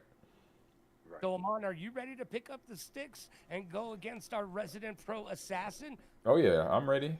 See what happens. That's gonna be the next match, showcase match. Ahman Green versus Assassin. Assassin, of course, being a top 10 player in Madden in the entire world. Oh yeah, you got your work cut out for you, Ahman. Oh yeah, I know. Get ready. I get my butt kicked a lot, so I'm definitely used to that. But I'm ready to play.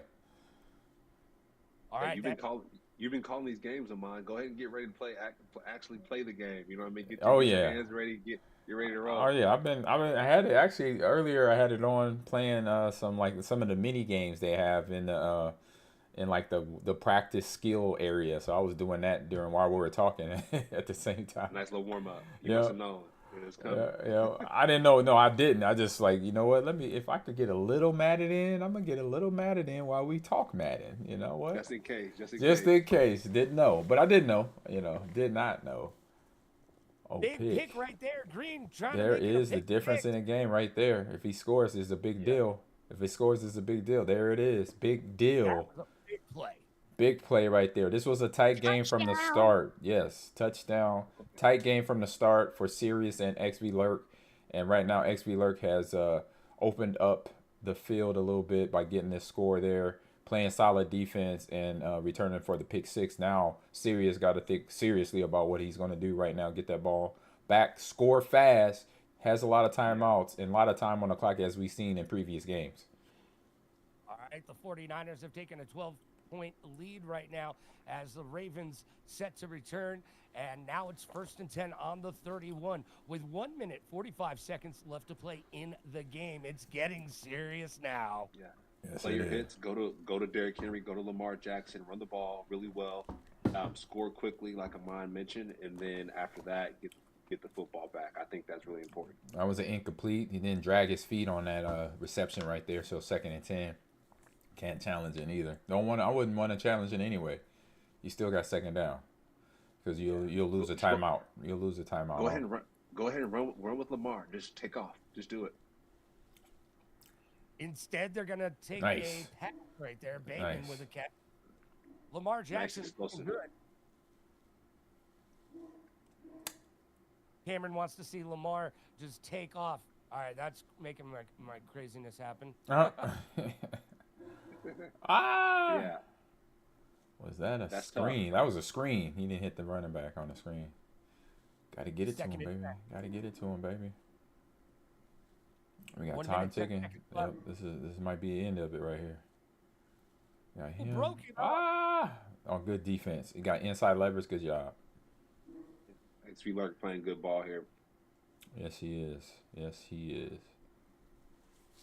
All right, 3rd and 10 on the 50. No, that's not going to do it. Is that a pick? He did pick it. He was out of bounds. He was out of bounds though. 4th down and 10. This is it for serious. I think that just goes to say Robert Sala's defense, man. No matter who's playing, whether people are hurt or not, they play good football, play good defense. Good job by the 49ers crew of stopping serious. Dang it. Serious had a shot right there. You can see it on his face. He's like, darn it. He needed that first. He needed that completion to get the first down. Yep. That's where you know this is it right here. Darn it. Yeah. Good tackle there by Roquan Smith to keep the receiver from getting the first down. Like Eliza defense, the worst thing you see is, you're the best player running the football and just bleeding the clock out. Yeah, exactly. You're down 12 points. Christian McCaffrey has the ball. It's almost wraps. It's do or die time for Sirius. He has to get serious. Yes, he does. Ooh. Agreed. Indeed, he does, Hayes. Wise words from one of our young commentators here at Valhalla Esports Training Facility. Clock running down, only 25 seconds left to play in this game. San Francisco with a 12-point lead right now. 1st and 10 on the 42. Yep. Like I mentioned, Ahman, my favorite game of the day. Tight matchup really into the 4th quarter.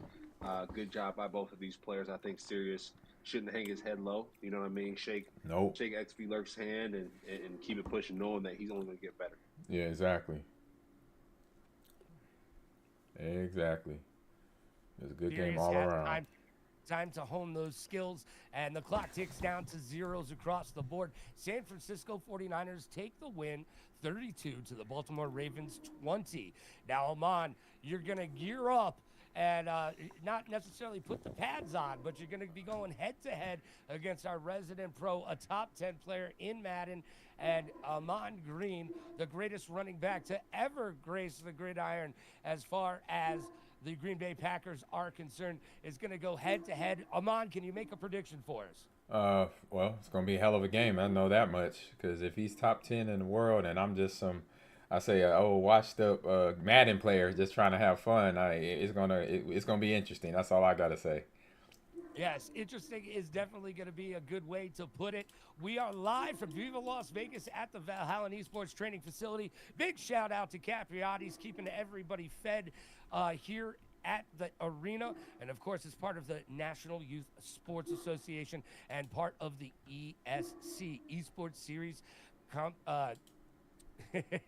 Sorry, there's a lot going on in this room right now. Yeah, it is. Everybody's moving and shaking and doing their thing. We are going to take a break, and we'll come back. I'm gonna be joined by Cameron, obviously, and we're gonna be watching Ahman Green play. Ahman, are you gonna relinquish the casting duties while you take the game seriously? Of course. I gotta focus up to try to get a dub. You know. All right. You and I will be back in just a moment. I'm Logan Summit with Ahman Green and Cameron Lynch. And, of course, our local caster Hayes is in the house as well. We'll go over the brackets, and we'll get you locked in for our showcase match.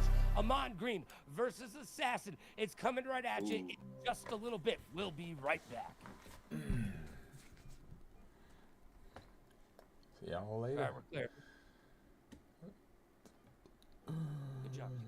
Good job. Good job. Ahman, I think your camera's out. It says failed to start camera. Yeah, I've been trying to get it back on because I put it on. I turned it off and turned it on because, what happens is the camera cannot be on in 2 places. I had it on my Discord, and then I have it in my my OBS where I'm streaming from, from my Twitch channel. So the camera cannot go both places. Basically, that's why.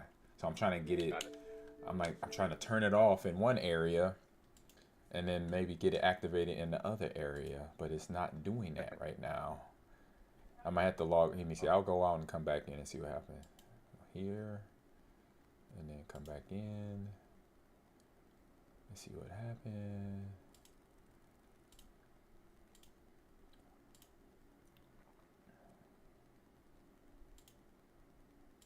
Yeah. 2 cameras too, so it should be coming up on 1 unless both are getting used, which I don't think they are.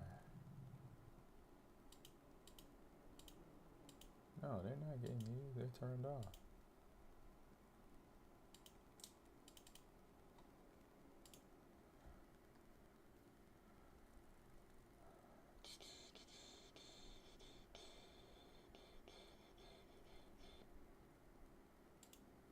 All right, they're getting things set up on our end over here. Gotcha. Oh, I could deactivate this one. I'll deactivate this one. Here we go. I'll do that. Deactivate, and now I can come back on. You can see me. Yay! Go back here. I know what I'm doing. Come on. Come on. Oh, it's working. Audio works fine. Where's the picture at, yo? Waiting on your camera. I turned it off. There we go. Boom. You see me again. Hi. Hello. I'm back. My gamer tag is Batman AG30. I'll throw it in the chat here. All right.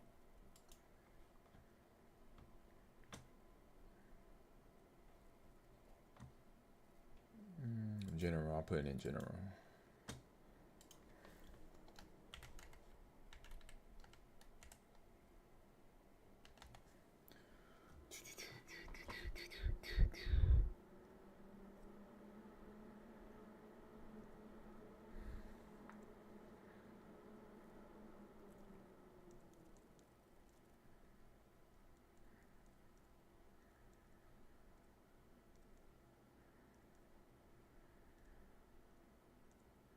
Well, I'll be right back.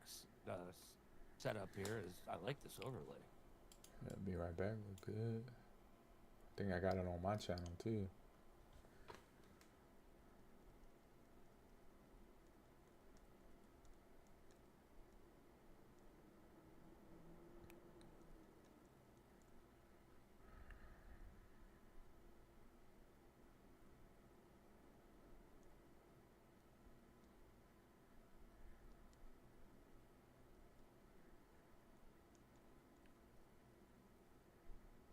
Jax has won all 3 games, by the way. Just I want to put that out there. He is 3-0. Who did? Jackson? Yeah, Jax. He's got 166 points today. Nice. Nice. That's a gangster right there. Oh, let me turn on some music.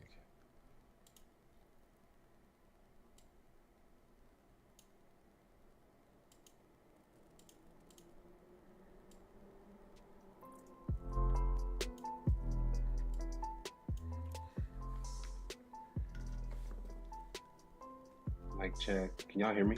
Yeah. Yes. Okay, cool. Yeah, Jack isn't playing games. No, he ain't messing around. He's an excellent Fortnite competitor. And Madden player too. You know what? This is the first time I've ever seen him play Madden. I know he plays Fortnite competitively, but he also really likes Rainbow Six Siege a lot as well. Gotcha. Is he a prodigy? Yeah, you know, I mean, There's a few there. Yeah, there's a few prodigies there. I've seen them. Wow. That's awesome. Good for him. Yeah, and it's cool because when I came back, I hadn't been here because I was hosting the U.S. Blue Angels shows, and I came back and he's like, "Oh, Logan, it's welcome back or whatever." And I said, "How are you doing?" He goes, "Well, I'm doing really well in Fortnite and I'm doing really well in school." And I said, "That's great, these kids are." Oh yeah, that's how I was. I was like, I had to have good grades to play video games and play sports. So, you know what I was doing.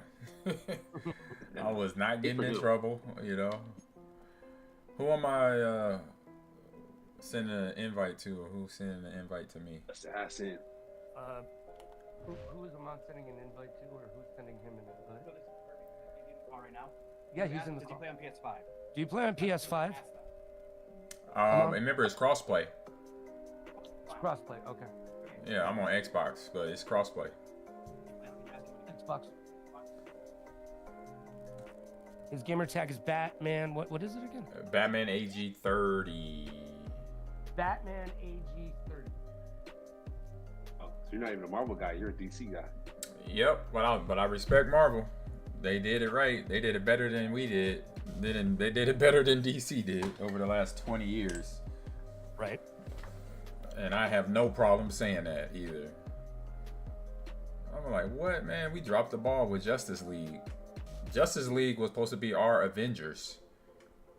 And they messed that all up. I was like, man, I ain't gonna lie. Man, I ain't gonna lie. Are you gonna talk some smack this game? What you no, I'm not a smack talker. I just play. You did say that. Once you get the first down, you say you just get the ball to his own. Exactly. Yeah. Even in Madden, even in video games, I do not unless we're like just being silly, like really silly. I'm not gonna even go down that road. Yeah, that's the Warriors approach. You know what I mean? Like, yep. You've been humble before, so you're like, all right, there's no point in going too high or going too low. Just keep exactly. Steady. I want to have fun anyway, so Herbsky.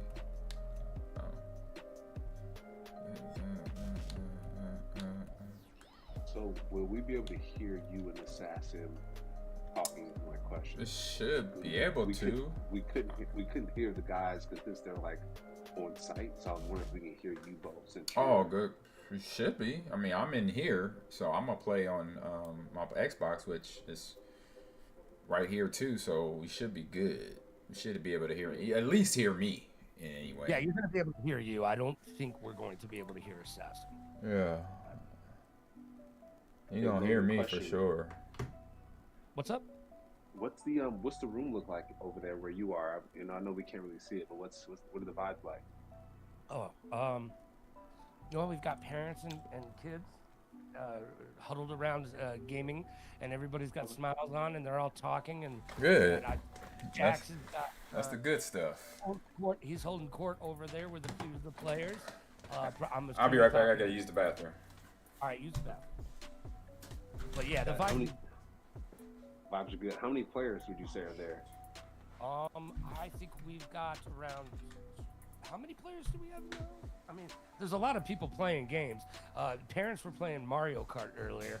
But as far as the brackets are concerned, I think we've got about 12 players.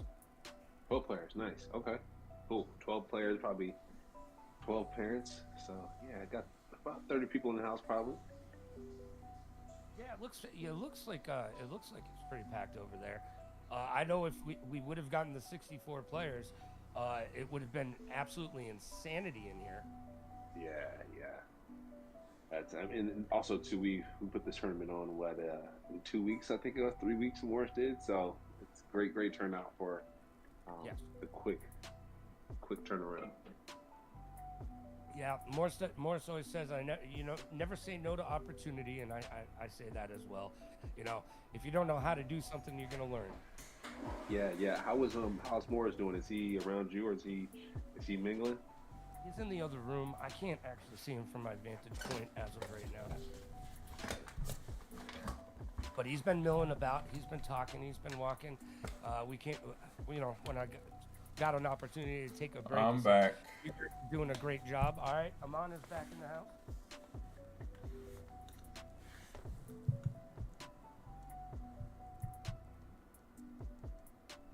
Would it make sense to get Morris on stream by any chance, just to like shout out and show some love, or is he not like that? Who's that? I've never seen Morris get on a stream before, so. Yeah, I mean, since he put it together, you know what I mean? Like, it's this thing. It'd be nice to like shout out the guy that's behind the scenes, really. Yeah, fair enough. If Morris wants to join at some point, you guys would like to give him a shout out and say hello. All right. Appreciate that, Logan. Not a problem. All right, so 2K gonna play against Daniel, and then that's who's gonna play against Sticky Hands. Sirius and Elite EJ are gonna play, and then that's who Jax is gonna play. And then Niner Boy and Julian Just doing a little housekeeping over here. Cool. I was rolling. Mom was saying sticky fingers. I was rolling. Yeah, sticky hands. I was like, because sticky fingers was when OPPD or whatever, OPP or so, or what is it? What was the hell of that rap group? Onyx. Onyx. Yeah. That's who it was. Let the boys be boys. Slam. Da, da, da, da, da. That's good stuff. Yes, it It's was. a great day so far, man. I appreciate y'all, man. Ahman, thanks for pushing this stuff through, and thanks yeah. for No running problem. point. I'm enjoying it. I'm having fun. It's been kind of a long day, but we're moving right along and we're having fun. So, you know, it's good to see all these kids. You know, Hayes when we left, Hayes goes, it's Batman AG 30. If not, we walked outside and Hayes goes, now I gotta wait for a few games before I can come back and cast again, and I want to stay in there. And I was like, you know what, that's great. It's good to see. That's what it's about. Mm-hmm. Yeah, it was funny too. When I always you know, on my show on ESPN was hosted by Jason Jackson. Hey, also tell them that my EA ID is OBM 3034. Do you need his OBM 3034? Yep, that's my EA ID. Since it's crossplay. OBM all caps. OBM 3034. Yeah, Assassin heard. He picked up what we were throwing down. Got it. Cool. Cool.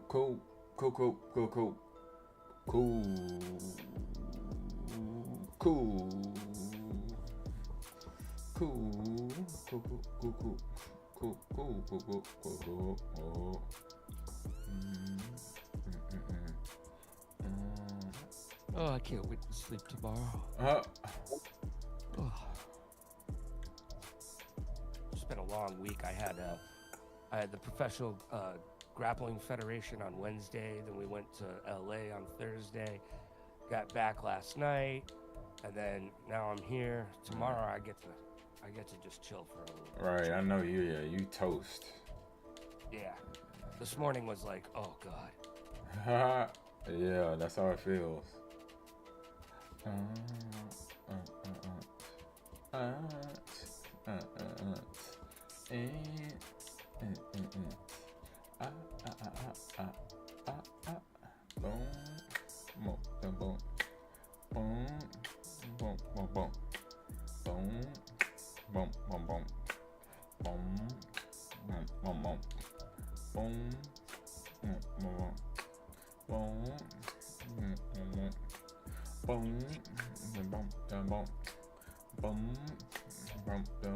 Are you playing music over there?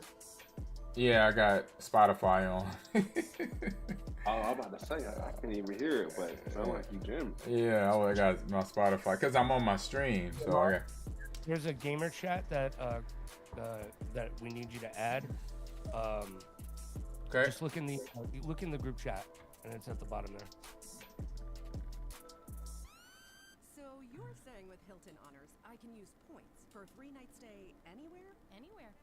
What about fancy places like the Canopy in Paris? Yeah, Hilton Honors, baby. Or relaxing sanctuaries like the Conrad I'm in the Honors, baby. one.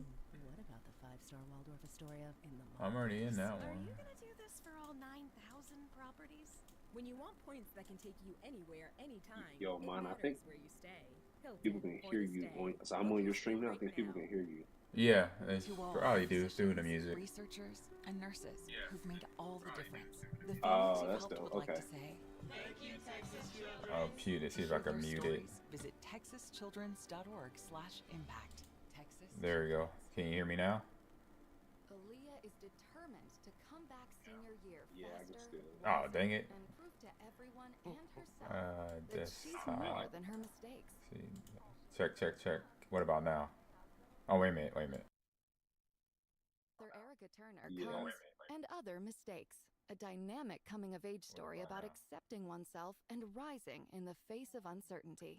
Listen now on Spotify. in the face of uncertainty. Listen now on Spotify. So yeah, but she listens a little bit lower. Oh, okay. So yeah, but she listens a little bit lower. So yeah, but she listens. Yeah, but she listens. Yeah, but she listens.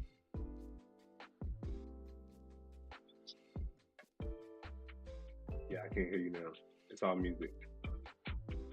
Yeah, I can't hear you now. It's all music.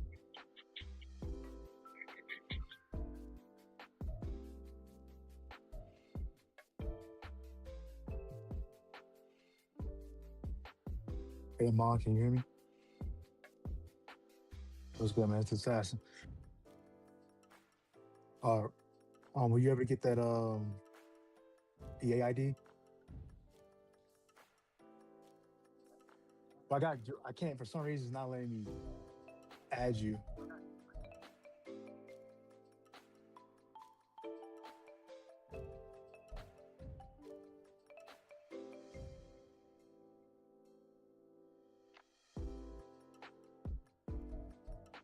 Yeah, for some reason I'm pressing the X button to try to type, but it's not working at all. So I think Lewis sent you the Coach Lewis to add, you can add me.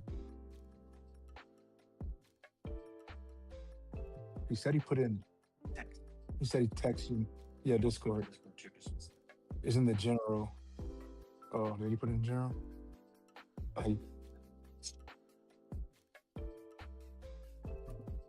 Okay. Real quick, the guests, I do can hear your guests though through your stream, so just call it out. Always is. Like I can hear myself through your stream, and like people who are talking like assassins through your stream, so just calling it out. Okay.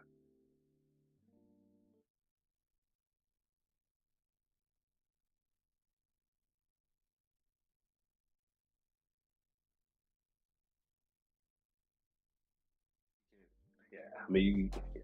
I'm just letting you know.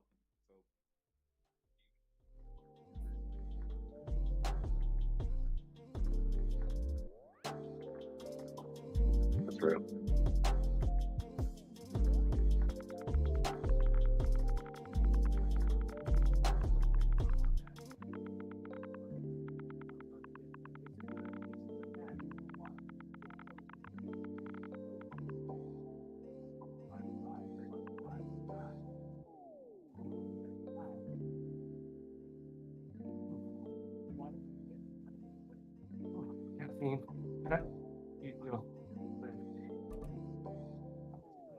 No, it doesn't matter. Thank you.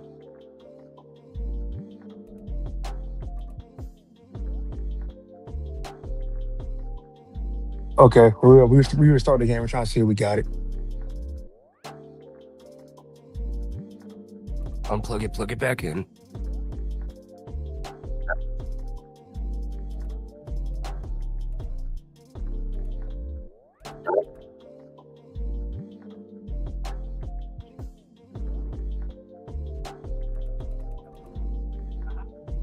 All right, we got it.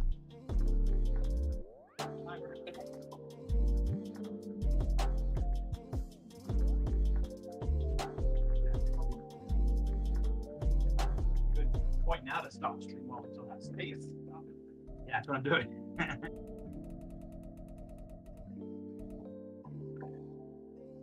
All right, so I'm gonna switch this over to. I'm gonna leave it here.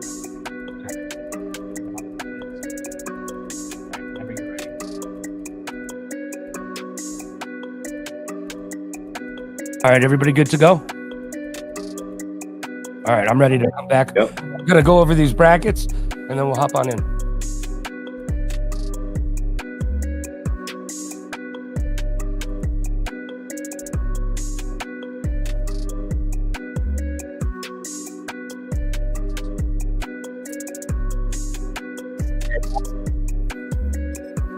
All right, and we are back live from the Valhalla Esports Training Facility in Viva, Las Vegas. I'm Logan Summit, and I am joined by Cameron Lynch, and we've got some real exciting stuff going on. It's all about the National Youth Sports Association and the ESC Esports Series Championship. We're playing Madden today. Big shout out to Capriati's supplying some food, and of course the Salvation Army taking care of the business. Now, speaking of business, by the way, we have seen Sticky Hands and Jack have already gotten into the second round. Jax has won every single match with like over 160 points today, and we're gonna see out of 2K and Daniel who will play Sticky Hands. We also have D Farm 33 and XV Lurk are gonna be going at it, and then we'll find out from whoever wins Sirius against Elite EJ will be playing Jax. And then in the last bracket, we've got Niner Boy and Julian gonna be getting it done as well. With that, I'd like to bring in my good friend Cameron Lynch. How you living over there? Living great, man. Living great. Looking forward to this competition. Ahman Green is here with Assassin. So looking forward to seeing these guys go at it. I told Ahman, hey, don't take it easy. I know you're a former player, but I know you gang. So he was sportscasting all day today. Let's lock in and get to it. All right, Ahman, how do you feel about going up against one of the 10 best players in the entire world in Madden?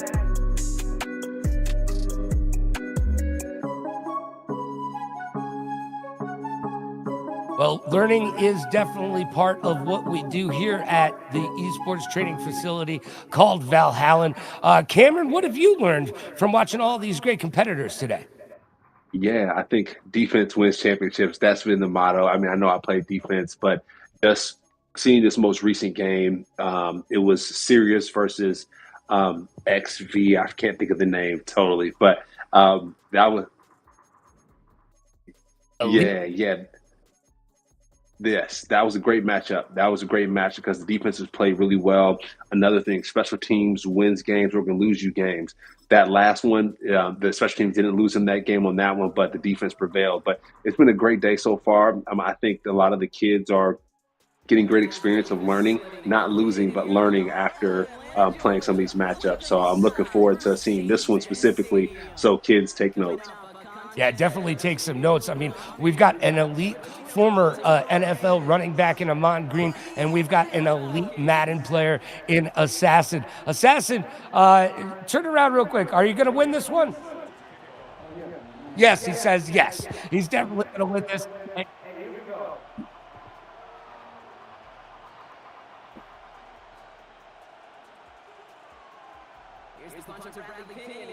And here we go. We're ready to rock and roll, and the ball is in the air. Wave your hands like you just don't care. We got the Ravens, and I'm assuming that's you, Ahman, right? All right, and Assassin playing the Falcons. How do you feel about this matchup, Cameron? I'm feeling good. I mean, we got Assassin being the top 10 player in the country, so I know Ahman has his hands full. Okay, excuse me. In the universe, she's top 10 in the universe. So, yeah, and he is Lamar. So wait, Ahman using the Ravens this game, right? Indeed, he is using the Ravens.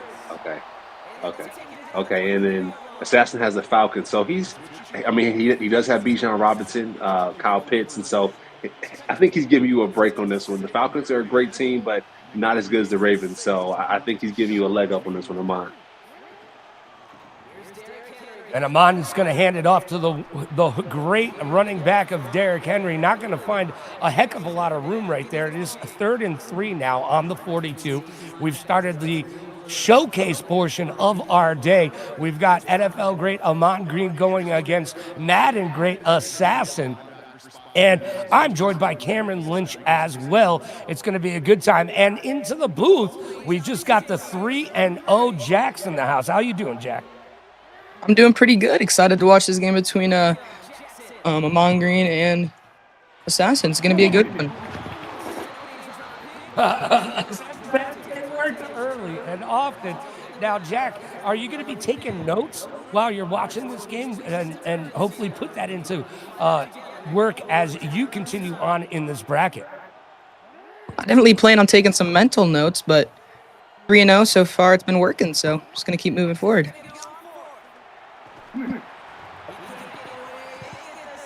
Yeah, that defense getting after it. Ahman, he's doing his best on offense, but not finding success. Like I mentioned, defenses win championships, so I think Ahman's going to figure out how to find some ways to get some productive yards on offense. And we see some good defense right there shown by Assassin as Lamar Jackson takes a little bit of a break and sits down on the turf just to have a sandwich. Just chill it out over there. The Capriati sandwich. Now, yeah. Jr. in the shotgun, going through the plays. It's a handoff to Bijan up the middle, breaks one and tackled for a gain of 1 at the 31-yard line. Yeah, Ahman, good job of stuffing that run there. Bijan is one of the most elusive running backs in the NFL, so Ahman doing a good job of holding the great front with Smith there. On the 31-yard line, 2nd and 9, with just about 2 minutes, 50 seconds left in the first stanza. Seeing that once again. Big pass going out, and he connects for a first down. Right now, Ahman Green doesn't have an answer for Assassin. Cameron? Yeah, it's like that sometimes, though, right? You're going against top 10 player in the country. Sometimes you're going to find success, but I think for Ahman, it's a more of a bend, don't break type of style of defense, right? And gameplay in general. Just limit the explosive plays. Don't let nothing go over top, and do well in the red zone. You should be fine. Now, Jack, you're a competitive gamer, not just in Madden, but also in Fortnite and other games. What are you looking to see out of Ahman Green if he's going to be able to take out the great gameplay of Assassin? Well, first things first, I'm definitely looking to see how he can respond to the offense of Assassin. If he can get a stop, he may be able to inflict some damage on offense, as he does have Baltimore Ravens. He's using the Baltimore Ravens. He has Lamar, so he has all the artillery in the book he needs right now. Penix Jr. under center, handoff left to Bijan Robinson, and Bijan Robinson's going to get the first down to the 8-yard line. Indeed. Now it's 1st and goal right now. Clock ticking down to 1 minute, 50 seconds left. It's still 0-0. Anybody's ball game. We've got Ahman Green playing with the Baltimore Ravens against Assassin with the Atlanta Falcons. Yeah, Ahman, do your thing, brother. Stop the run, and I think you'll be fine. Michael Penix, he can throw the football, but not that great. Yeah, it's that running game. That's the caster curse right there. You said you got to stop the run, and that's exactly what Ahman Green is not able to do. As Assassin puts some points on the board. That's tough. Just Ahman Green giving up a running touchdown as a running back. I know it's hurting his soul right now. Yeah.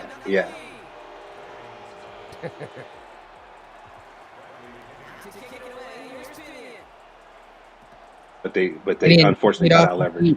And it's going to be out of the back of the end zone. And he will start on the 35-yard line. Indeed, they will go. Ahman's just chilling like a villain, like Bob Dylan with Cream Phil, and he's just having a black thing. And Assassin's got a smile on his face. Why? Because he put up 7 points on the board. Lamar Jackson back to pass. He connects with Zay Flowers, and Flowers going to try to bring it to the house. Not going to find all the room to run, but does pick up a good chunk of change right there. So against great defensive, explosive plays are going to get you to that next level. Ahman's in the red zone. Find a way to score. Ahman, that's your best bet there.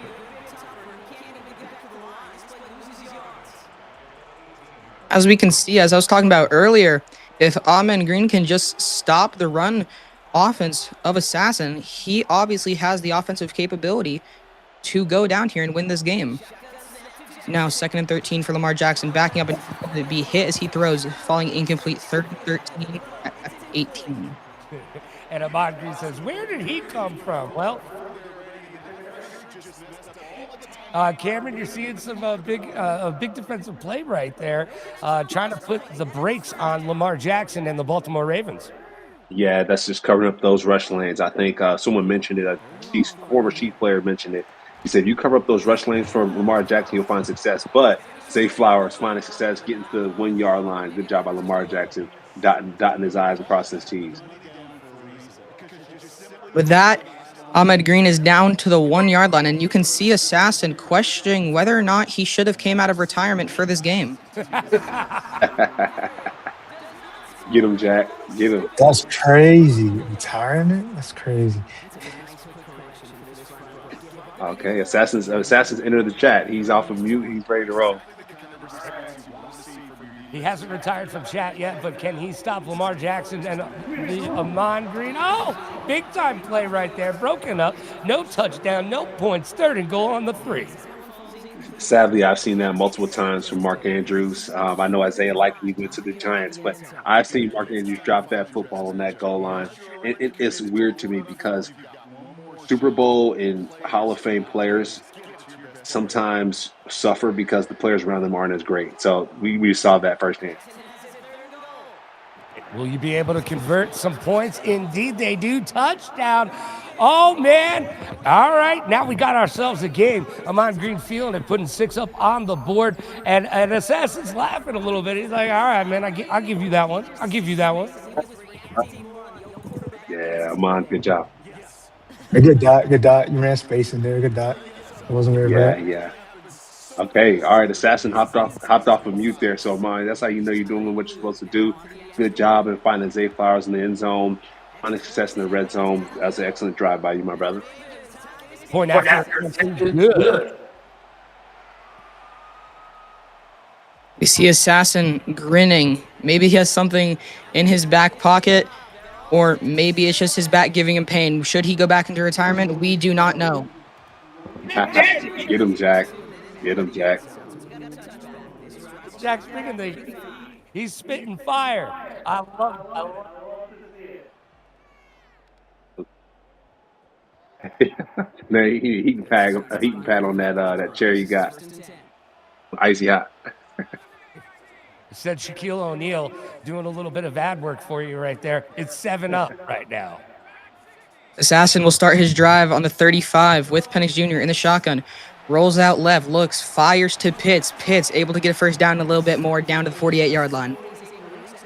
Yeah, Kyle Pitts, a great offensive weapon. I think they franchise tagged him this year. The Falcons did. I coming out of Florida, had some struggles his first couple of years, but finding his way. I know this is Madden right now, but I'm talking about the real thing. Kyle Pitts, a great threat for this Falcons offense. I mean, yeah, obviously we saw that game last year where he was able to go off against the Commanders, going for, I think, 2 touchdowns over 100 yards. So he definitely does have the capability of being that franchise guy for them. I just think he needs to be used more in that offense. Totally agree. Yeah, excellent. No, and I was going to add the Buccaneers game. He had 3 touchdowns against the Buccaneers, my team, the Bucs, and Kyle Pitts. I knew at that point he was the guy for them. So Kirk Cousins has left the Falcons. Just another update. I know Madden might not have done it, but he's now at the Raiders. So Tom Brady gave him a call while he was at a softball game and said, "Hey, come on over and help our young quarterback in Mendoza." Yep. Well, the Raiders need all the help they can get. That is for sure. Totally agree. Raiders are starting to build that lineup, getting Linderbaum, also getting back Crosby in that little trade where his physical was denied from the Ravens. So some people think it's a bit sketchy how he was denied and how the Raiders ended up actually taking some players from the Ravens. But if the Ravens can develop, if the Raiders can develop nicely, they can be a scary team in the future. They have a very young team and they can be contenders in the future. It is first under the 32 right now as the clock ticks down to 3 minutes and 40 seconds left in the half. I totally agree with Jack. He mentioned the Raiders can be an explosive team, a team that can turn things around. Michael Penix Jr. with that left-hand throw, that was pretty sick to Kyle Pitts. But going back to the Raiders, though, I know you guys are in Las Vegas. They're turning things around, right? Tom Brady, a partial owner of that team. Getting Kirk Cousins to over there, I think, was a big move. And then John Spytek, he was a former Buccaneer. He was assistant GM to Jason Light. Now he's over at the Raiders, making all those moves during the offseason. So, exciting future for the Raiders, finally. Penix Jr. under center, hands to Bijan Robinson right, and he will power in for the touchdown. 13-7. Assassin is winning. Now going for the point after, or will he try and dial up the 2-point conversion? I know Assassin. Yeah, Assassin has a beard. He's more of a seasoned guy, so I think he'll go for the he'll go for the field goal versus the 2 point conversion. I'd imagine Jack though. Jack will go for the two if he was playing. That's crazy. The beard. He definitely is very seasoned, been in the sport since it was released. I talked to him earlier, said he started playing the game in 1998. He's obviously been here a while. That's almost double the time I've been born. So if he doesn't win this, he's definitely got some talking to do with all that experience. It might have been Madden 99, 2000. I was only like 8 years old in 96. So I'm still a young buck. Okay. Anytime Assassins come off the mic, that means you know it was some Not sure great about that. commentary by Jack. Oh man, it's getting hot in her. Wow, smothering defense by the Henry Falcons starting there. drive off from the 35, runs to the left side for a gain of 1 after being shut down by Assassin. Yeah, that's one thing too. I mentioned this. Defense is really important, and you can see that by Assassin. He's a smothering defense. He's blitzing some of his linebackers, getting those guys those gaps, and shutting off those running lanes. And so, Ahman, what answer you got for us, brother? Are you going to get Lamar on the edge, or what's this look like? He doesn't want to give away too many tips. Not too many tips. Yeah, Hey, not man, too I don't many know if tips. you Not too many remember, tricks. man. I won your first tournament. I don't know if you remember that. On Green back in the shotgun. On 3rd and 15. Calling audibles. Lamar hikes. Looking forward, and he is sacked down to the 21-yard line. A good play from that experience coming in well here. Diablo, linebacker for the Falcons, doing a good job of getting to the quarterback, and now they are off the field. And, at the end of the day, if you're off on the side getting Gatorade, that's what you want. You want your running backs, you want your quarterbacks to be scoring points on the field more often than not. So good job by Assassin there getting on the field. Assassin has taken the lead 14-7 over Ahman Green's Baltimore Ravens. We've got 2 minutes, 13 seconds left in the half. Going to be able to get on a couple plays before we hit this 2-minute warning on 1st and 10 on the 33. If I'm Ahman, I'm thinking takeaways. Playing right, and it finds an open Drake London on a corner out to the right for about a gain of 14. Drake London, a great offensive threat for this Falcons team. I mean, there was one game I think 2 touchdowns and almost over 150 yards. He's one of the best threats on that team outside of Bijan Robinson. So if I'm Ahman Green, I'm thinking takeaway. Let me stop Bijan and let me get a takeaway for this Ravens defense. That's going to let it tick down to the 2-minute warning. He control with 14 points. The Baltimore Ravens only got 7. And here we go, 1st and 10 on the 49.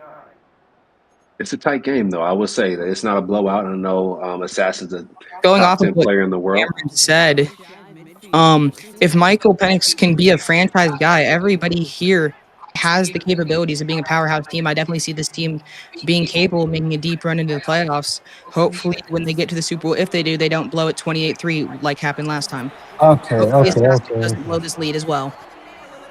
Leave my Falcons alone, please, man. Still got PTSD from that game. Yes, Tom Brady just being the boogeyman for most of the Falcons fans' dreams there. So, Ahman Green, can he make that comeback? We'll see. I got it. Assassin, those flashbacks running back to his head as he's incapable of getting that pass there. Assassin, you can tell him getting a bit agitated here, kind of thinking about Matt Ryan. He's thinking about that Julian Edelman catch where he caught it barely off the ground. All of the memories are flooding. I love it. Jack talking his mess. That's great. He's keeping it real for the kids. It's all right, buddy. Sometimes we use the mute button, sometimes we don't. It's okay, brother. You're throwing down, you're spitting hot fire. Don't you worry. Hot fire, he's spitting. Those memories, they're coming back. He's getting a bit agitated. So. Yeah, Ahman Green doing a good job on defense, really shutting down the offense of Assassin. I haven't really seen much productivity from that Falcons offense. So we'll see if Ahman has a chance to turn the tide around.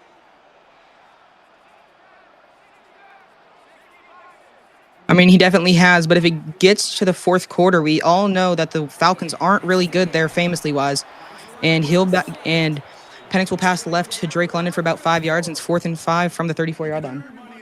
So I'm thinking as a defensive player, if I'm Ahman, I'd rush from Penix's left side, right? I know he's about to go on offense here pretty soon after this field goal, but I'm sending the blitz from this left side. Penix is a left-hand thrower, so go ahead and get the ball forced to the right side and create an advantage.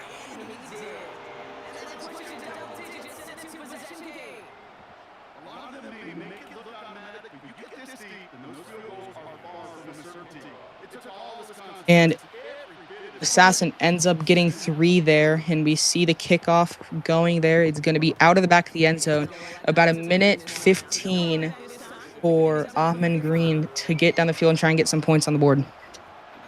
Yeah, Ahman, go ahead and make it happen, man. Go ahead and have some quarterback runs established. Derrick Henry.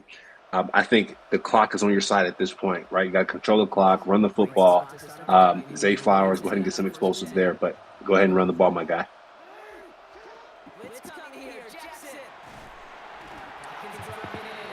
Yeah, I try to tell you. Time of disposal may use one here as he's sacked for a loss of 11. Yeah. I try to tell him, y'all. I know he can hear me as I'm broadcasting. The players in real life can't hear the broadcasters, but Ahman can hear me. So I'm saying run the ball. It's not happening. So we'll see if he can find success in this play.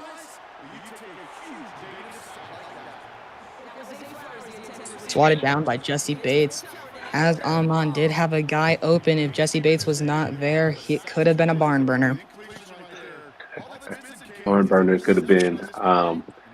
So staying in the air, passing the football here. You're 3rd and long, so you got to throw it at this point.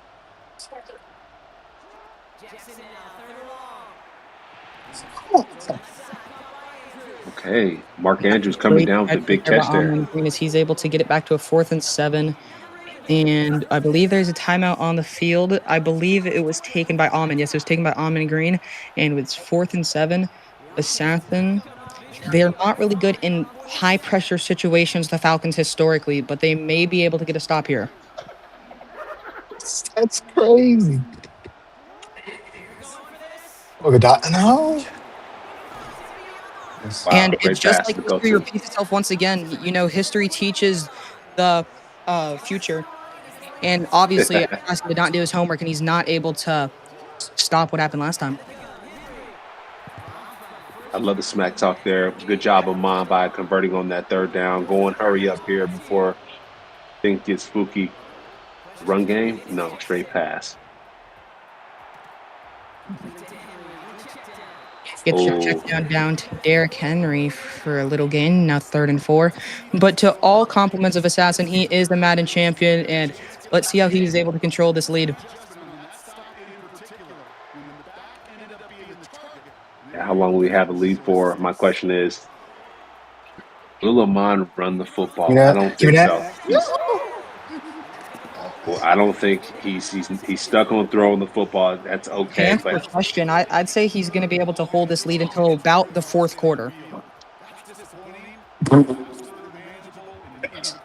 That's crazy. Okay. We got jokes all around. Cameron, as time ticks down to halftime, what have you seen from Ahman that he can improve on? Yeah. I want Ahman to run the football. Like I said, I know he can hear me because we're on the same Discord channel. So he hears me, but he continues to throw the football, and I get it. He got the ball to D-Hop just now, but I think I need to see a little bit more run game. I know this game is getting away a little bit. We are now, what's the score here? 17-7. So Ahman needs points on the board to close this gap, and unfortunately, it's why Ahman's struggling right now. And a gust of wind must have came into the dome. Who knows? It might have been the tumbleweed of Assassin's Age rolling through. What? Assassin going empty set here. No backs in the backfield. Feeling comfortable with this lead.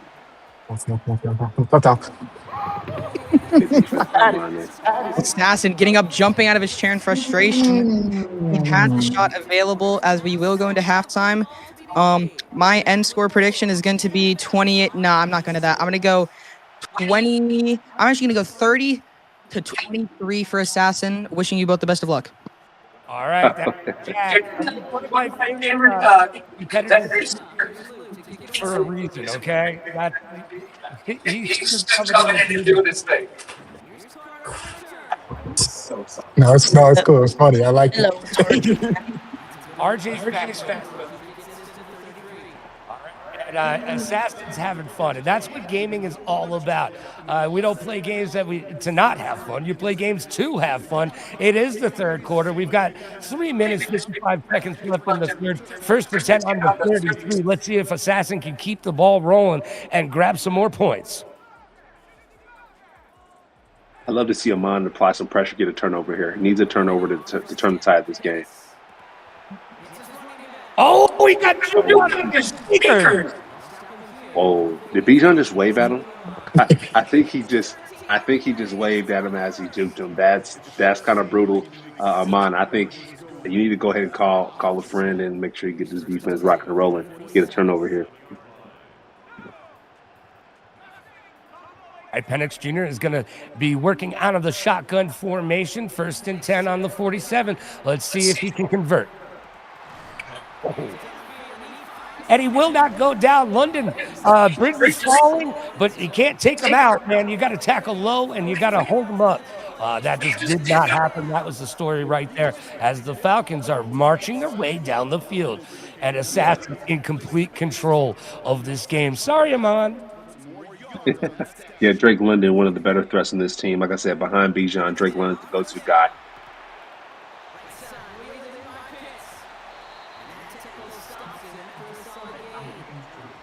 It looks like Assassin has been getting another throw. He got a bit more higher to the touchdown, but he's been doing really good on his throws. Good job, Assassin.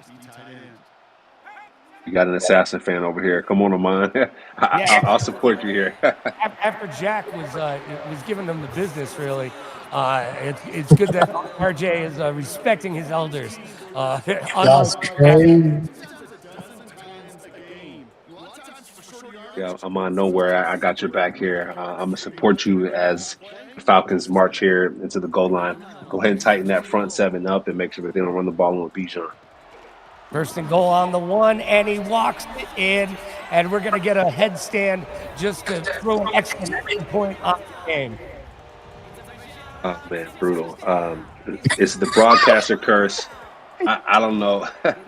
You can be honest, Cam. I just really don't know what's going on here. I'm trying to give Ahman the answer to the test, and he's not taking the answers, which is okay, but he has another chance to make it happen.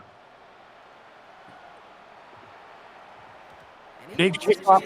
The Falcons are in control, 24 to the Baltimore Ravens, and Ahman Green 7 as clock ticking down to 2 minutes, 37 seconds in the third. First and 10 on the 35. And I got to tell you, Assassin looks like he's having fun right now. Yeah. Assassin, he's licking his chops, and he knows he's playing against Ahman, who can't run the football right now. So hopefully there's some hope in the future. All right, let's see what Lamar Jackson and crew do here. And we're going to get a big sack. That's a defensive stand right there, all the way back. Going to bring up a second and 21. The Falcons defense, when have they ever been this good? I just don't really know. But the fact that they're finding success right now against Ahman is I'm flabbergasted, to be honest. All right, here we go. Jackson running the ball with a lot of yards to make up. Bringing on 3rd and 8 on the 37. Can we convert to a first down situation for Ahman Green and the Baltimore team? Yeah, I love the hurry up offense idea. If he can continue to run with Lamar Jackson, that'd be great. If you want to continue running with Derrick Henry, that'd be great as well. But some of these passes, Assassin's not letting go by. Assassin's having a blast right now. This is the most fun he's had in a while. You can tell he's enjoying himself. He just pulled up the coach's suggestions, and the coach said, no suggestions available. Good pass and catch. Mark Andrews is probably the best option right now for this Ravens offense. So that's crazy.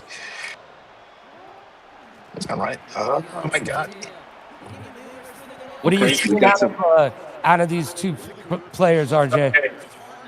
I'm seeing that one of them is trying to go and reach to the other, which was Jackson, which I was thinking like a Michael Jackson, a hee on him. Really good. That's great. Okay. I appreciate you, man. And almost sacked again, but he is going to be able to get the ball away. However, it is broken up, bringing up 3rd down and 5 yards. Is this where the stand ends? I mean, I'm praying for a run at some Like point. fucking Oh, there rain. we go. Oh man, it's tough to see. Sometimes with running backs, you tell them just go downhill, don't dance. I think Ahman knows that, but there's a little bit dancing there with Derrick Henry. Unfortunately, got stopped. All right, bringing up 4th and 2 on the 30. Clock ticking down to 53 seconds left in the 3rd. You gotta make the tackle. You heard Assassin got to make the tackle, but Derrick Henry there, some yards after contact, doing a good job of converting the ball in Ahman's hands there with the chance to score some points. Lamar Jackson from the shotgun. Oh, Assassin's feeling it right now. He's like, oh my gosh, what just happened? 2nd and 10 on the 23. Hurry up offense still happening for Ahman Green and the Baltimore Falcons. Ooh, that Falcons defense is getting to Lamar Jackson. Anytime he drops back, that defense is getting through those one-on-one blocks, finding ways to win. And so, will we see the running game? Not yet. And once again, disappointing my main man, Cameron Lynch. Ahman Green refuses to run the ball. He may have done too much running.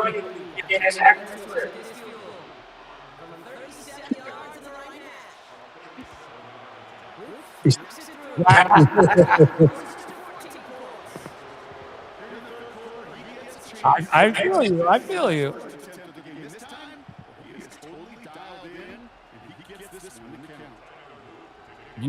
You were able to put some points up on the board. It's Assassin in Atlanta, 24, Baltimore Ravens and Ahman Green 10, kicking it off.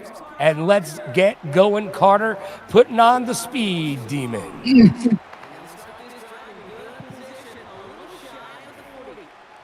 Looks like a good catch from Carter. He got a good catch. He tried to stay away from the assassin, but the assassin really got him really good. These assassins never stop attacking for the others. Assassin, right? Somebody's got to stop him. Somebody's got to slow Assassin down. Let's see if Ahman can make it happen right now. Penix out of the shotgun formation. It's 1st and 10 on the 39. Clock ticks down to the end of the quarter, excuse me. As that's all she wrote for the 3rd stanza. We're going to move it into the 4th quarter in just a minute, but that is a 1st down conversion. Assassin doing what Assassin has been known for and winning. Yeah, Kyle Pitts finding some success there on that seam ball. The Assassin, you are the top 10 player in the world. We see that. We understand it clearly now. You're hard to stop. It's hard to get the ball past you, but I have faith, though. I have faith that Ahman's going to get a takeaway on this drive here and stop the score. Well, I do not envy Ahman having his work cut out for him. I would not want to be playing against Assassin right now. Dropping back to pass it. There you go, Ahman. Big time sack. Let's get it going. Will this be the catalyst that Ahman Greens needs to be able to turn the tides and get back into this bad boy? Yeah, knocking the Falcons out of the red zone territory, I think that's a big defensive play there. So at this point, you settle for 3, right? As a defense, you settle for 3 points. If you settle for 3, that's a win. Or you get the ball, turnover on downs, and get the ball back. Right, Penix working out of that shotgun formation again. Let's see what Assassin has up his sleeve. And he finds one different touchdown. Points. Wow, Drake London. I mean, at this point, he's MVP of this game. Just the explosive passes he's been having. That touchdown was a nice route. He was wide open. So, Assassin showing why he's the best in the world. His defense is top notch, and his offense is unstoppable at this point. Good Good job with the touchdown, Assassin. That was really good.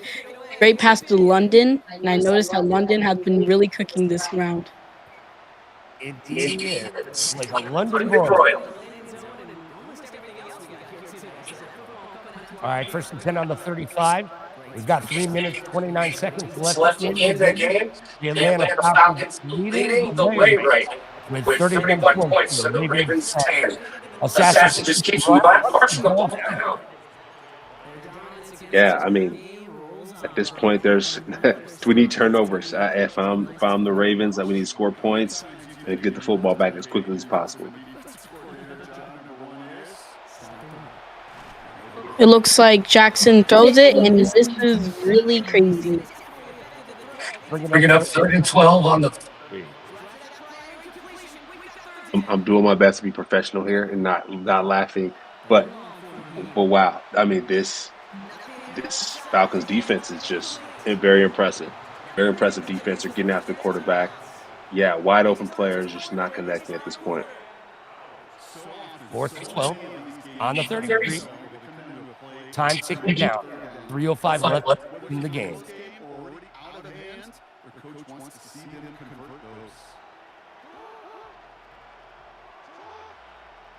We need some Lamar Jackson magic here. Yeah, that's exactly what we need. Is he going to take off on it? Indeed he does. Too little, too late, though.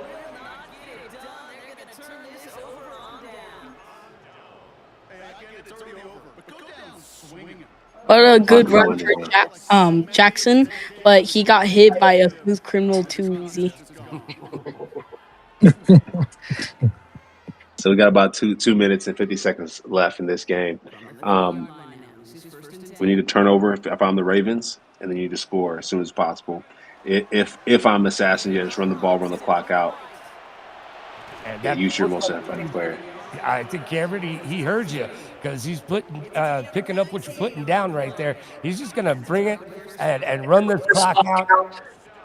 Maybe even take a knee. Who knows? Yeah, it's a no mercy type of game here by Assassin. Assassin, I'm not gonna lie. You might have to send Ahman an apology letter after this. Like, hey. Yeah,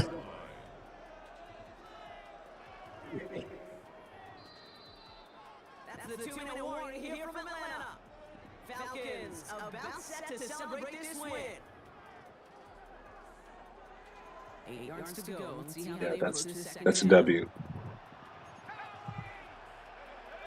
It's 2nd and 8 from the 18.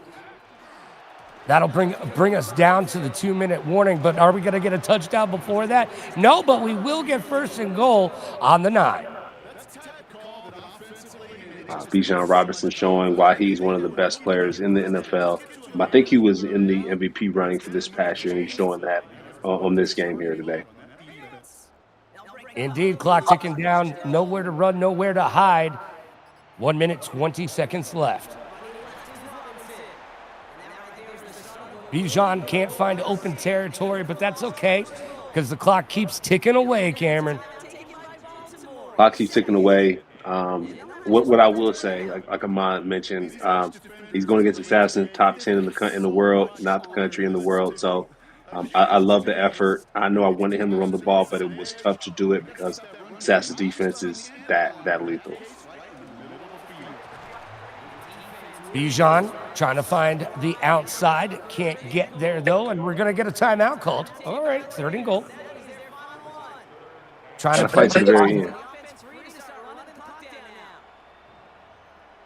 We gotta fight to the very end here. I love Ahman's effort, stopping the clock, making sure that gives his team a chance to get the ball back at least and get better field position.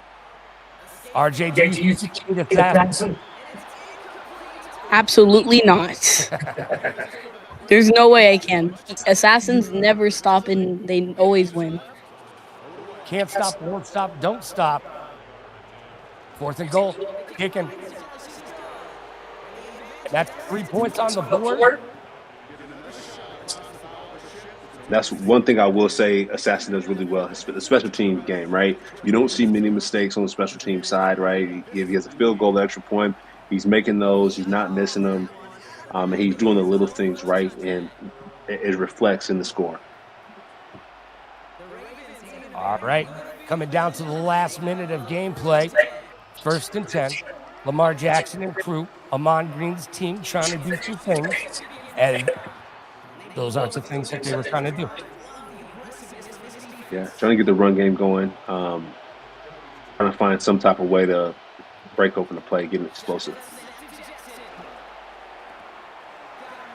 Big time play by Bateman. Wow, I would say that was the best play of the game. Finding some way to get on the outside edge, finding explosive. I think that was like a 30-yard play. Great job by Ahman fighting to the end. And after this, we will be checking in to see Jax go against Julian in the semifinals. That's going to be a big game. I'm pretty excited for that. The game was a lot of fun as well. Ahman, I know you're just happy to be here playing some games, talking football, and you know, getting it done against Assassin. That's what I will say, though. Ahman fighting to the end. I think this is a note for all of the gamers that are watching, anybody watching in general, right? It's not over till it's over. And if you can get your last swing in, even if you will not win, go ahead and do it. And so this game is now 17-34. I love Ahman's effort into finishing strong and not going out with his head down. So Julian, you remember he's serious, and he was able to take out Elite EJ to find a spot to play Jax, who has not lost today at all.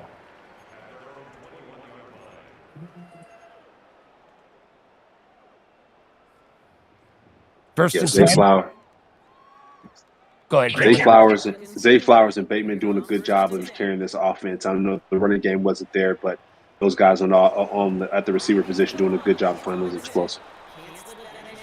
All right, 30 seconds left in the fourth. 2nd and 10 on the 21. Let's see if Assassin just chooses to run the clock out here.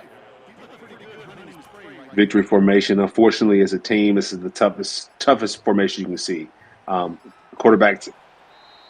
Yeah. That means you're shutting it down. You're getting Gatorade and calling it a day. Good job by Assassin of just putting on a clinic. Hey, GG's Ahman, man. GG's, bro. And Ahman doing a good job fighting towards the end. Yeah, everybody. RJ, what are your takeaways from our show today? Well, I think this was a really good game, but I already knew that Assassin was going to win this because, he's the Assassin. And I would say congratulations to Assassin for winning this game. He really did it. Thank you. Assassin, anything you want to say to Ahman? Hey, man, thank you for the opportunity to play against you, man. It was great. I had a lot of fun. Always love watching you play in the NFL, man. You're an amazing running back, and keep up the amazing work. And I love what you're doing for esports as well.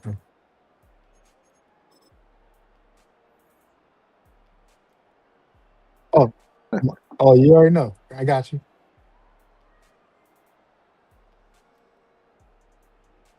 Thank you. Appreciate it. All right.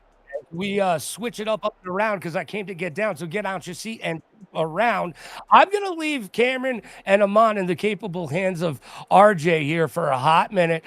I'll be back, and we've got so much more gaming going on. Sirius versus Jax semifinals coming right back at you. RJ, talk to the NFL pros. So, one of the questions I wanted to ask is, what strategies do you guys really do?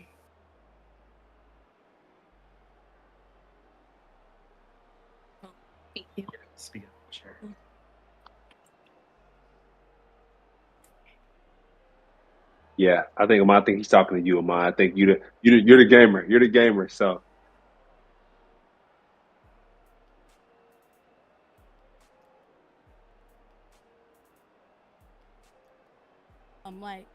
I would say like how you guys throw when there's other people not like getting to you, and how you like dodge it to get to the touchdown.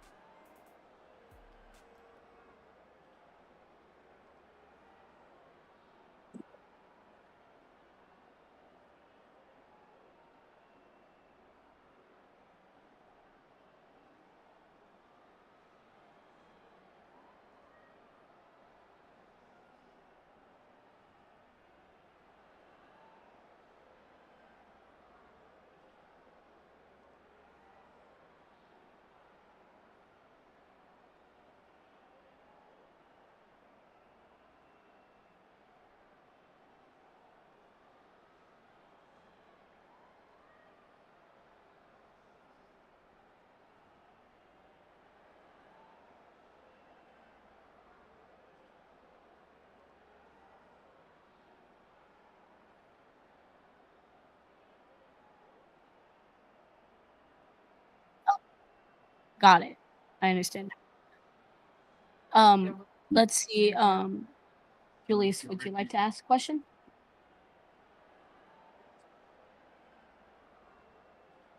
Not right now because we will be starting off our games now. We have Sirius versus Jack.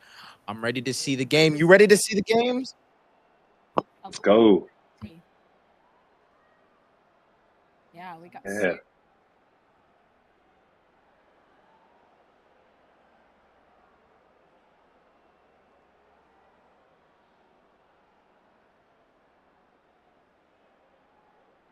He played good ball. Yeah.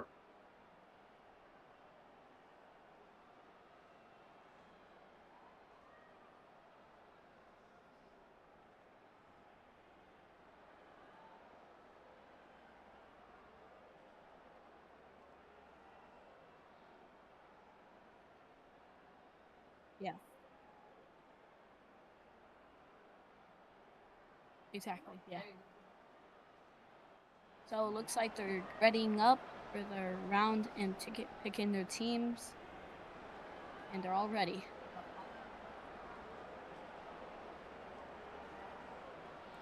Okay, Sirius versus Jack. Check. Oh, there we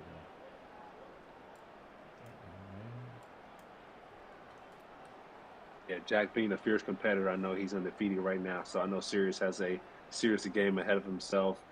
Going against the Eagles, former champions. The Ravens seem like the popular choice, so we'll see if they can find some success here. Exactly. Grab some water. All right.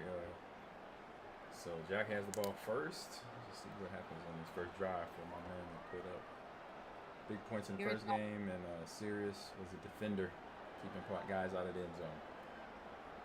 It looks like he got tackled down for the first round, but he looks like he's going to be doing really good and focused. Also, Sirius is going to be really serious. You know he's smiling right now. Yeah, he got some nice smiles wave on his to the face. camera. Bateman, nice gain there. The first play of the game was a big completion for Sirius. Play action, just avoided the sack there. I thought he was going to get sacked because Philly did blitz, but then Jack controller the linebacker and just missed him a little bit there. Yeah. Yeah. I saw him shaking his head in disapproval there. He was upset, but Sirius doing a good job of implementing that run game early, and then I'm sure finding Andrews over the middle or Bateman or Flowers will be the next option. Yes. And looks like Jackson is picking. Oh my gosh, pitching. Oh. Sacked by Phillips.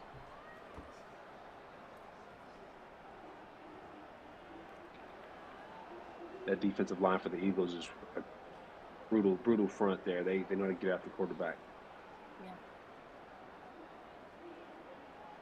Yeah. Ooh. He gives it to one of the players, and they got tackled down. He adjusted. The defense almost had the interception there in terms of Jack, but came a little bit short. You could tell him cycling through his defense, trying to make sure he had the good front up there to try to stop that play right there. Yeah. Looks like Jackson gave it to another player, and touchdown. What a really good touchdown. What do you think, Julius? It was an amazing weave there at the end, just about dodging him and getting into that touchdown line, doing an amazing touchdown there. Little off to the side there with that kickoff. That's where Sirius got to work on this. It looks like it's looking up for Sirius playing the Ravens. Yeah, going against Jack, I think making mistakes like that on special teams is going to cost him. So making sure that he locks in, gets those extra points, kicks off the ball in the line of play, I think is going to be important moving forward to win this game. Yeah, you got to go into the skills. You can practice kicking field goals. That's going to count up double, towards the end in terms of even field goal or kicking off too, because then you get the ball. He gets the ball on the 41-yard line because he kicked it out of bounds because of the penalty. So you got to make sure field position, mindful of that too. Yeah, totally agree, man. So let's see if the other team, which is Sirius, gonna get the touchdown.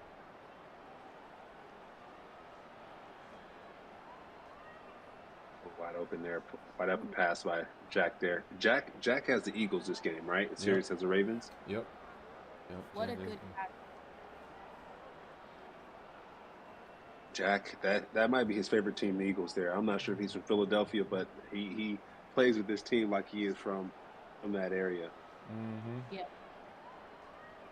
Oh, man. So close. Oh.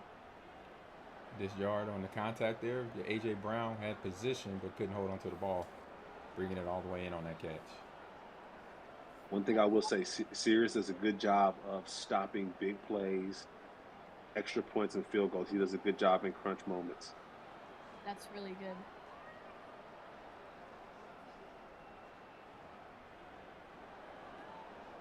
Catches it, but got out of the line. Out of bounds, yeah. Oh, it was out of bounds. Yeah, Sirius's defense. Yeah, Sirius defense. It is serious, I will say. I think it's third down and some change. Catch. Out of bounds. There you go. Good completion there with Jack.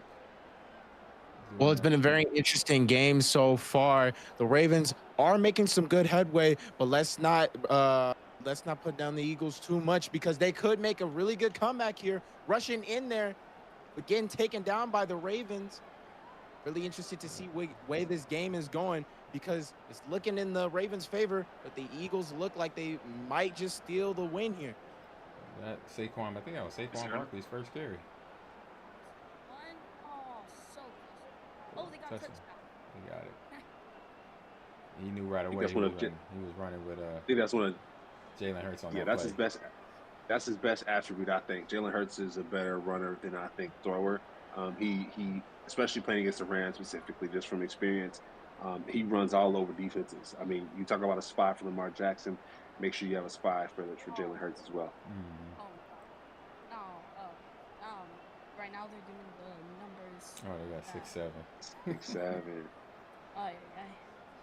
He said, Okay, he got the ball.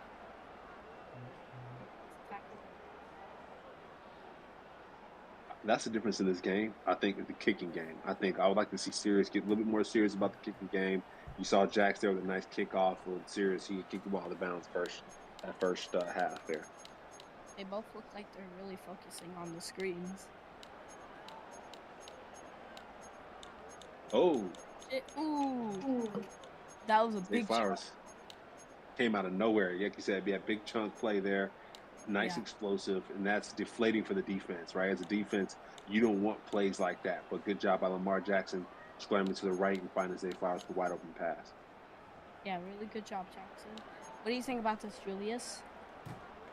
So far, with the score being, no joke, 6-7, it looks like the Eagles are up, but the Ravens are putting up a real fight here, blocking that amazing catch and taking them down there. Still, but the Eagles are still getting some yards for that. So maybe it might be 6-14.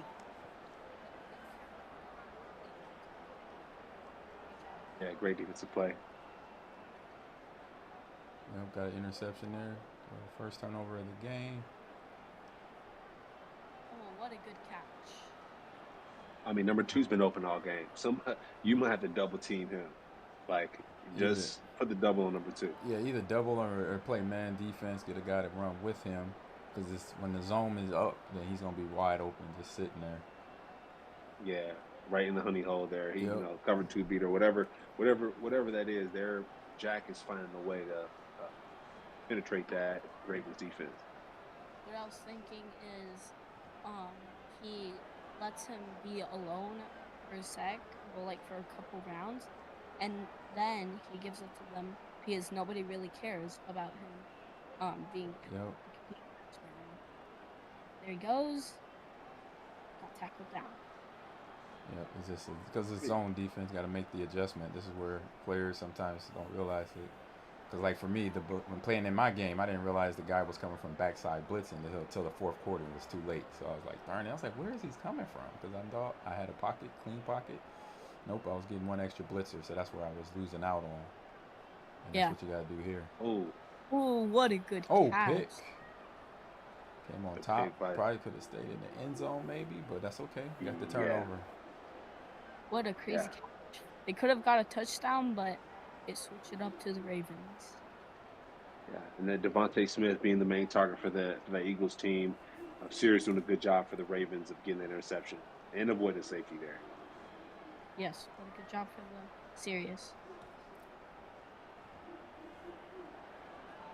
Wishbone formation. Can he run the ball out and be That's good old school field right position? there, baby. Oh, Lost pick. him. Did you get that? Oh, What a- good job. Good tackle. But what a good catch. Now goes back to the Eagles, and let's see if they get their points from doing the touchdown. So essentially, Eagles threw the interception in the end zone, got it picked off. Instead of taking the knee, instead of Ravens taking the knee, going to the 25, went to the 10-yard line, and the Eagles picked it back off. So they're in the red zone again. Right. It's pretty much back at square one. Back at square one for the Eagles back there and in forth. Jack. Back and forth. Yeah. So see what Jack does here. Has been on the goal line a lot. Touchdown. Nice. But that play action still works. Good job, Jack. Able to get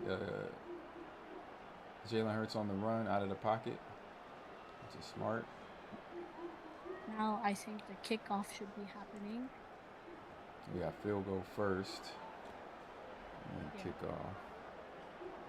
So we had, what, 3 interceptions in the first quarter so far? Has it been that many? 2 or 3?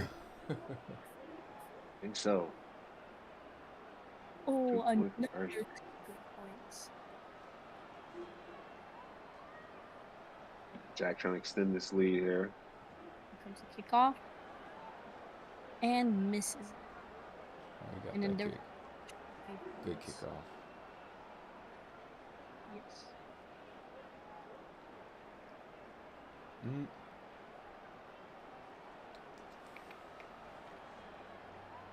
A question: can Sirius and Jack, can they hear what we're saying? Can they hear us commentating here? Are they locked into the game and the sound and everything? I think if we were there, they could hear us. Cause I don't know if they could hear us through the. I don't think they're in the Discord.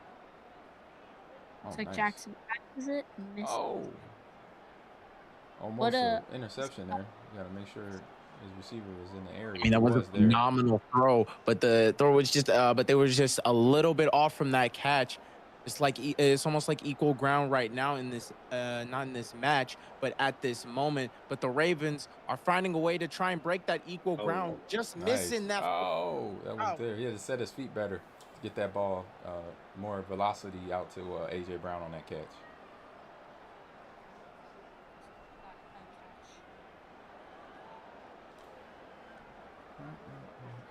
Nice seam ball there. D-Hop, wide open. Oh, there you go. Hey, Sirius can play some football here. He knows how to play Madden. Like he said, he may look young, but he knows how to play ball. Exactly. He's acting serious. Another muff kick. Oh, yeah, you got to practice that field goals. He got to work on his PATs and field goals. Yeah, that's crushing him right now. That's a second missed kick. He makes it. He does kickoffs good. Oh, what? That would look like it should have been a normal kickoff. Yeah. There must be a glitch in this controller or something. Yeah. I'm blaming on the glitch. That one looked like I watched him that time and make sure he was in the middle. He was in the middle and he held the button and it came back down, but then that should have went straight. I don't know why it went to the right. Interesting. Yeah. It might be he might have stick drift or something in that controller. Do the field goals and stuff. Over, got tackled. Oh wait. He's trying to run the clock out. Let's see here. What's the time? No, it's first quarter. It's just nobody was open. It was first quarter, 2 seconds to second quarter. So I think he was trying to wait for somebody to come open, but nobody was there. He drifted back kind of far here. That might be. Oh, well, that strategy's working. He has AJ come back to the ball. My question: will AJ Brown be back at the Eagles next year, or will he get traded? That's my question. That's a good question. Don't know.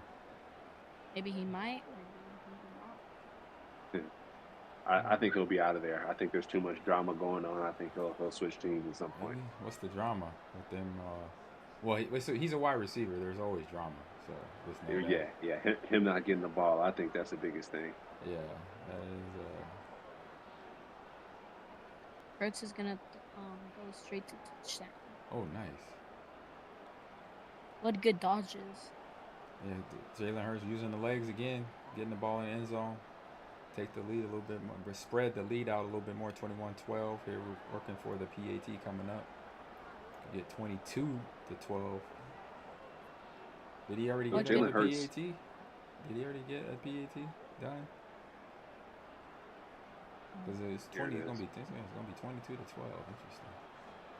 I think this is the second score by Jalen Hurts with his legs. I would like to see something similar from Lamar on the other end, right? Get Lamar on the edge, have the defense that they're playing, man, go downfield and run the football.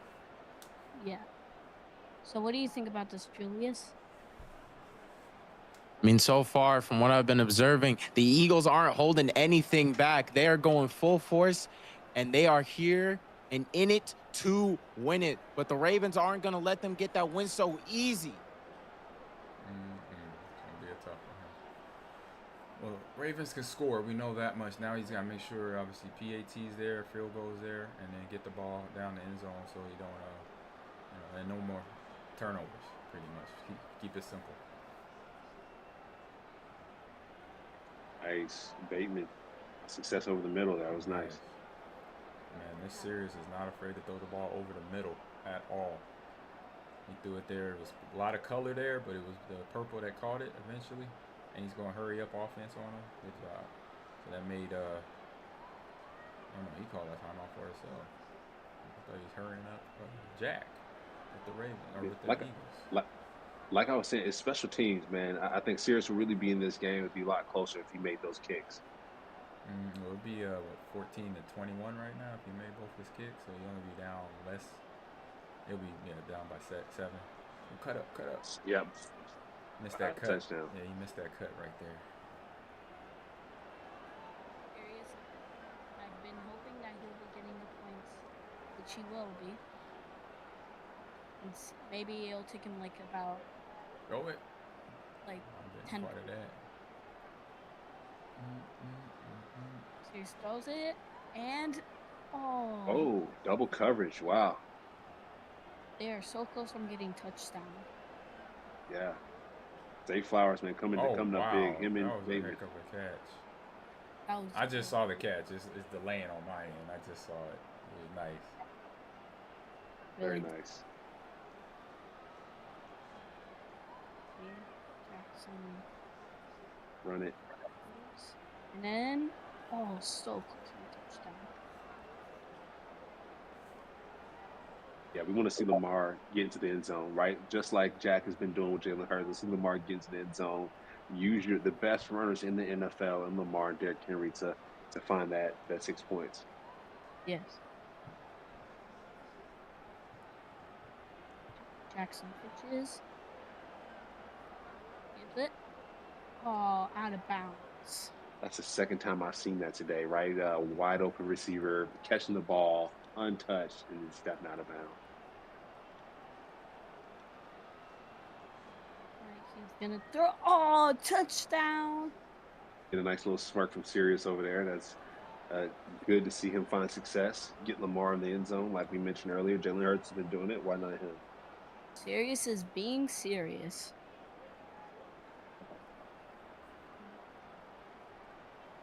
Okay, yeah, he something's wrong. Something wrong with this kick mechanism there because he's missed every field goal, every kick. That's not him. Yeah, that's something going on with the joystick.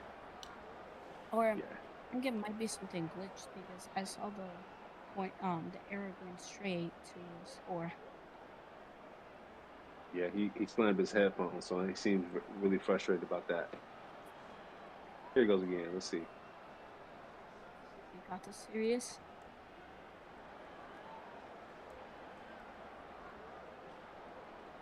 Oh, yeah. There's something wrong with this controller. You got to pause the game after that. Yeah, it's a controller thing. He's kicking perfectly. Yeah. You gotta let everybody know. Or let them know that his controller, something's wrong with it.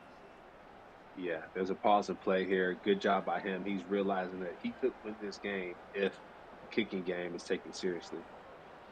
Yeah. What do you think about this game so far, Julius? I mean, this game it's got me almost at the edge of my seat because we have Sirius almost outside the game, but still not giving up. And then we have Jack bringing the heat. Both of these two neck and neck, trying their best, trying to win. And honestly, I'm really hyped. I'm really excited to see what's going on next.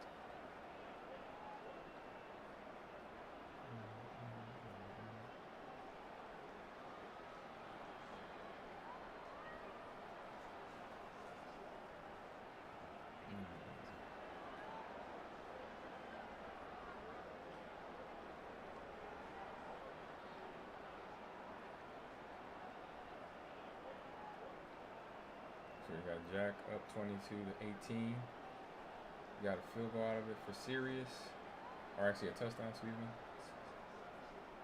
And then Jack misses a throw. Nobody was there. He was looking for Dotson. Dotson wasn't there. The linebacker looked like he had him covered. So good job there by the Ravens defense, keeping his favorite receiver from coming uncovered. It looked like it's the same thing here.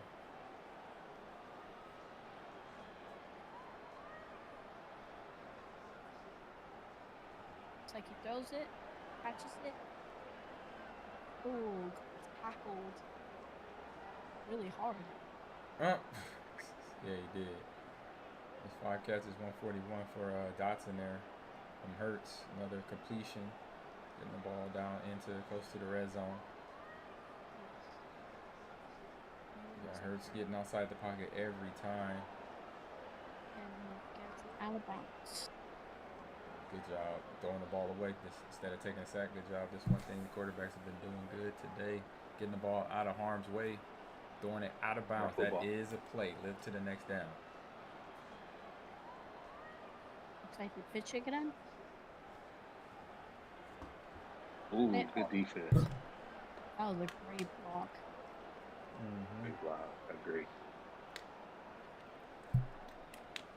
Like I said, Sirius plays good defense. The only thing has been the kicking game. So I'm glad he changed his controller out, and I think the second half will get even closer. Yeah, you'll have opportunity to see what happens. Then they won't have to worry about missing field goals, which is obviously a part of this game. Yeah. I mean, at that point, do you call for a rematch? You know what I mean? If it's really close, like, do you call for a rematch? Say, hey. Good question. I don't know. Yeah, you're going to have to chalk that one up. I say in a real Madden series, potentially. Yeah. Because it was mechanical. Yeah, it's been like 6 kicks that have been thrown them off, I feel like. Yeah, that's 6 points. Yeah. Yep, so that's potential. Depends on the rule makers and what they put down. So you got the ball to go on. Ooh, touchdown. Oh, nice. Broke tackle. Devontae Smith going He-Man on him, getting in the end zone. He's a little guy, but he got big on that one. He sure did. Got an extra. Because I may not see him running somebody over like that on an RPO. Yeah, he's 180 pounds, so like you said, I don't think he is. Yeah, 180 pounds soaking wet. Makes it and misses. And then there they go. Dodges staying. They dodged 2 people at the same time. What a good dodging for Sirius.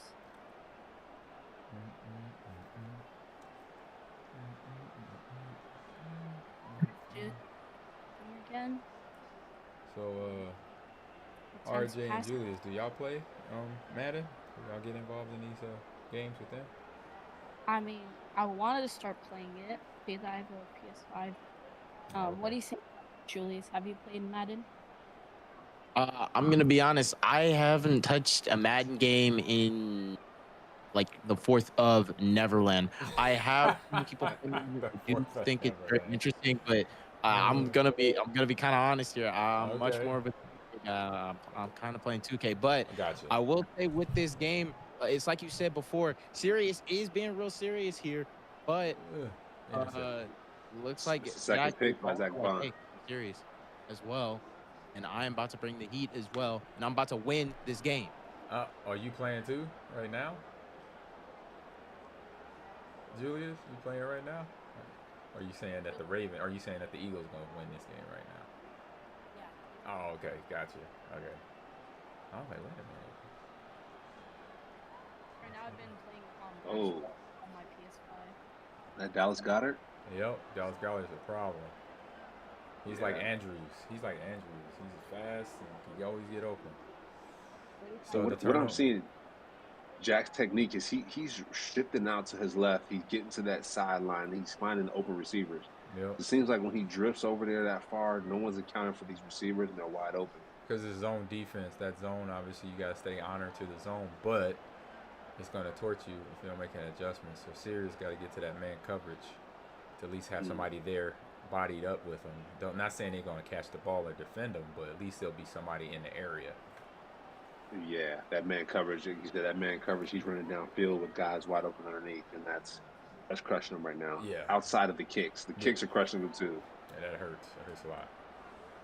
Well, let's see if Sirius gets a different strategy to get a touchdown. Oh, switches again. Yeah, this is the third interception of the game. That one looked like it was going to be completed, but it wasn't. Dang it. Yeah, these interceptions are brutal. So that's the difference right now. Turnovers, you can't win against a good team without with turnovers. We heard that a lot, Cam. We know that that's saying, baby. If you're playing against a good team, cannot have turnovers, or you can't have a lot of turnovers. We could get away with one, but a whole bunch of them, you can't do it. But 4, yeah, it's hard to win.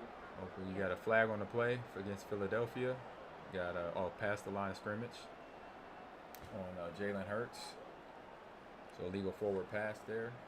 So it takes the tutty away. No touchdown. Pitches. Is he gonna throw it or is he running? He's running. See, he's running to the left. He does it every time. He runs to the left, that left side of the field, and nice juke. Tries to find someone that's open. If not, runs it. Yeah.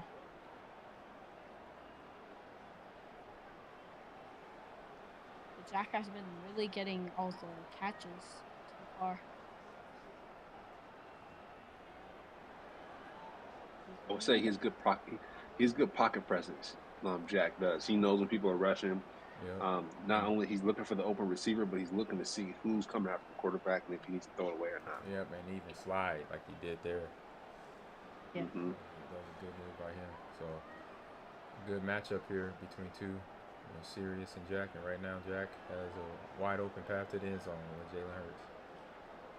To that left side, he's just rolling out there. So if I'm Sirius, I'm blitzing from the left side, right? That he's been going there pretty much every play. So go ahead and send the blitz from the left side and force him to the right. See if there's a different outcome. Looks like 43-18. The kickoff again. You see the difference in the kicking direction and like the operation, where he's kicking to the far side of the field and he's finding some success. The ball only gets to the 23-yard line. That's, you're winning on special teams. That means field position, and that means your defense has a better chance to find success. Yeah. Exactly. And How do you think more about this, Julius? I mean, the Philadelphia Eagles are up by an amazing catch there. They're running, dodges, weaves, but still gets knocked down. He's trying to go. That might be interception number 5. A little bit of time left to make something happen. The second quarter. He's trying to make a big play going into halftime.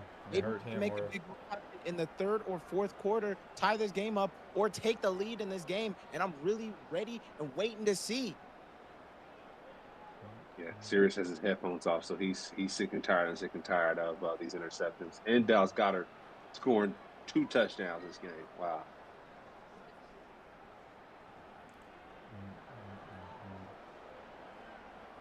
So Sirius looking perplexed there. Learning experience going on right. He did go for the pick there in this. Like I said, Dallas Goddard, he has that aggressive catch, just as Andrews has, because I think I had that against Assassin. I had a big catch against with Andrews in that game. So some of them tight ends in Madden, they just have something that other tight ends don't have, and these are 2 of them. Andrews and Dallas Goddard.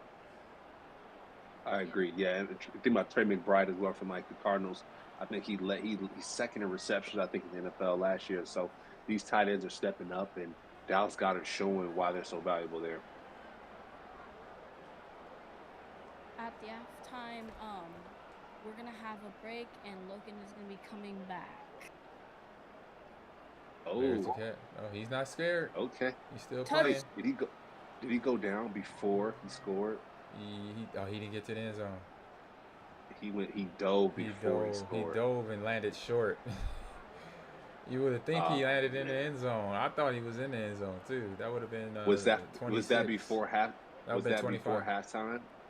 Either way, it was before halftime because the clock was 0. He just had to get in the end zone, but he jumped and he landed short. Yeah, so he didn't have to, like, with him catching and outrunning the guy, all he had to do was run to the end zone. He didn't have to dive. And so is this 50 to 18? Is this the 21 rule? It might be. Yeah, this might be. Yeah, this is definitely a 21-point rule. So. Yeah. I mean, after diving before getting to the end zone. Yeah, that's at that point you got to pass the sticks. Yeah. We'll be right back. I think we're off. Yeah, it's time for the break. Yeah, little break. Bye. Bye.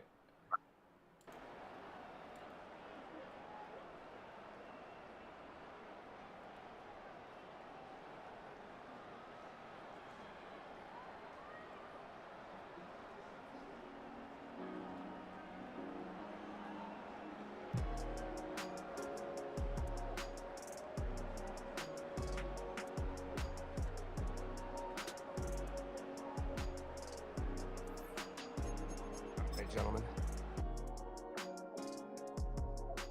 Ooh. Hello.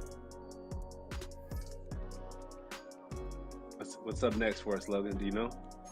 Well, it's halftime, so we're taking just a quick break. Kids needed to go to the bathroom, and then Sirius and Jack will continue the match, and that's about as far as we've gotten. So we got another half to go there.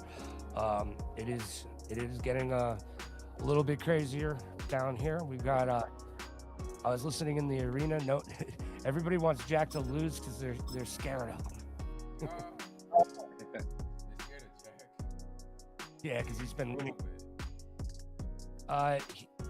Jack has been he hasn't had a game that he didn't score 40 or more points today. So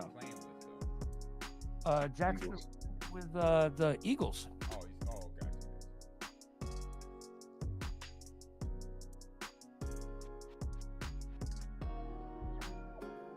Wait, they're going past halftime. I thought there was a 21 rule for this one. Oh, is there a 21 rule? No, there's no mercy rule. They're gonna keep going. Oh, it might get 100.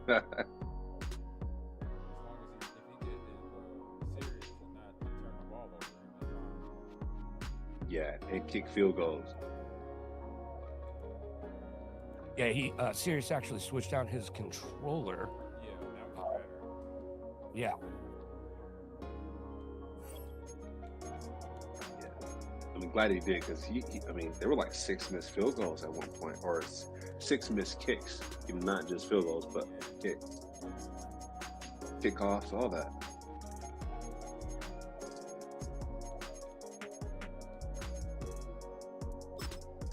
Hey, as long as they're having fun, that's all that matters. Oh, they are. They are. The arena's got a good vibe. People are having fun. All right, we're back. Ladies and gentlemen, gather around because it's time to get down. Yeah, there is no mercy rule here. We've got Jack. Historic Lambeau Field. Fittingly, it butts up against Lombardi Avenue here in the heart of Green Bay, Wisconsin. How are you guys Coming up, we got a good matchup on tap here, as it'll be the Buffalo Bills taking on the Green Bay Packers. Some glitches on the kicking side, but other than that, Jack is putting on quite a performance each game I've seen him play. Yeah, a lot of the competitors around the arena were saying, you know what? Now the kicker, Jack Brandon is a McManus, beast about at ready Madden, to get us started. I don't want to play him. And off we go from Lambeau. Yeah, they're going to have to. And And they will wrangle it down a couple yards shy of the 30. Second and 10 on the 41. Yeah, Jack's doing a good job, I would say, of turning the football over. I mean, he's forcing turnovers. Sorry, not turning the football over, but forcing turnovers. He's doing a good job of getting interceptions. I think he has 4 interceptions this game. So that's been the name of the game. And then for Sirius, it's been the kicks, right? There's been errant kicks, whether it be kickoff or field goal. That's been great. Yeah, Sirius changed their controller out, and it's gotten noticeably better, but still having a little bit of a kick glitch there. Allen going to look to throw on the first play. Got it complete to Khalil Shakir. And he'll be taken down, but not before they work it across midfield. Doing a good job. 23 yards, the final tally. I mentioned this before, but I'm sure after he caught the ball looked up and thought to himself, I'm trying to find some space, trying to make people miss. Some pressure on But a that side swarm so of he can't defenders go were out there, and they dropped him behind the line of scrimmage. That's definitely a good strat. Julius, how you living over there? First down, here's the run with Cook. I mean, I'm just kind of amazed by this game. Jack is dominating competition right now. Let's see if Sirius can try to make a comeback. I mean, he's got the entire third they're quarter. showing here early because they did it both ways, you know, right? I'm just Threw holding the ball out on first down for a nice hope chunk of yardage. Came right back and ran the ball. Looks like they got the defense set back on their heels. Let's see if they can keep this moving. And he'll get it down on the play to the 37. Only a gain of a yard, but that's all they needed. Second and inches is oftentimes an invitation for an offense coordinator to take a big shot downfield because he feels like he can come back on third down and pick up the first down. But sometimes you just don't want to break tendency. Stay with what you are, stay with who you know, and go get the first down. That's exactly what they did. Give him a gain of 5 on the completion. And it'll be second down. You see Jack every time. If you're these receivers, you got to be ready because when he's going to throw it quick on that RPO, he's going to throw it quick. And this is why you spend time with your guy either in the off season, during the week, the whole bundle. Because sometimes it's just telepathy. You both see the same thing, and he knows get the ball to him right away. And he will cross the 30 down to the 29-yard line. 2 yards still to go. Third down now. Now Allen. He tries to force it in, and it's intercepted. And now off to the races down the right side. And into the end zone. It's a pick six and a Packer touchdown. It's only the first quarter. That's a quick shift in momentum right there because they were driving. I see if Green Bay really had a good defense. And then not only, Charles, do they throw the pick, but it gets returned all the other way for the score. I think the important thing They didn't say user pick either. Check.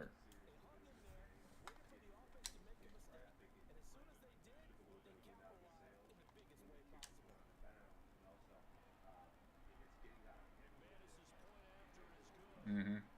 Guess I better score quick. Definitely. Jack, Sirius, every player has been playing real hard, regardless of how the score gets out of hand. They're playing all the way through. You want pizza or?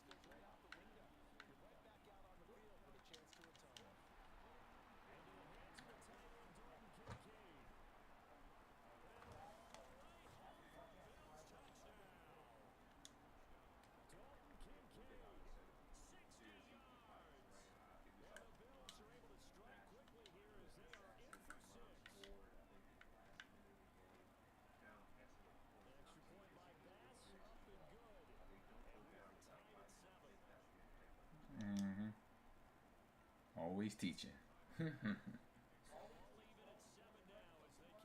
Oh, yeah.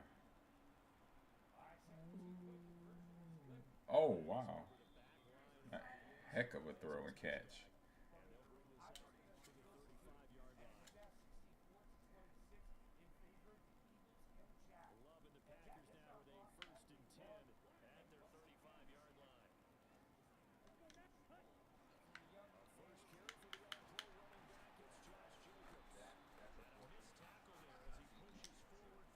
Yeah, you got to get that fixed.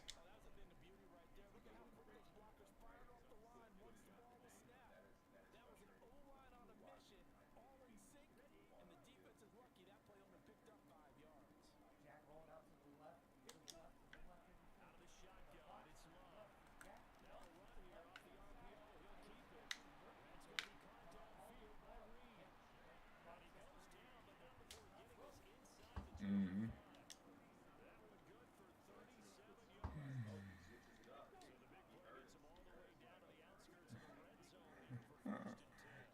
Yeah.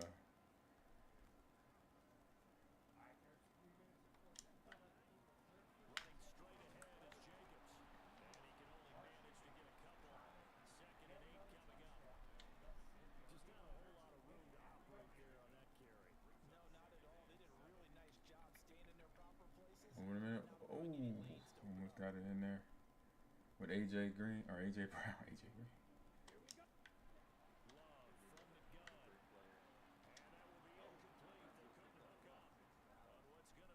Oh, that looked like a that did look like a pig. It came close.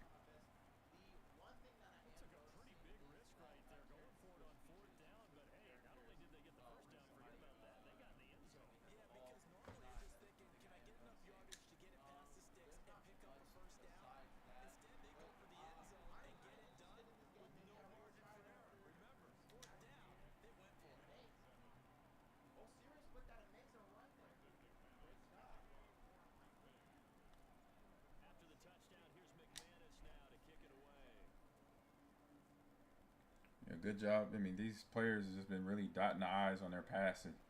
Getting everything in there that they need to, and not missing the receiver.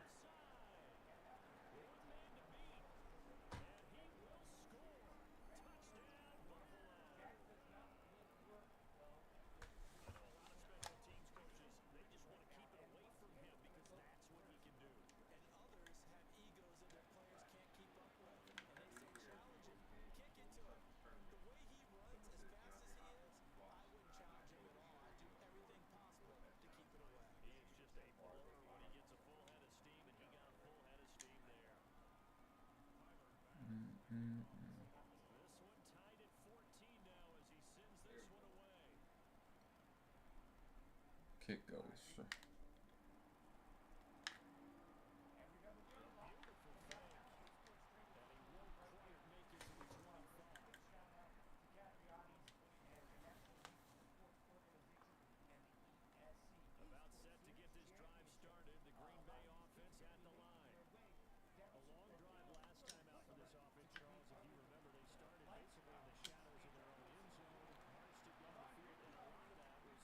Hey, I'm trying to make it out there myself. Yes, sir. Yes, indeed.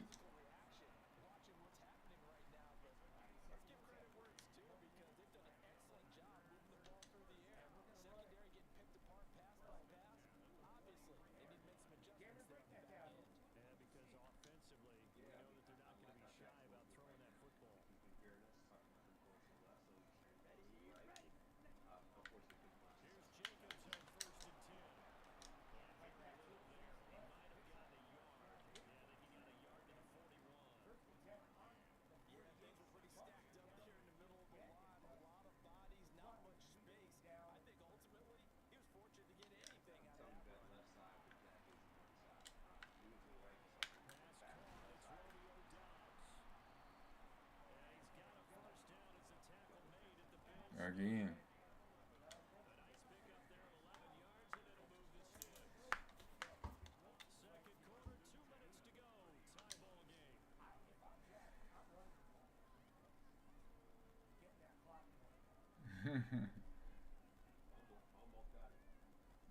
Oh. Big hit there. My delay. I'm a little delayed here, so I see the hit afterwards.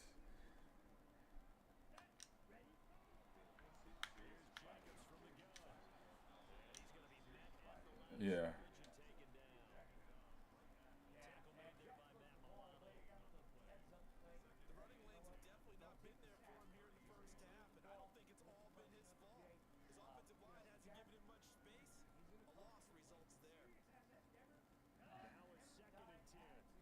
Yep.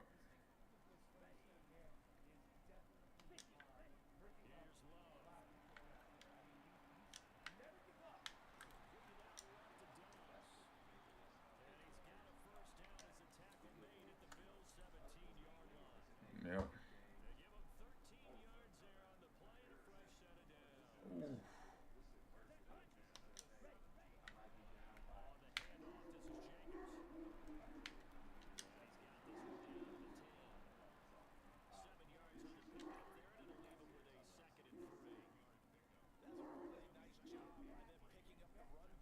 Oh.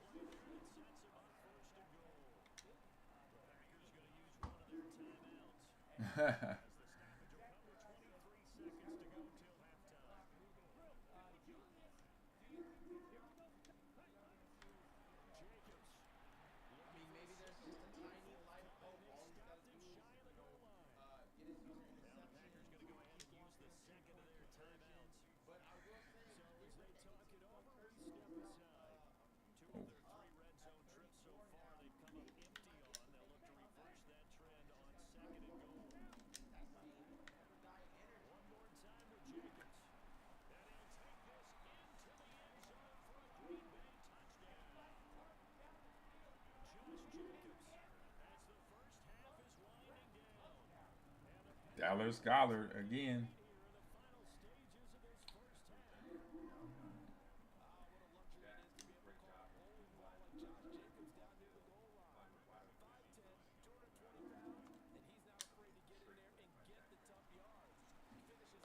When you get in your rhythm, and that's where a lot of these players have gotten today. Jack is one of them. You get in that rhythm. Like I said, don't for nothing.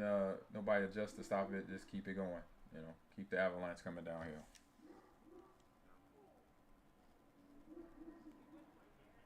Ooh.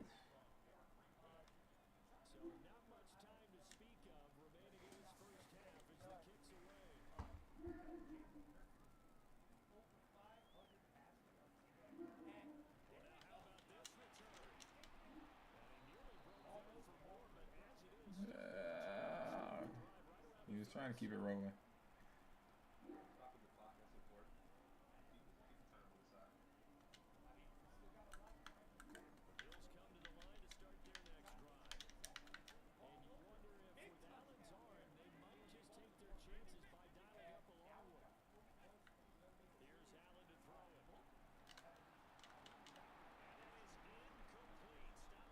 It's a lot of points being scored overall in some of the first couple of games.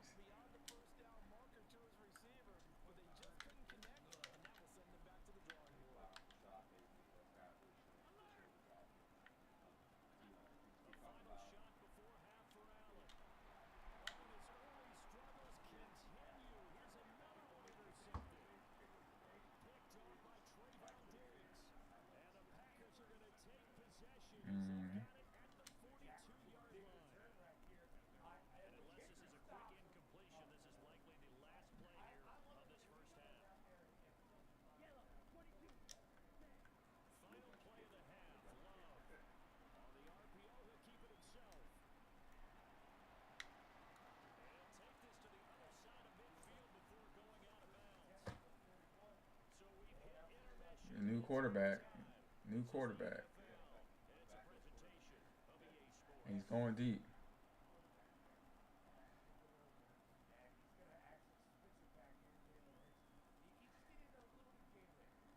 A little bit of Gatorade.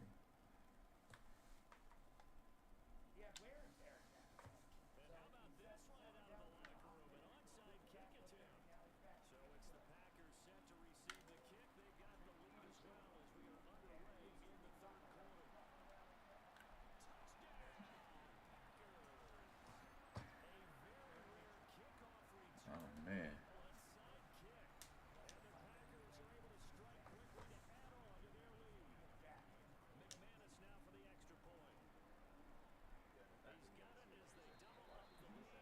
Yeah.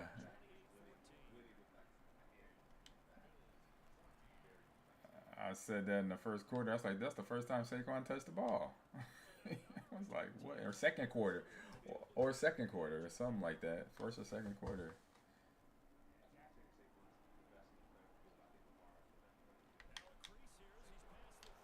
Hey, you gotta kick off first there.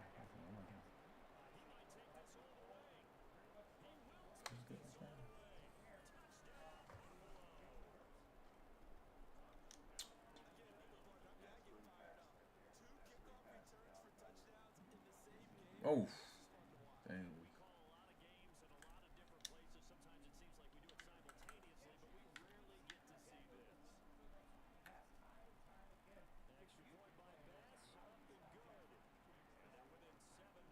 I honestly don't know. I would try and just, well, I'm not really, I don't really know much about football, but I'm really trying to do is try and go for his quarterback. He's trying to, target the quarterback for a toss and if that doesn't work, just try for most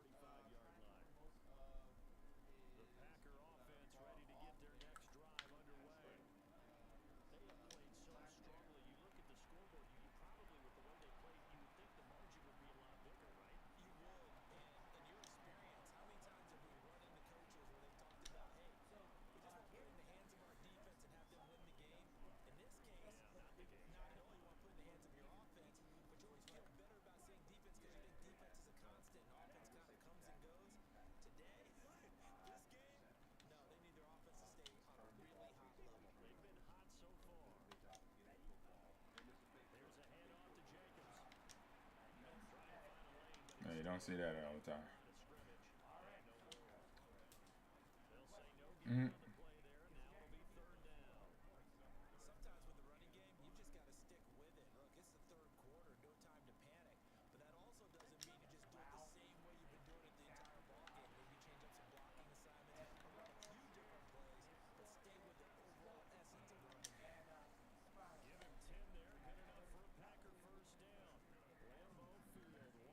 Mm-hmm.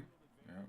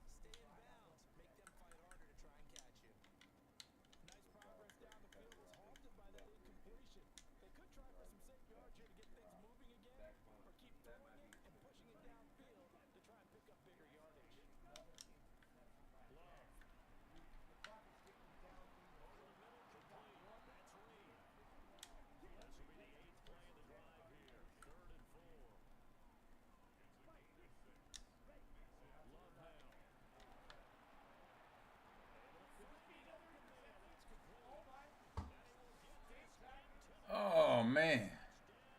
Oh, he got it. Sirius got it now. Good job. He tried to take it to the house.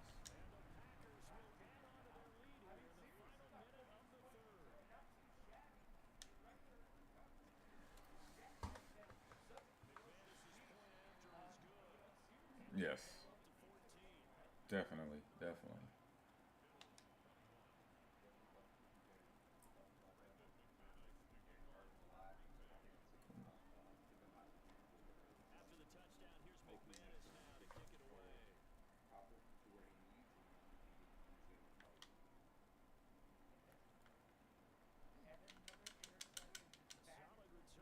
Oh no.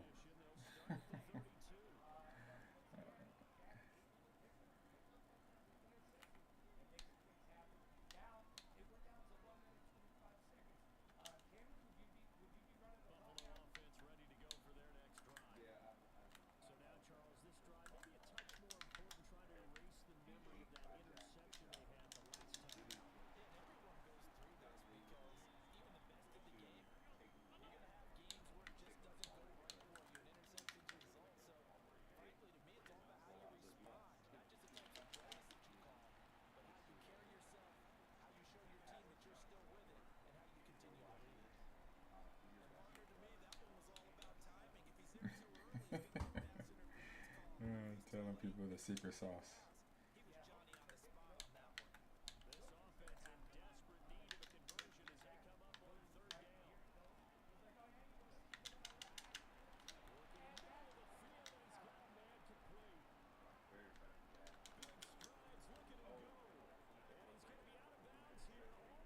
Mm.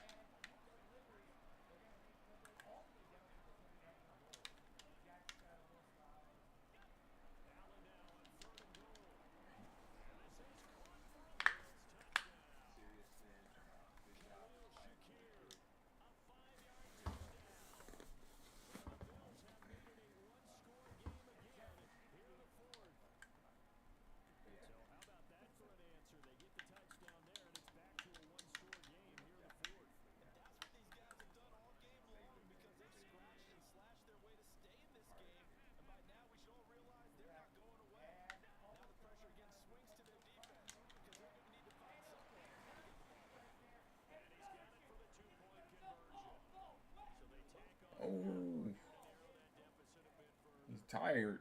He's sliding.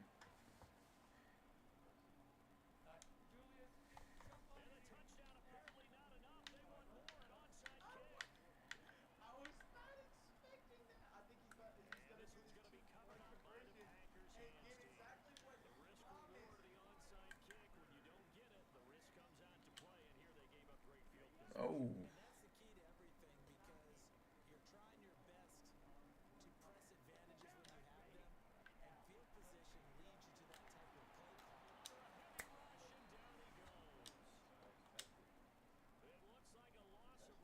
Oh, we went to the end zone.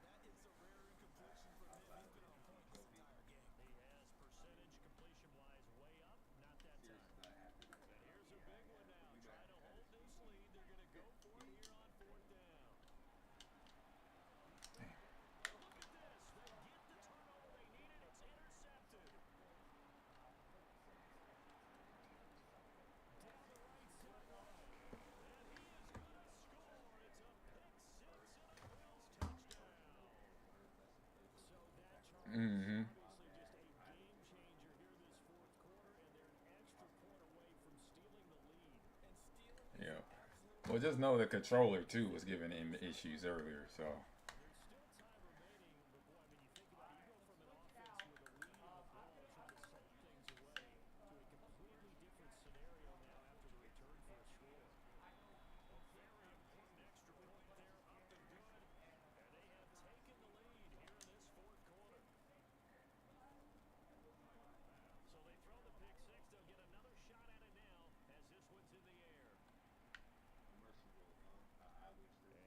Yeah, it should be. Yeah, we need to put that in. Yeah, no, I know. I was watching it. Oh yeah.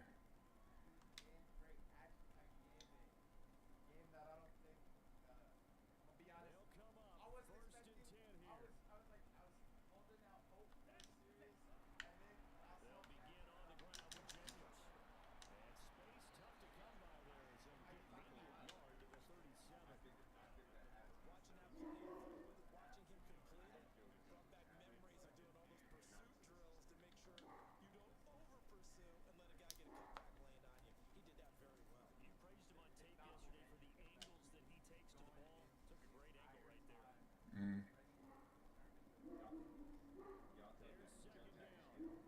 Mm.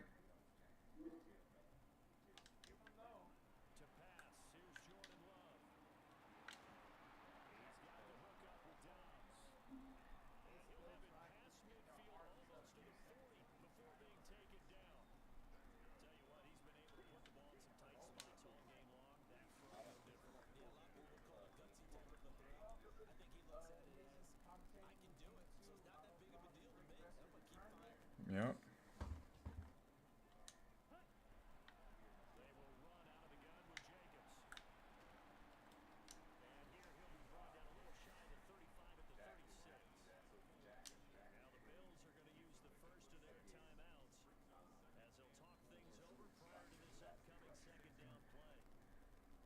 Yeah.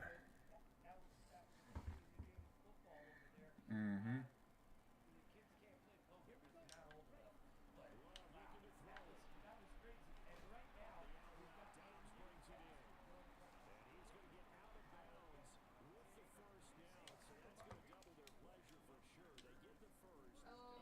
Hello.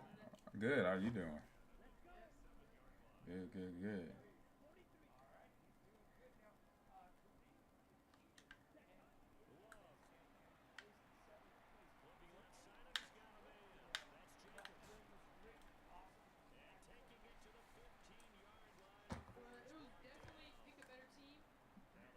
Uh,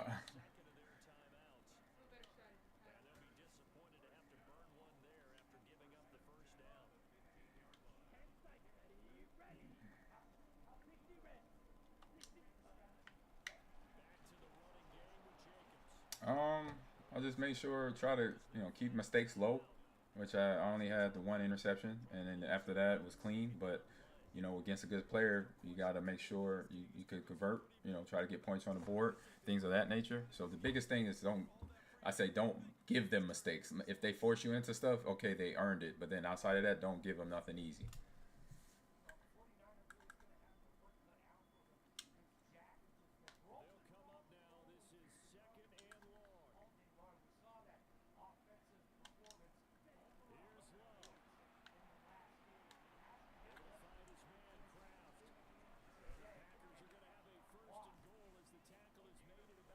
Mm-mm-mm. Yeah.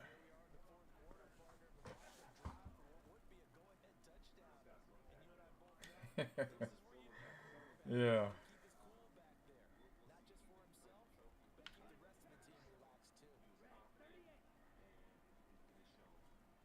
Yep.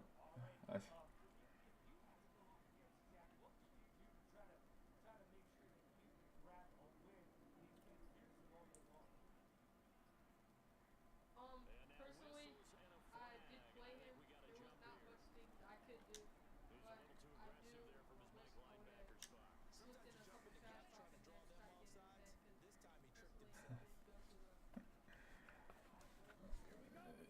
yeah, it only works on some people.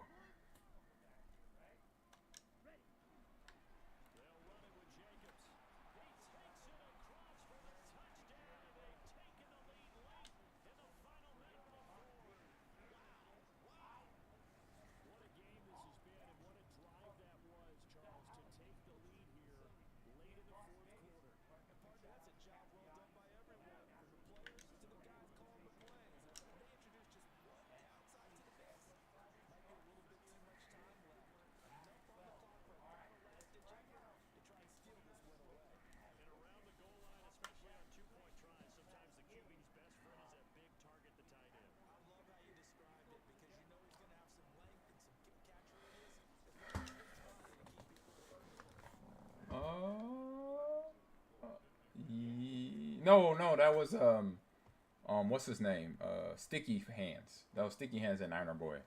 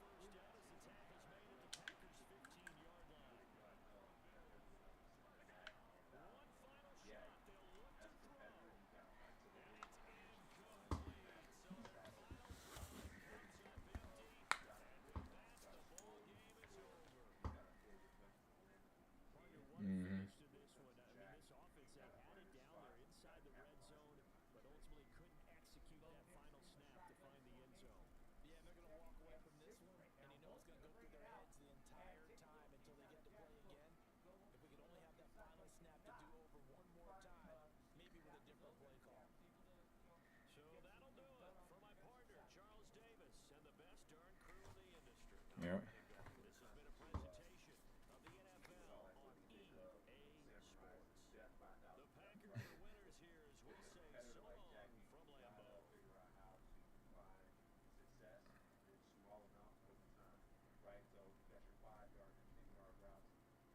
Oh.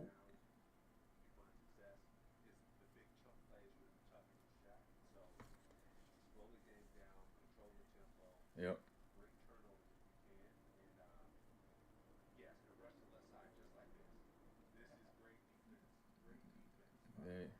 There you go. Yeah, rush the left side, make him bail to the other side, throw the ball away. No damage done. Good defense.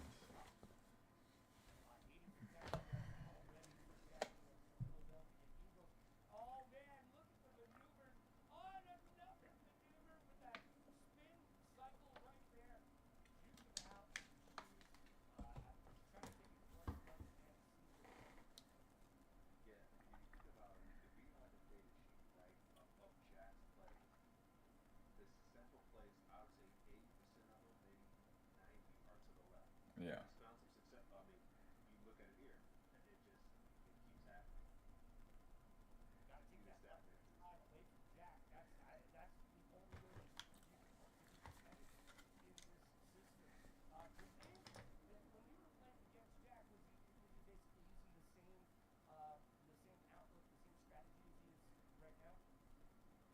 Yeah, basically it was the same play style.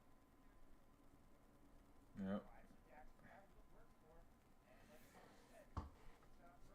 Don't fix it. And then defensively, he's got to make the adjustments. You know, eventually you got to go try. You got to test it out. Be like, all right, let me try man coverage and see what happens.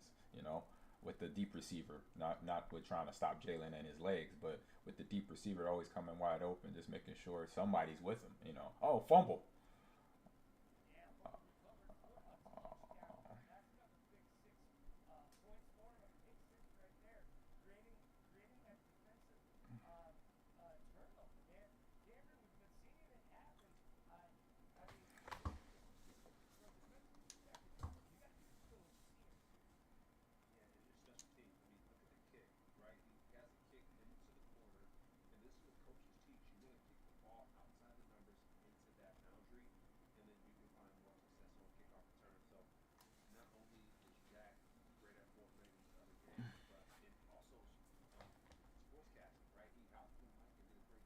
Mm-hmm.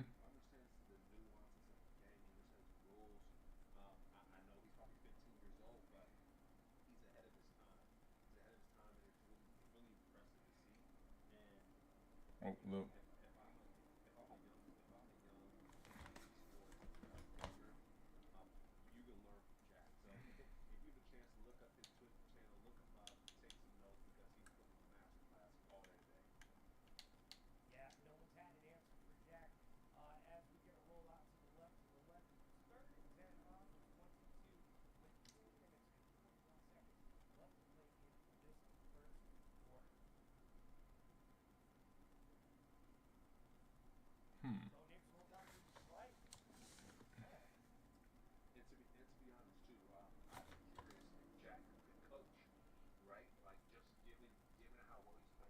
Mm-hmm.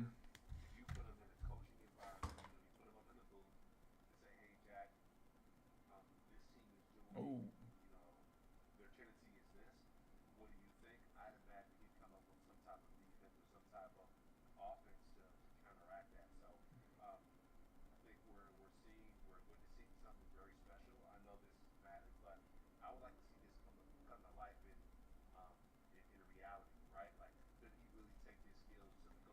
Right. Yeah. There'll be opportunity.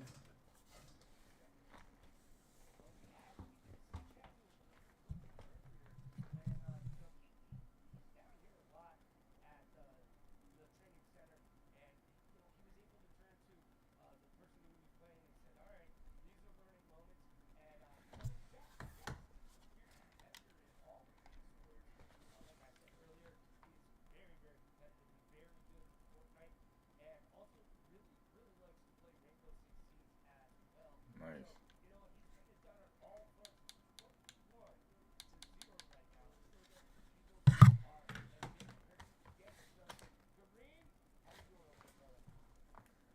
Doing pretty good. Just watching the game. Been a pretty interesting game.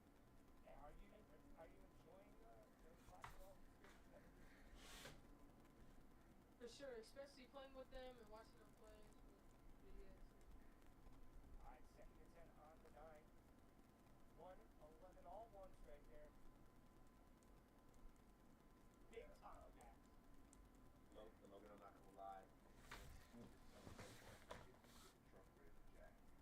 Oh.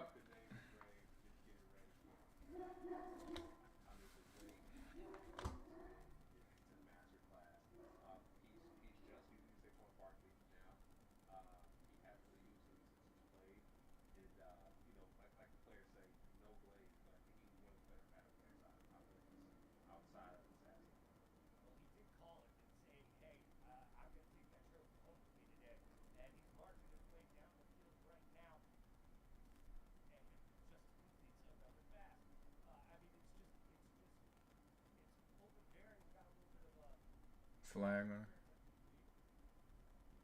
on defense on Niner boy.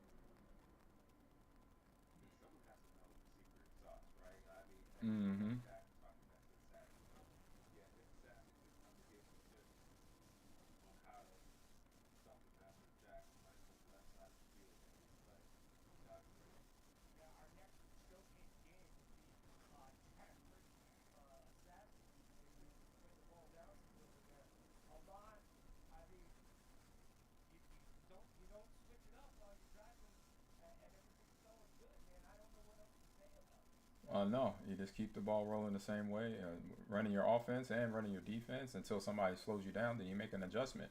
Until then, and it's only a slight adjustment if you need be. It's not no big overhaul. So just understanding that, and I think Jack knows that, and a lot of players know that too, because if you've seen every game, every player has been stopped at some point, and then they make an adjustment. So they are, doing the critical thinking task that we have to do as athletes, playing football, basketball, baseball, stuff like that. So that's the good thing.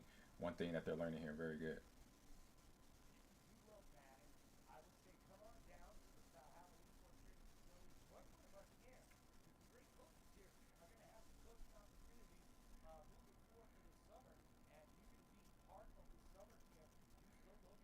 Oh.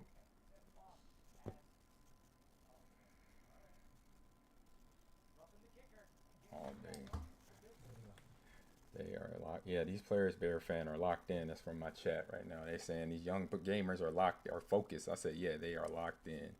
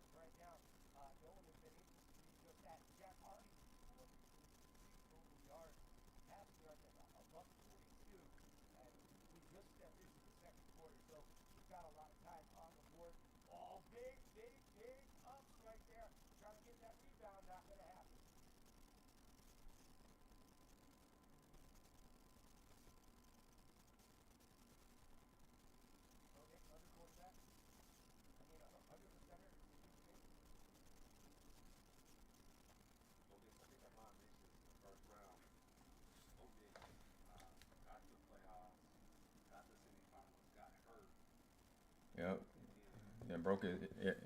Broke his ankle in the AFC Championship game, or in the game before the AFC Championship game. At the end of the game, he broke his ankle in the fourth quarter against the last play.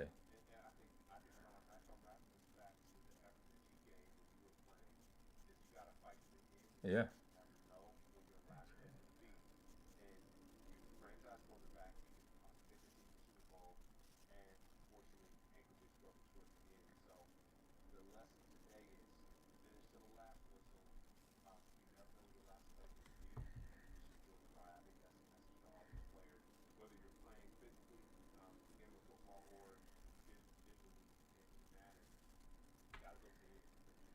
Mm-hmm.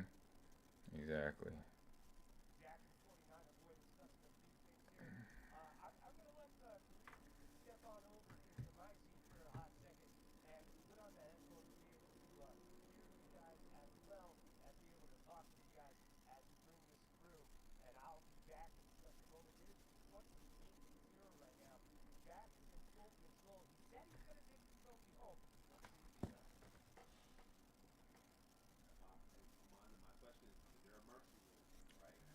In most Madden tournaments there is a mercy rule, and even the pros. But obviously you don't see that much of it happening because it's pros versus pros. But when it does, just to help, so we're not playing a full game when we don't have to, and it's kind of out of reach. And it's not nothing. It's not a bad thing. It's just something to keep things moving. So we should have a in mercy rule. Right, mercy rules are usually 21 or 24 points. Yeah, before half. Yeah, yeah.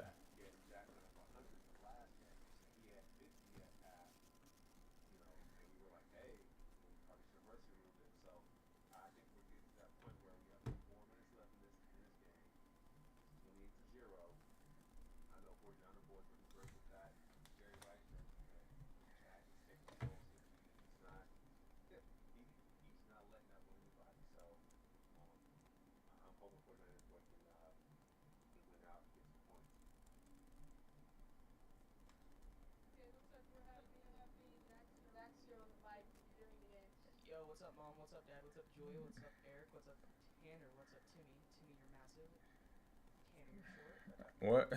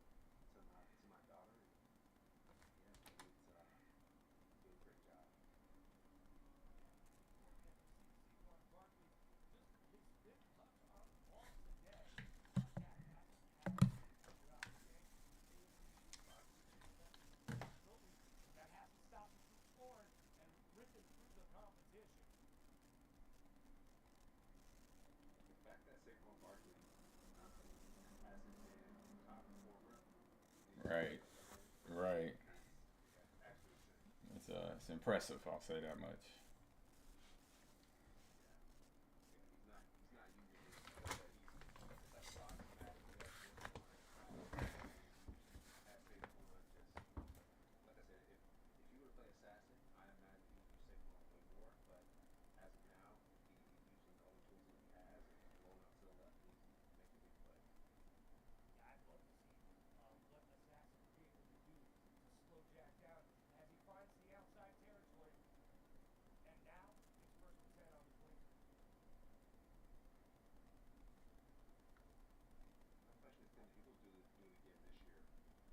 In real life. Yeah.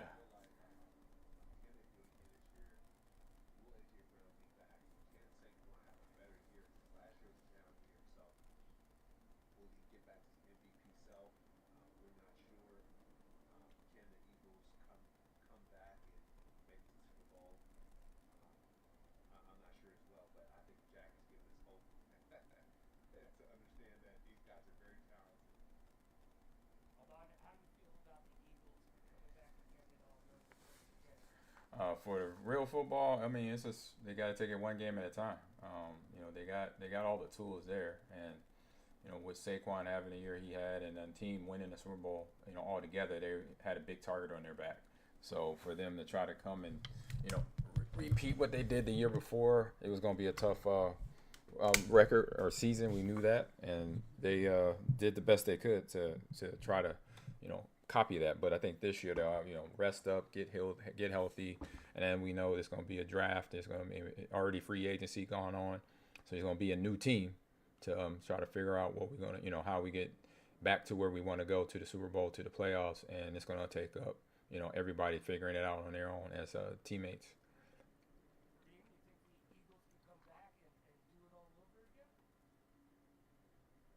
Personally, coming from a Bills fan, I do not think so. I feel like they would have to do good picks in the draft, pick up a couple players on defense. Nice throw.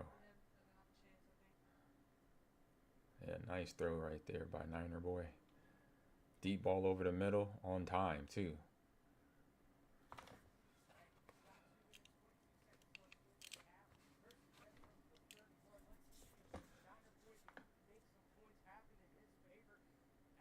Oh.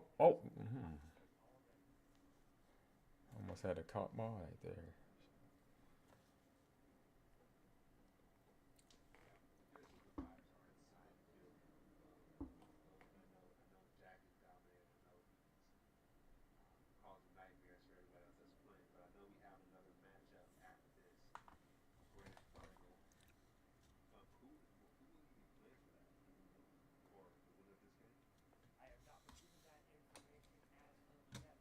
Interception.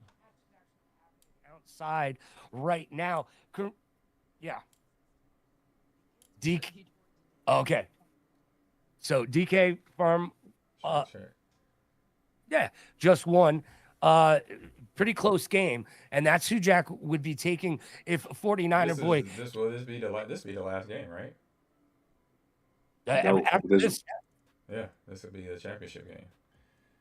Kareem, the guys were wondering what about the vibes here for the Madden tournament at Valhalla?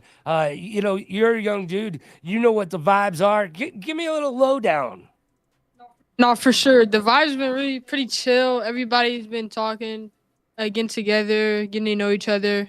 Because as this being my first time coming here, I done met a couple new friends and stuff. So it's been pretty chill. A lot of vibe for sure. Nice. That's good. That's good. Good vibes. Networking. Yep. Always good to make new friends. Jack has Jalen Hurts back to pass. He does not find a receiver open and ready to roll with it, but that's okay. He can live to fight another day. Third and on the this Denver Broncos defense last year led the league in sacks. Right, they were the most ferocious on the defense side of the football. Right, them alongside the Seattle Seahawks, they caused pressure on the quarterback, and they forced turnovers. And we're not seeing it at this game, but in real life, the Broncos did a great job of doing that last year. The Eagles always doing a good job of recruiting talent on that defensive front and forcing turnovers and doing a great job there. But man, Jack, the type of gameplay he has going on today has been really impressive. Yeah, Ahman doesn't want any of that fire. Tell you that much. What? I'll play Jack. I ain't scared of Jack. I ain't scared. Yo, Jack, Ahman says he'll play you. So, you know what? Yeah. We'll have to see that matchup happen at some point. Yep. I am not afraid of playing football. If it's Madden or the real thing. Ooh, good tackle. Yeah, I feel like Jack could Oklahoma drill. Jack might give you that work as well, man. I Oh. know. No, that's a whole nother world now. Yeah, that's real. That's a whole nother. That's my world now. That's why it's illegal right now. That's why it's not to be used again. That's funny. Yeah, once you retire, you're kind of done. I mastered the Oklahoma drill. By the time I got to high school, it was a wrap. People were not happy when they had to lay down and see me on the other side. They're like, "Oh God." And that is another touchdown in favor of Jack. As the clock ticks away, and we're going to get to halftime in just a moment here. 43 seconds left, or 44, excuse me, in this half. 1st and 10 on their 20. So Logan, is there no mercy rule for this, or are we continuing on to the second half as well? Load of mercy, yeah. I mean, after what we saw in that last game, there has been no mercy as far as Jack is concerned. He's just been running the scoreboard up. So I don't. That would be a question for Coach Lewis to find out. But we're gonna call a timeout here. Yeah, I turned the volume up on you, Bear fan, so I turned it down earlier. But I was saying for future reference, yeah, you might want to consider that as a rule. So it'll expedite the whole tournament too. So if you want to, not saying that you're trying to get done at an early time, you'll get done sooner than later because then you're not playing out all the games. Oh yeah, I couldn't agree with you anymore. At a certain time, it becomes, as the kids don't say, laborious. But that's, Jack and 49er boy are having a back and forth. They're chatting, trying to give some tips and have a learning experience for all parties, which you got to love it. All right. Big time pass. Can he get it? Indeed he can. He put some points up on the board. Celebrate, young man. You deserve it. He finally scored. Hey, no. There it is. He's happy too. Look at him. I love it. No mercy. No mercy rule yet. No mercy rule yet. But yeah, I mean, it's almost like, you have one of those work calls that go for over an hour and some change. You're like, all right, y'all, we can cover this over email. I think, if there's 42 seconds left, but if Jack scores again in these 20 seconds, we might have to call it, guys. Oh, man. Oh, fumble. Fumbalaya, Fumbarooski, pick up the ball and take it to the home with you. All right. You got a little bit of life there, 49er boy. Got the ball back. Yeah. I've been talking smack. 49er boy, he's responding. I love it. We're going to be switching out for a new caster coming in. TJ, he got third, was seated first, lost to D-Farm, who Jack will most likely be competing against later. Kareem, did you have a good time while you were here? Had a pretty good time. Appreciate all y'all for having me, and see y'all for the next one. All right, brother. Good job. I appreciate you coming on in and doing some of that heavy lifting. All right, 12 points. All right, you know what? We got some things happening over here. TJ, how are you today, my friend? I'm very good. I unfortunately lost with 20 seconds left on the clock, but it's football. It happens. Yes, it does. He has to press Niner boy is not pressing the button before the gauge meter goes to the top. That's one thing I'm noticing he's not doing. So he's not missing because he's not missing like Sirius was missing because the controller was a problem with that. He's not hitting the button at the top as you should. Just notice that when he made that try to make that attempt on the PAT. Yeah, the special teams has definitely been the tail of the tape today for numerous different competitors as the time ticks away on this half. 8 seconds left to play in the half. 1st and 10 on the 42. And Jack's like, yeah, all right. I'm just doing my thing. 42-12 right now. The Philadelphia Eagles and Jack making it happen. But 49er boy and the Denver Broncos still in it, trying to win it. And the clock ticks away, and we'll be going to the 3rd.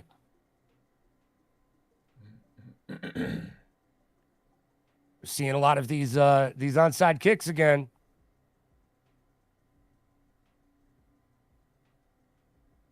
I don't know if you want to make it easy for Jack to grab good field position. Mon, how do you feel about that? Say that again? Oh yeah. Well, no, yeah. It's something that it depends on the part of the game. Like if it's a 2-point, 3-point, 1-point win, or game, then yeah, you want to do that because at halftime, half field, you're giving them less of a field to go work for to get a score. So I'm like, man, I'm gonna make you earn it. I'm gonna kick it the whole 100-yard field. So you got to do all that. You got to put that work in to get more points on me. Well, now TJ said that he lost in the last 20 seconds of the game. If you had to compete against Jack, what are you doing to stop him? How are you trying to compete against the domination that Jack has been showing? Well, one, I'm adjusting my defense to man first try to coverage. stop Saquon Barkley because he's gonna break tackles, get upfield, and all that. And then I would try to stop the corner route because he likes to run those corner routes in the open space and get free yardage. Ahman, what were you gonna say? Oh no, I thought you were talking to me. My bad. I was just gonna say kind of the same thing. Make those adjustments because they're stoppable. You just gotta know where to go. And bare minimum, I'll run with Dotson the whole time, and then make an adjustment from there. Just not gonna let him, continue to do the same plays. And that's where I learned from playing online, where a lot of players run the same plays. But he does mix it up every now and then. So you just gotta make him mix it up, but don't let him run the same plays and have success with all those plays. All right, Cameron, how are you doing over there, buddy? Yeah, doing well. Jack, he's dominating right now. He's putting on a clinic. If I'm anybody playing against him, I'm connecting with people in this crowd like, hey, help me out here.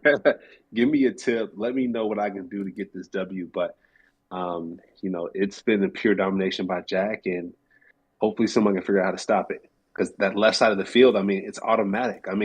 I know I feel like a broken record, but what I'm seeing is the left side of this football field, he owns it. And he's scoring points, and he's gaining yards, and someone has to slow that down. Someone has to deny that part of it so he can operate differently. All right, 4th and 6 on their 10.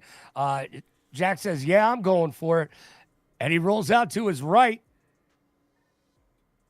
Not able to convert, but that's okay. He's got 42 points on the board. 49er boy with 12. The Denver Broncos take over possession. There we go. That's a win. A small little win for Niner boy. Mm-hmm. Slow the offense down a little bit, but got to get out of the pocket with Bo Nix. He can't scramble. Don't take the sack there. No, yeah. Bo Nix is not known for bringing the heat as far as the likes of Lamar Jackson or Patrick Mahomes. And that's a pick. Will it be a pick six? Indeed, it will be. Another touchdown for Jack and the Philadelphia Eagles. Yeah, that's not my favorite pass concept. Is slants and flat route. That gets a little icy because of that, because you got underneath coverage for the defenders there. They could just sit in a spot and most likely get the ball thrown right to them. They don't have to move at all. Roughing the kicker once again. Roughing the kicker. You can't run into him. Gotta be nice. Gotta be nice to the kicker. Yes. All right. The Denver Broncos will take over once again. 49er boy trying to figure out exactly what to do. He did get some points on the board, though. So, you know what? Maybe he can continue trying to keep that momentum moving forward for themselves. They've got 232 points. Total yards today. So he's not doing too shabby. He just hasn't had an answer for what Jack's throwing down. And to be quite honest with you, no one here in the arena thus far today has had an answer for Jack's gameplay.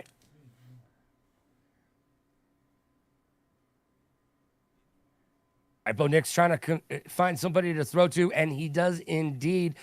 1st and 10 with 4 minutes left in the third quarter. Yeah, I like how Niner Boy and any other player has, even though, Jack has dominated the games, they still figure out little plays where he gets some completions here and there.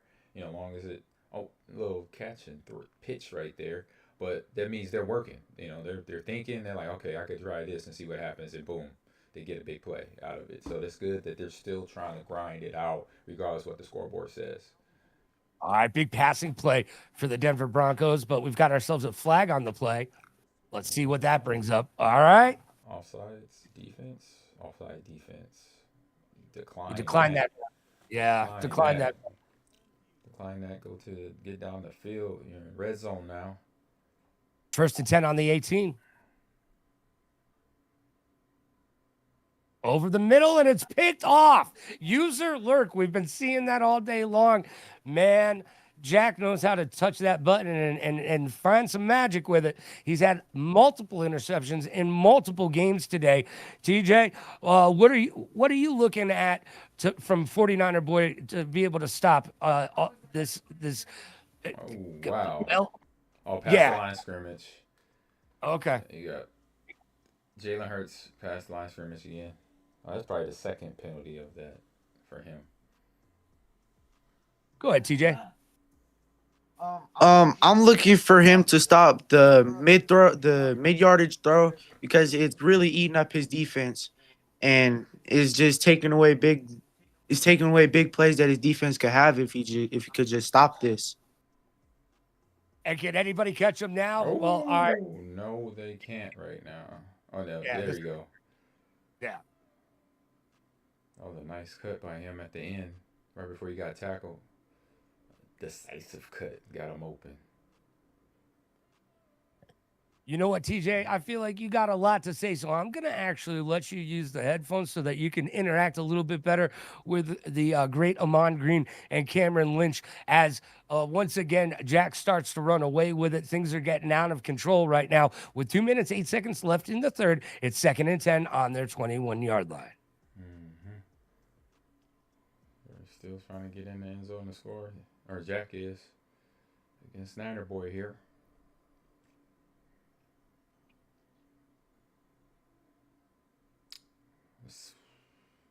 Second handoff to Saquon in a while. First one. Been a while since he got a carry.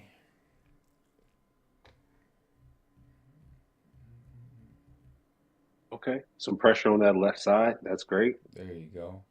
So that's quarterback contain. Yeah, I think they finally got to quarterback contain, which is something you should do every play, especially when you have a scrambling quarterback. It should be no time you call quarterback contain.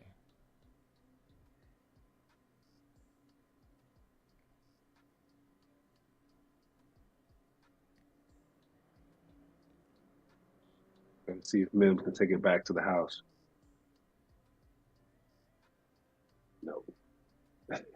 49er Boy throwing up the deuces.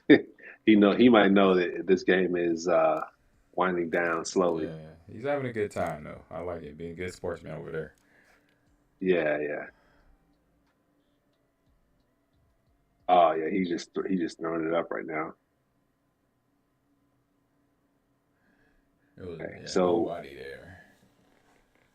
Nobody there. R1. Awesome. Yeah. Jack's had maybe 7 interceptions, I think, in this game. He might have 7 each game. Wow.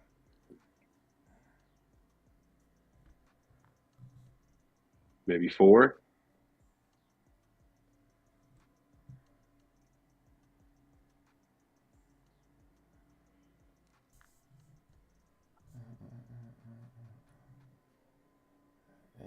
He couldn't get open at first, but now he's open. Oh, good tackle. 49er Boy took off his headphones. That's how you know. Yeah. That's how you know guys are fed up when they take the headphones off.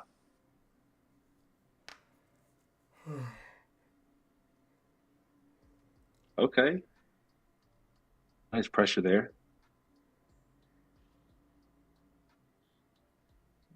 No Jack sign. seems unfazed. There you go. Jack hasn't changed his facial expression not once this No, game. no. Thanks for the follow there. Who got the follow in here? Yeah, what's the chat talking about? The chat is it's okay. Kaya Dovo, thank you for the follow. No, they couldn't hear us earlier. I had the volume turned down, and they said, like I said, they said these gamers are focused. I said, yes sir, they locked in. Yeah. So yeah, chat. We got Cam Lynch, who used to play for the Buccaneers, and what was your other team? And the Rams, yep. The Rams, and here on the chat. Hello.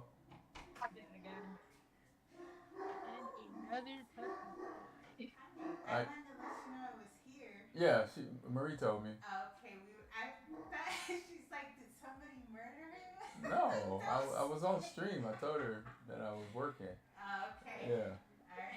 All right, I'll be done in a little bit. Yeah, sorry about that. That was my cousin. She coming in and stay with the dogs. I gotta go up to Austin doing a 10K with one of my nieces tomorrow. Oh, nice. So I'm jump on the road after this. Is it a kick. field goal? It's the first field goal I've seen. What was that? How far was that?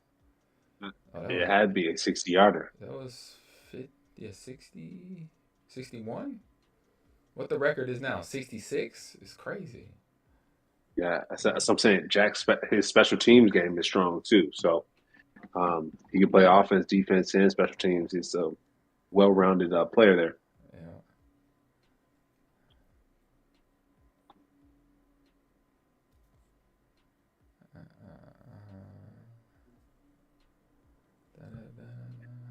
Yeah, and there's a pick. Yeah. So I don't want to look ahead of mine. I don't want to look ahead, but like I said, they might have to get the trophy ready for Jack. Yeah, gotta see. Who was the other high scorer among? Was it? I know Sticky Hands X.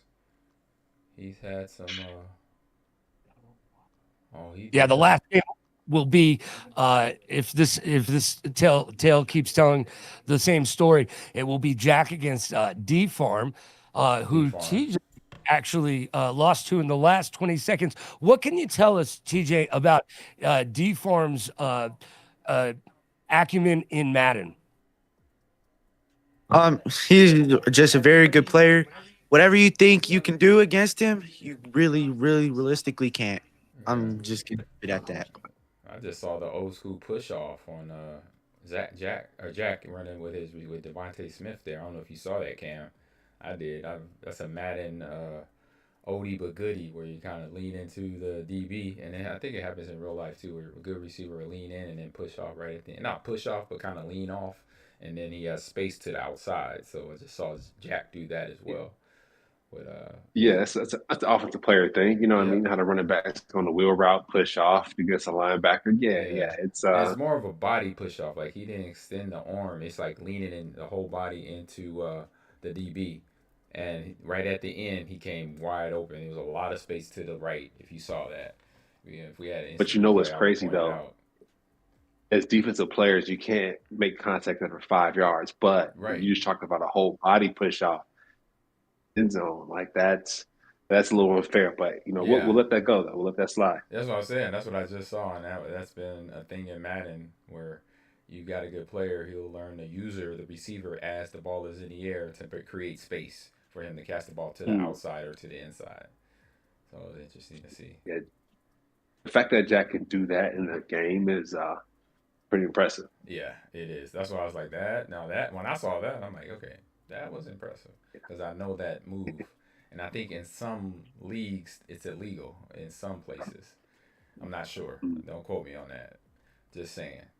So I'm like, oh, that's pretty good to know that. That means he's studied up, watched some film, got prepared, knows those little details of playing Madden. Yeah. He knows the game. He knows the rules. He knows how to navigate them. He's put some hours into this game for sure. Oh yeah, and you know what Jack said earlier, and I know this to be true. He is a Steelers fan, but he's been playing with the championship team of the Philadelphia Eagles. And there's another pick. Let's see if he can bring it back. Any push off right there, getting it done. Almost taking going for a ride on his teammate there.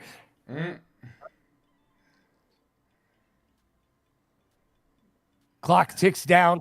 It's 4 minutes, 49 seconds left in this game. 1st and 10 on his 32. Let's see if Jalen Hurts in the shotgun formation can make something happen. 49er boy was making his mark. Felt he was doing some things. He's got to feel good about that. Getting a little bit of yardage in there for themselves.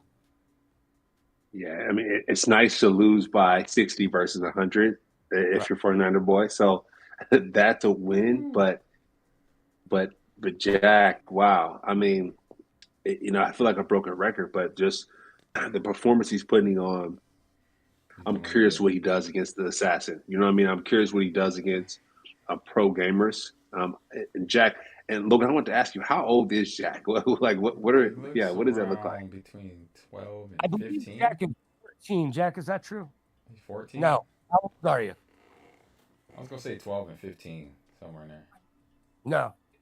15 he is. Yeah, I was right. Yeah. 15. Wow. Yeah. So I think at this point, Jack might be a pro gamer. We have a pro gamer on our hands. It's cool to witness, I would say.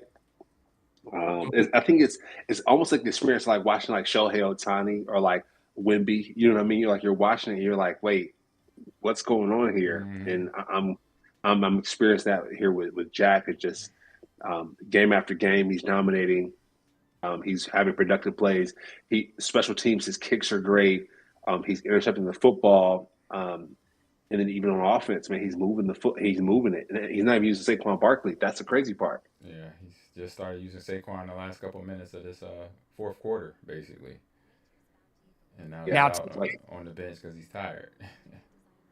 TJ, one of our guest casters today, do you think that D-Farm is going to have any answer? Or, I mean, at this point, we're seeing what Jack's been doing the last couple of games. I know I asked you this earlier, but what can D-Farm really, really do to get involved and make sure that isn't one of these lopsided victories that Jack's been bringing to a lot of the competition today? He can't do anything. This is crazy. Yes. We shall see. All right, 1 minute, 54 seconds left to play. AJ Dillon? Yeah, that was AJ Dillon. I haven't seen him in a while. He had a neck injury last year. My neck. He's got a neck thing going on. Yeah, he had a real serious neck injury. It held him out this season. Saquon just snuck and got a first down right up the middle there. Just right up the gut.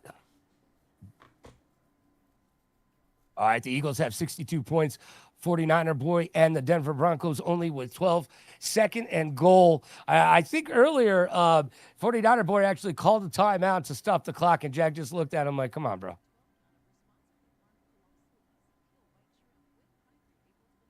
Okay. Yeah, I mean, hey, you got to fight tooth and nail. So I get it. Like Ahman said earlier, fight until there's zeros across the board on the clock. We've got a flag on the play. Oh, yeah, you got a little too close to the center there. A little bit too close. Offsides. We'll see if they accept that and keep moving on. 45 seconds left. 2nd and goal on the 3rd. Right now, Jack trying to punch it in just for a couple more points. All right, now he's going to take a knee. There we go. And we're going to move on to our championship match in just a moment. 49er boy doing good work. And just like the rest of these competitors today, never say die attitude. We absolutely love to see it. Yeah. It's got to learn from the loss. And it's all learning lessons, too. It's nothing where, a player is, I say, not good. It just got to learn because everybody knows tiers of stuff. And Jack knows a little bit more than some of the other players, and some of the players know what Jack knows, and sometimes doesn't get a chance to execute in the game of everything. So we got that coming up here. So we got D-Farm beat Sticky Fingers by a touchdown. Sticky Hands. I keep saying Sticky Fingers. Sticky Hands. was the first match of the day for us, and so to see him go down is interesting. So that means we got a good player in D Farm, and we got a hell of a game between Jax and D Farm about to come up here on the slate. Yeah, Sticky Hands and D Farm 28-21. And our good friend Sticky Hands, aka TJ, said, dude, I lost it in the last 20 seconds. TJ, make a prediction. I have Jack going all the way. All right. What's the final score going to be, TJ? 80 to 20. 80 to 20. 20. I agree. You all right. And right now, Jack's got everybody in the room sitting and chatting, doing their thing. I mean, this is gonna be a barn burner. And at this moment, I'd just like to mention thank you to Cameron Lynch and Ahman Green and all the great guest casters that we've had today coming out and supporting each other and giving you some of the best commentary that you've had to hear from Madden. So, Ahman and Cameron, I do appreciate you. Yeah, no problem. Thanks for having us on board.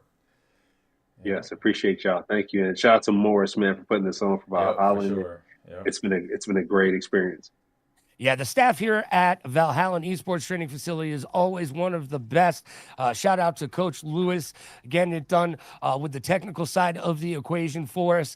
And big time Morris, this was a great event. I'm sure we're going to see more of these great events. And it's just nice to have two former pro football players doing commentary with the kids right here at Valhalla Esports. It's just a good opportunity for these kids to be able to get put themselves out there, right? Oh, 100%.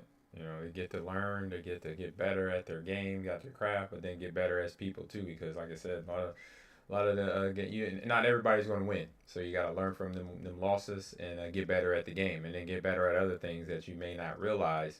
Playing video games is going to help you get better and mentally and physically. Yeah, what are some of the things that playing video games have done for you, Cameron and Ahman? I think it's really just perseverance, right? Like you're going to learn a lot, you're going to fail a lot, and so you fail fast, you learn, and I think that's correlative to the corporate space, right? In the corporate space, you may not do things that your team lead wants, but similar to a game, right? You might, in a mission, you might fail a mission, and you got to start over again, and so it gives you that opportunity to fail fast, try again. And we see that here. For anybody that faces Jack, they try one thing, it doesn't work, and they have to figure something else out. And so there's those life lessons in this, and I'm curious to see how Jack takes these life lessons and continues to dominate. We're going to be getting into it in just a moment. This will be the finals, and somebody's walking away with this cool trophy right here. Jack already called it this morning. He said, yo, keep it warm for me. I'm coming back for that at the end. Only one game left. D Farm against Jack. Let's find out who's going to be the best and who's going to take home this wonderful trophy right here. And remember, we want to thank Capriati's and the National Youth Sports Organization, the Salvation Army, and of course the Esports Series Championship. Yes, indeed. All right, we're changing the settings, getting it all set, locked in, and ready to get to the game. This is our grand finals. This is the championship match. Jack said, I'm going to win the trophy. This is his last opportunity to show the world exactly what he's got on the Madden field. But of course, D Farm says, hold on a second. You still got to beat me, buddy. We're seeing the Broncos and the Eagles again, by the way. Let's point that out. Yeah, I'll watch the first half, guys, and I got to hit it too as well. Okay, so we got one half left in us right now as far as Ahman Green is concerned, and we just said goodbye to our man Cameron Lynch, a gentleman and a scholar, and just a great person. It was a pleasure having a chance to meet him today and discuss a little bit of football and get those not dropping knowledge on the gridiron. All right, 1st and 10 on the 38. Bo Nix hands it off. Nowhere to go, nowhere to hide. And he's down and out in Beverly Hills, 2nd and 10. see both players locked in, faces quiet. They're reading the screen with their eyes. You can see, going through their playbooks. And obviously, once they get out of the playbook and then looking at the formations, processing that, and then making their adjustments to what's coming at them defensively and offensively. That's what I love to see about playing video games. Yeah, and they've been here all day long, right? Yeah. At some point, you got to get tired. I mean, I know I'm tired. You can't. You got to have the endurance to fight through and know that you got to keep your focus 100% of the time, even when you're down on your last game, like where we are right now between D Farm and Jack. So you got to be ready to go. Fourth quarter, baby. Fourth quarter. TJ, how do you keep the momentum up? How do you keep your energy level up when you're in one of these tournament settings? You just gotta clear your mind of everything and just watch the players do what they gotta do. You just controlling them, bro. You just gotta do what you gotta do and win the game. All right, big plays coming out on both sides of the ball right now. 1st and 10 on the 24. Clock ticking down. We got 3 minutes, 30 seconds left in this first quarter. Right now we see D Farm, coming down the field, marching, taking her time downfield. And getting plays, getting completions right now. So it's looking good right now for D Farm. Yeah, if D Farm can be the first person to score, that would say a lot because Jax is in the first half. Yeah, for sure. Right. Here we go. Almost, but steps out of bounds on the 2-yard line. So it is 1st and goal. They're going to be able to have 4 opportunities to put the ball across that goal line and grab themselves 6 points for their efforts. Yeah, good smart decision there. Get the ball moving and not hesitate as well. Had somebody to the left there, but nope. Walks it in with Bo Nix. I told you Bo can scramble now. And people forgot about that. Once again, we've seen this all day long, and it's always somebody that. Yeah, there's always somebody that's sitting on the left-hand side. I don't know if that was a technical difficulty, a glitch, or something. Controller. It might be the controller because glitched out the controllers a few times here. Huh. Well, I'm still looking at the controller. I would be too because that is not cool to have something glitching out like that because it could be a close game. Yeah, I mean, right now it's 6-0, and Jack's just getting the ball right now. Let's see if Jack can bring it and keep that momentum moving forward. 1st and 10 on their 41 and completes a pass.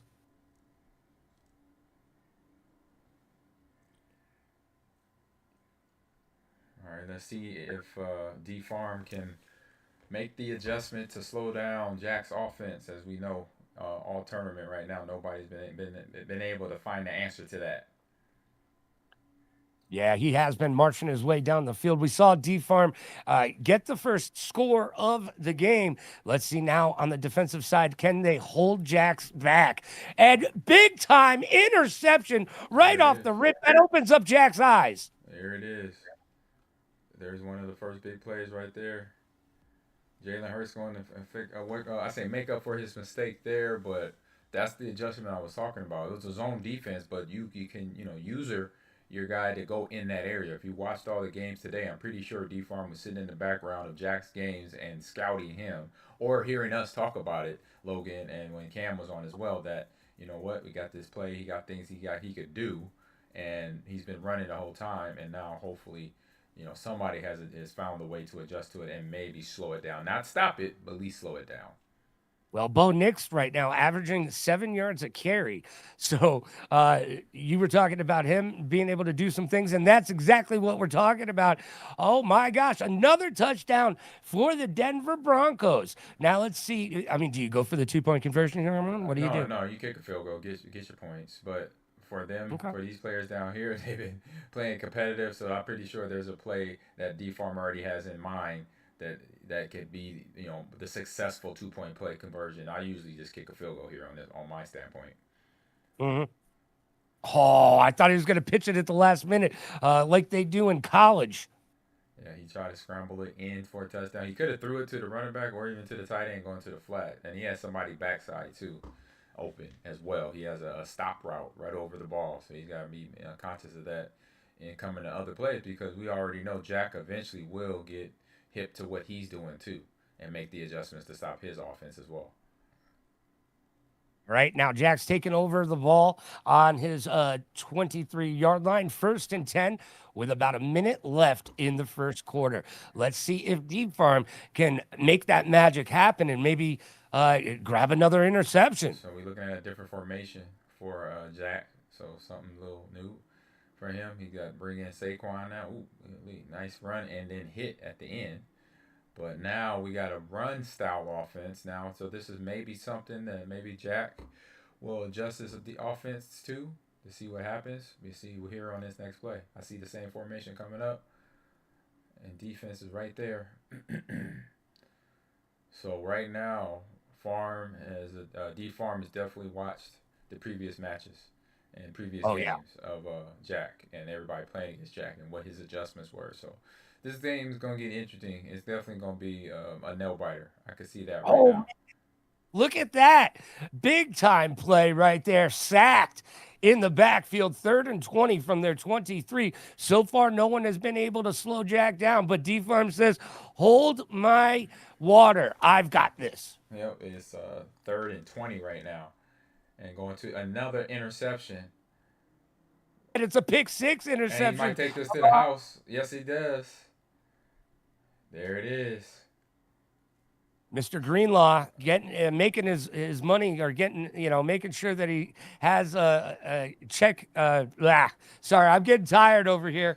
I'm not going to lie. That's 18 points for the Denver Broncos and D-Farm.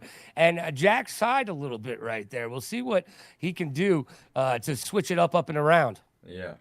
So you got three possessions, some tutties, pick six for D-Farm, and Jack not much on the field right now. So that's what I talked about, the adjustments that players that can do. That means you got a good player on board right now in terms of D-Farm, but but Jack also is a good player. So now he has to make his adjustments, get his team back in the game. Fumble, but it goes out of bounds. And it's Denver's ball. Yeah. Oh, no. Is it Denver's ball? No, it's Yeah, it is. Oh wow, another fumble, another turnover. So we got a couple picks. We got a fumble. We got now a big hole. Oh, should have kept it inside. First goal on the 7. Yep. So Bo Nix crew trying to get another touchdown. It's 19-0 right now.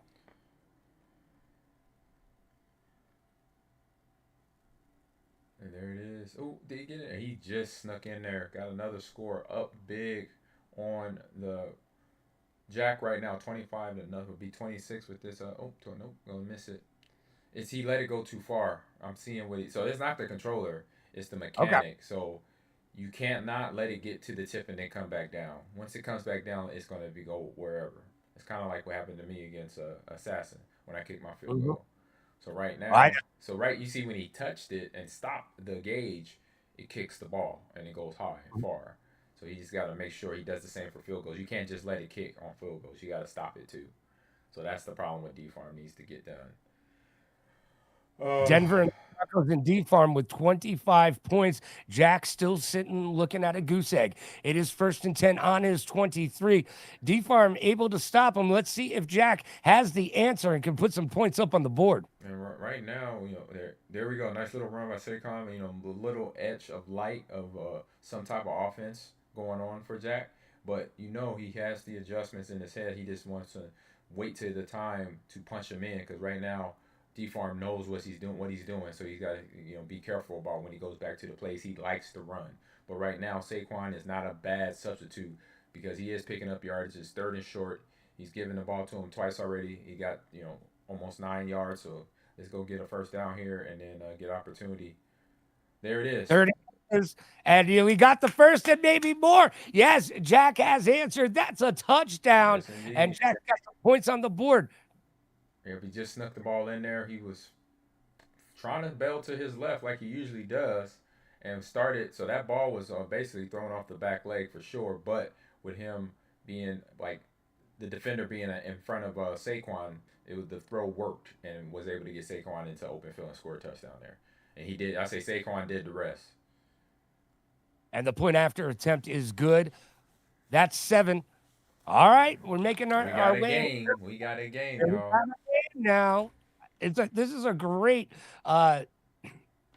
absolutely a great way to have the championship game start off. This is exciting. Yeah, and we talking about what 12, 13, 14, 15-year-olds going at it right now in Madden and playing some high acumen Madden. You know, having good game plans, having something that if it works, keep doing it. That's what the pros do. I've seen Skimbo, I've seen Drini win championships running the same plays, running the same offensive schemes, same defensive schemes, and nobody's cracked them. And then now you got a couple adjustments that Jack needed to do on in this first series, and finally came down to finding a play that worked. It probably wasn't the prettiest, but got the ball in the end zone because he got it to Saquon to outrun everybody and all that other stuff. So now let's see D Farm how he reacts to that that touchdown catch and run from Saquon with this series here. Well, it's 3rd and 14 on their 20s on their 22nd yard line. 3 minutes 30 seconds left to play in this half. He had circle over the middle. It's 4th and 14. You got to punt it. Oh, he's going for it. He's not scared. He's going for it. Oh no, is he? Oh yeah, he's not going for it. He's going for it. He had Oh, circle yeah. open up last play. Let's see if he goes back to that. Yeah, somebody stay in the middle of the field. Smart on defense. There you go. Oh nope, that's going to be deflected. Yep, good job, good defense there by Jack. So now you got a D up for D Farm. He gave up a big run and score with Saquon. Now the offense starts on the 22-yard line, Logan. So now got a D up because now it's going to be only a 2-score game from this point if you get a touchdown right away for Jack. Jack moves the ball up a couple of yards there on the 19, 2nd and 8 right now. So you got Saquon to the right there. A quick pass to Goddard. Even the coverage is a little bit tighter. This player's not just running free anymore. Even though you're in zone defense, you got D Farm, knowing to have tight coverage to make sure players don't just get a free run. And there's a big run right there. Potential big run. Oh, good job by solidifying that hole, getting it muddied up. That's what you call muddying up the hole. You had a clear hole, then once he hit it, the tackle got pushed into the hole in Saquon's path to make it a little rough before he could run through that play just scot-free. And that's the 2-minute warning. Right now, Jack and the Philadelphia Eagles with 7 points to D Farm and the Denver Broncos 25. Jack's still trying to find another touchdown to keep this game close. And D Farm is making them work. That is the play that's always worked. That RPO to Devontae Smith, but defense was right there in Devontae's face with the big hit and everything, and he knows where he's going. And he has another incomplete pass, a Texas route to Saquon. So right now, D Farm is reading the plays the way he needs to and finding what Jack is trying to do, and it's disrupting that right there. So again, that was a play that was that RPO that he wanted to go to. He couldn't throw that ball. He had a defender out there, so he had to get the ball to Saquon, settle for the 3 points. So good job on D Farm and his defense. But then even better for Jack to know not to throw that ball and at least get 3 points, because he could have threw that ball. It would have been an interception or incomplete. And if it was incomplete, it would have been okay, because then now you live to the next down. Yes. All right, we got a kickoff, and Jack now has 10, but D Farm still hanging tough with 25 points. 1st and 10 on the 23-yard line with less than a minute to play in the half. Right, and whoever TJ made the prediction that it was going to be 80 to something by this time. So 80, 20 or something. Yeah, we passed that mark right now, TJ. So far, D Farm is holding his ground and playing head up against Jack right now. I pass out into the flat. Time, was not able to step out of bounds, so that clock is still running. Yep. You could call timeout here, or I would have went no huddle on this. 2nd and 5 on the 28-yard line. I still want to get the field goal range, so I would have went no huddle, then make the adjustment and then find who I could get open. Jack able to break up that pass. You had Ingram underneath on the underneath route. Just goes to him, but just missed him as well. So be careful with that ball right now, though. You still want to get 3 points here out of this drive. At best, you got 3 timeouts. You can get down past the middle of the field. They're trying. Yeah, call it. Timeout. Call it. Nope. He's letting the clock run. There you go. Too many seconds off the clock for me, but still, he called the timeout. Now he has a little bit of time to find a play where he could get his guy open. You want to look for the outbreaking routes is the best thing, but also anything that comes up and that the defense is going to give you would be nice too.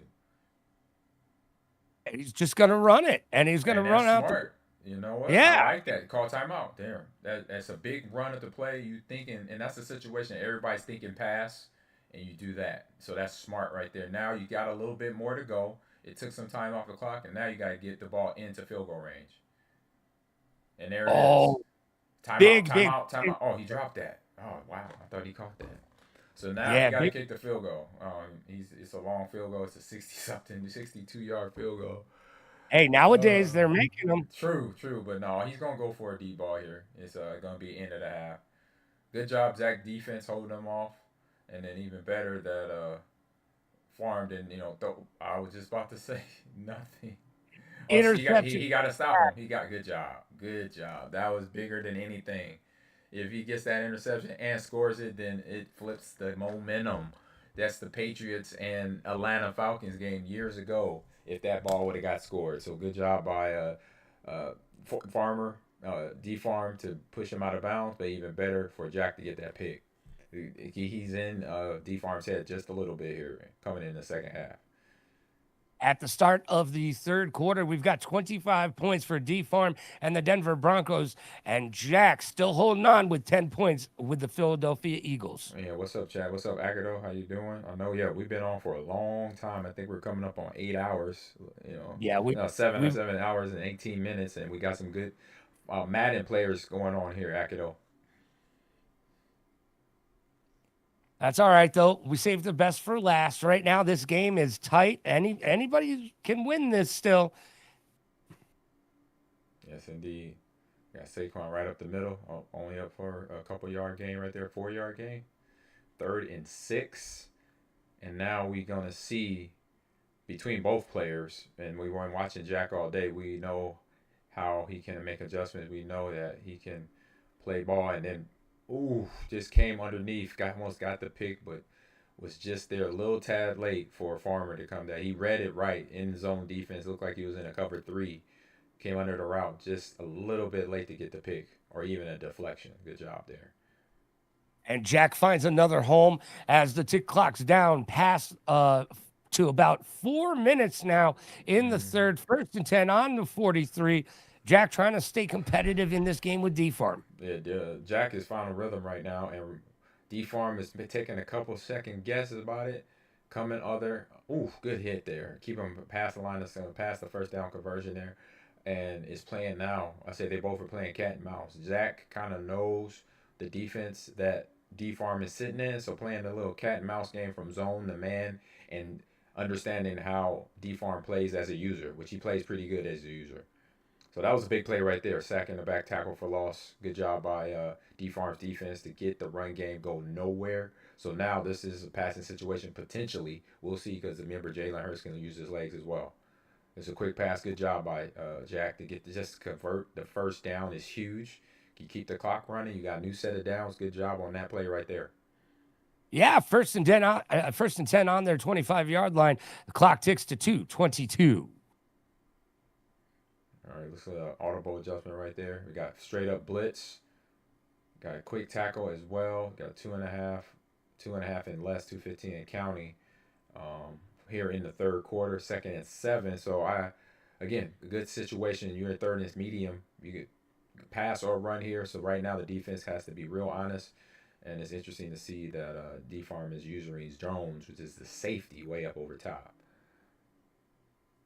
So Jack being able to make his way in the world today, and it's taken everything he's had thus far, because the D-Farm being the only person we've seen be able to compete with Jack today. Jack has walked through everybody else. Oh, it's important, man. This is big, right? You saw the play that Jack just was trying to get to, and we got pressure. So good job by D-Farm setting that up, but then even better, for him to get back also in coverage and to put pressure on the quarterback, and that's what is going on here. He's getting pressure, and we hadn't seen that a lot in the previous game, Logan. We hadn't seen Jack get pressured. We hadn't seen Jack and the quarterback Jalen Hurts get contained to just the pocket. And when he did the few times, some of the other players got him. They caused issues. They made him adjust. And right now, D Farm is making Jack adjust to the defense that he's running right now. And that's an interception. There's the And pick. he's going to try to go all the way, but he's not going to find it. Man, that's that pressure you talked about. Yes, D-Farm indeed. being able to pressure Jack into making mistakes. And that is it right there. So we got a good Madden player playing against another good Madden player, and they're making the adjustments. They're doing everything they know they need to do to get the ball up the field, to defend the ball from going into the end zone. And this is just, to me, this is outstanding Madden going on both sides of the joystick right here. Yeah, this is some exciting gameplay and a great way to end the day with our championship. Right? What's going on? Real quick, our arena manager is calling a timeout for Jack in the grand finals. You know how stressful these things can get. So we're trying to get the kids to realize that they have to take a moment and breathe to themselves. Oh, all right. I could use a moment to breathe as well. Well, that gives me a moment to go use the bathroom, so I'll be right back. Thank you. All right. Ahman will be back, and we'll be back in just a moment. That moment is now. Oh, okay. That moment is now. All right. All right. So Jack took a moment to breathe, and now we're back to it. 25-10. Second and 6 on 4. No, it's okay. You go right ahead, Ahman. All right, 20 seconds left in the third quarter. Back to pass, 3rd and 5.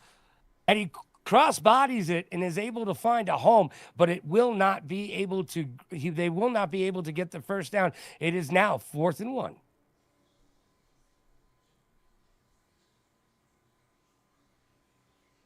D Farm has called Jack to task, and now we step into the fourth quarter. 6 minutes left to play in this game. Jack has been being pressured, and D Farm has caused him to make some mistakes. 4th and 1, and here we go.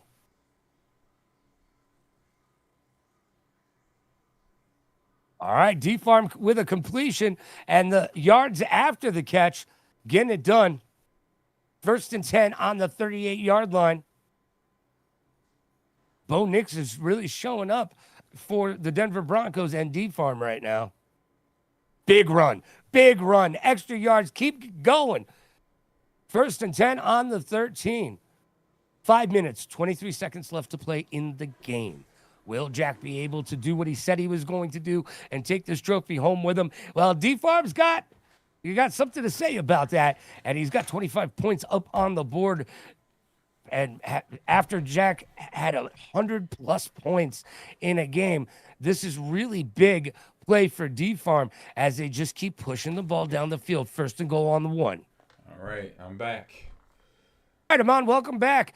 Bo Nixon crew about to score a touchdown, but you got to, that is it right there. Another touchdown, 31 points for D Farm, only 10 points for Jack and the Philadelphia Eagles. All right, he kicks it. It goes through. That's good. 32-10. Yep.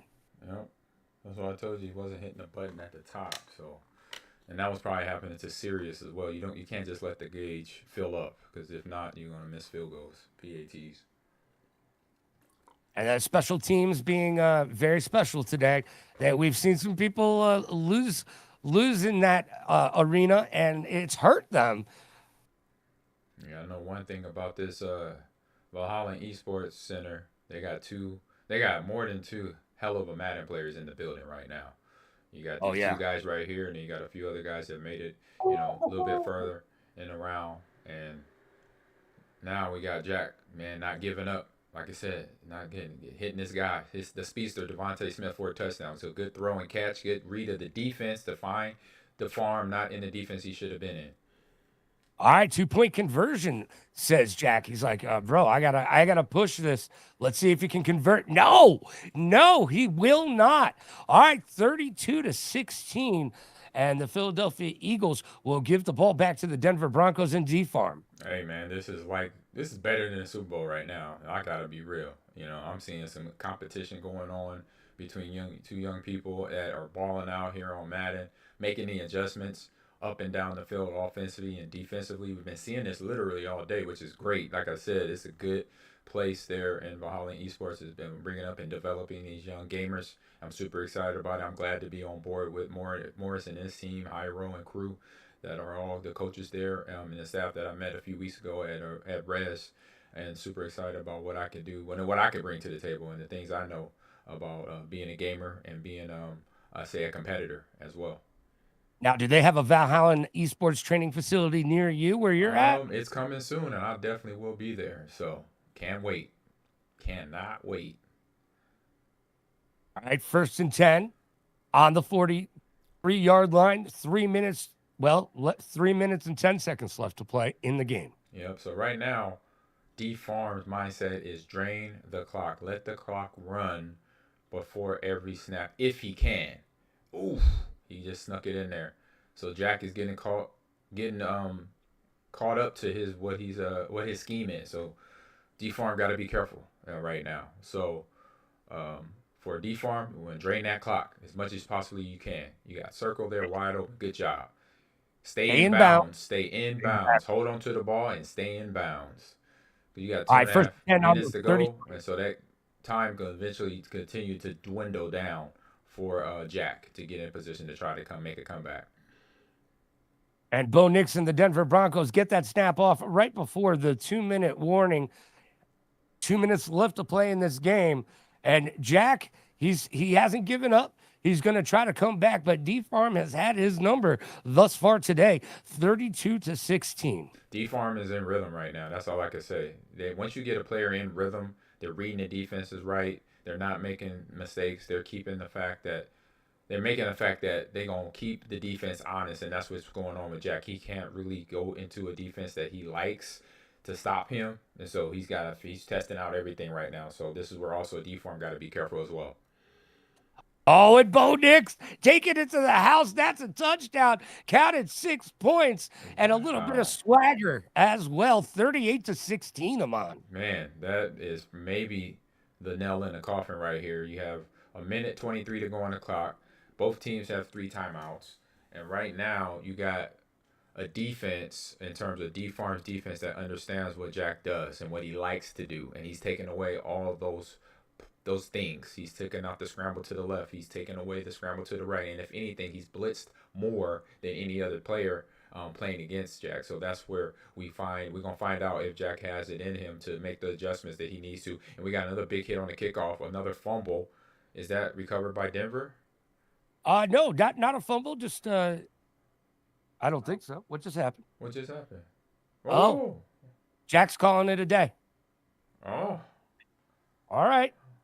What? He looked at the time and probably just said, you know what? It's not gonna happen for him and his team.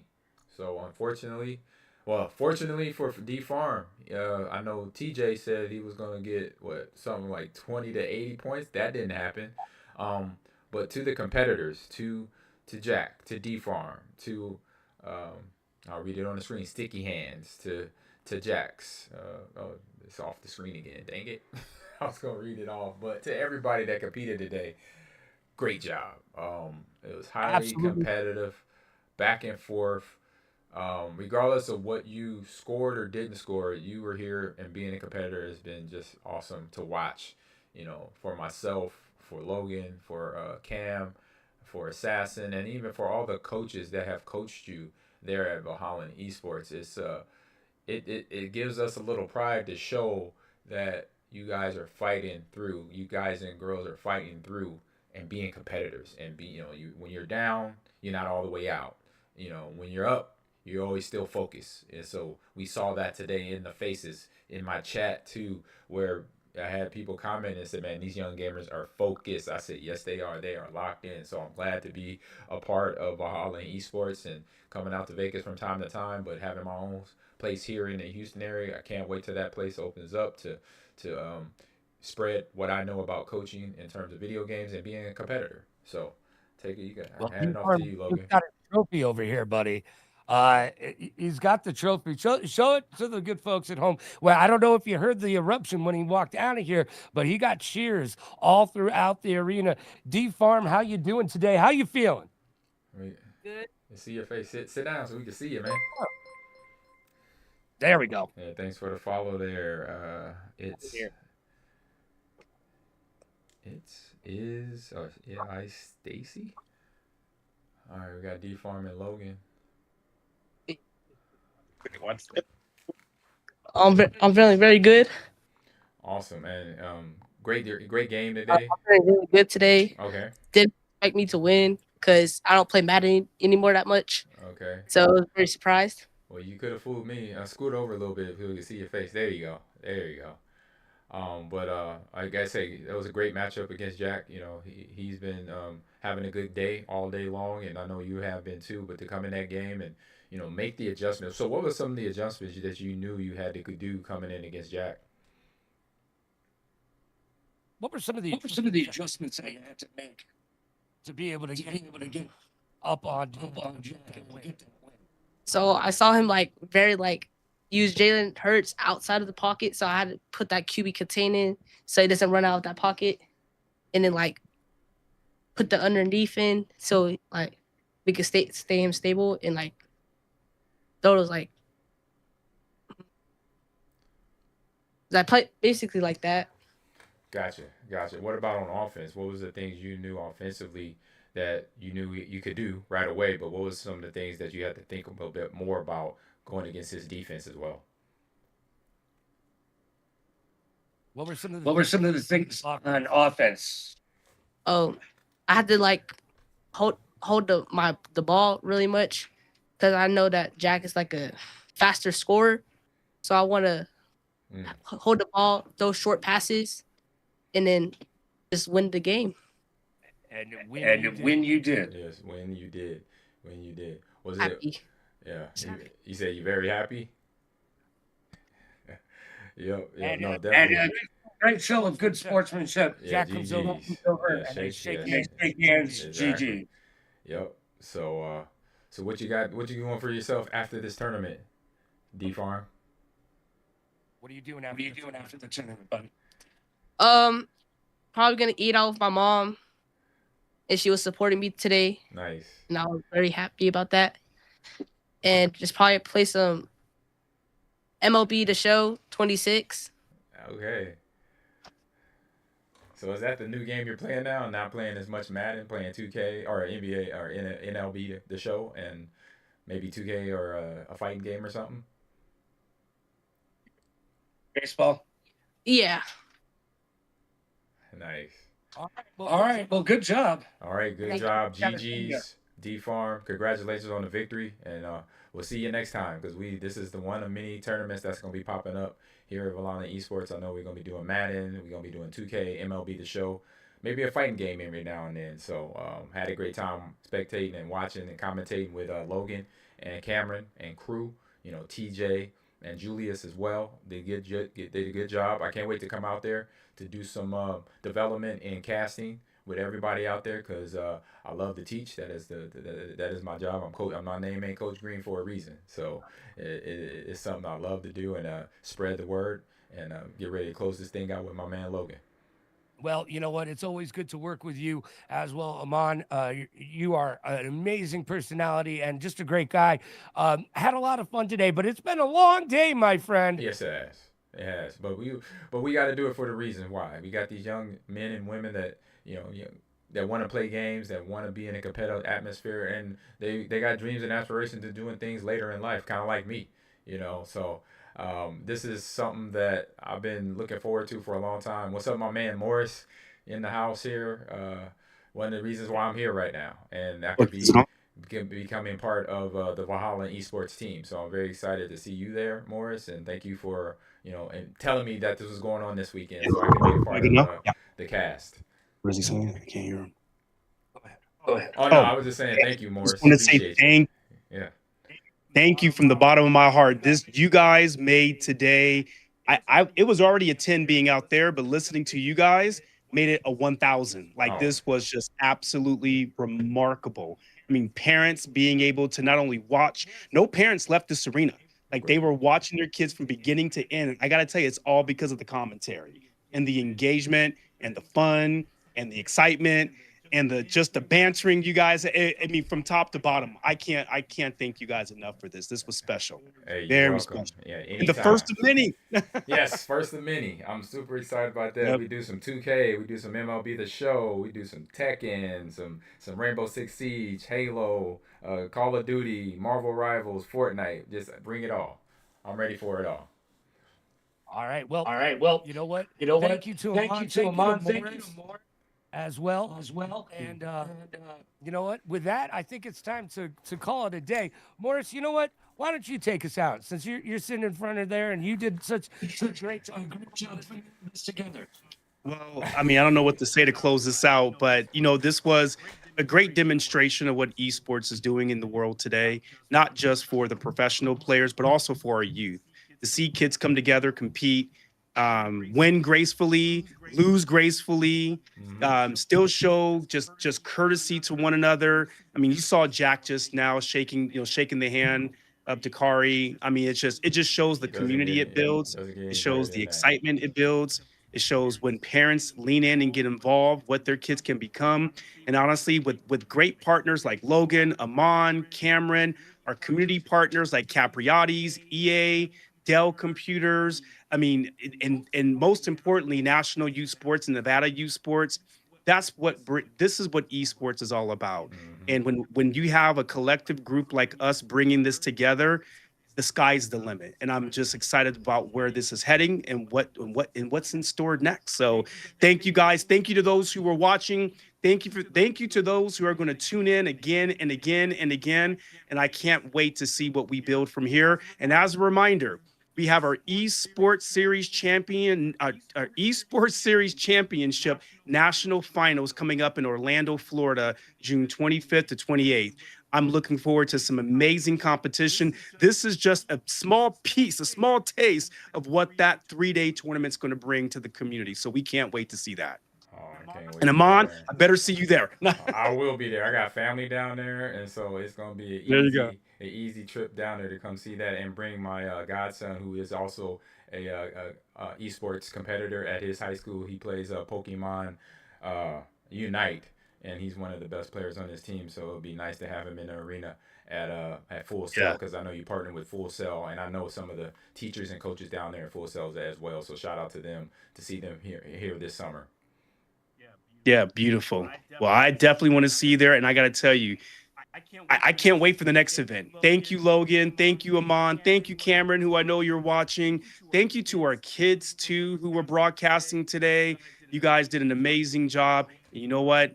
What an amazing day, not just in Vegas, but for Valhalla, XP League, and ESC all together. So thank you, everyone. Have a great night. All right. See you later. See you, Ahman. See ya. Thanks, brother. See you.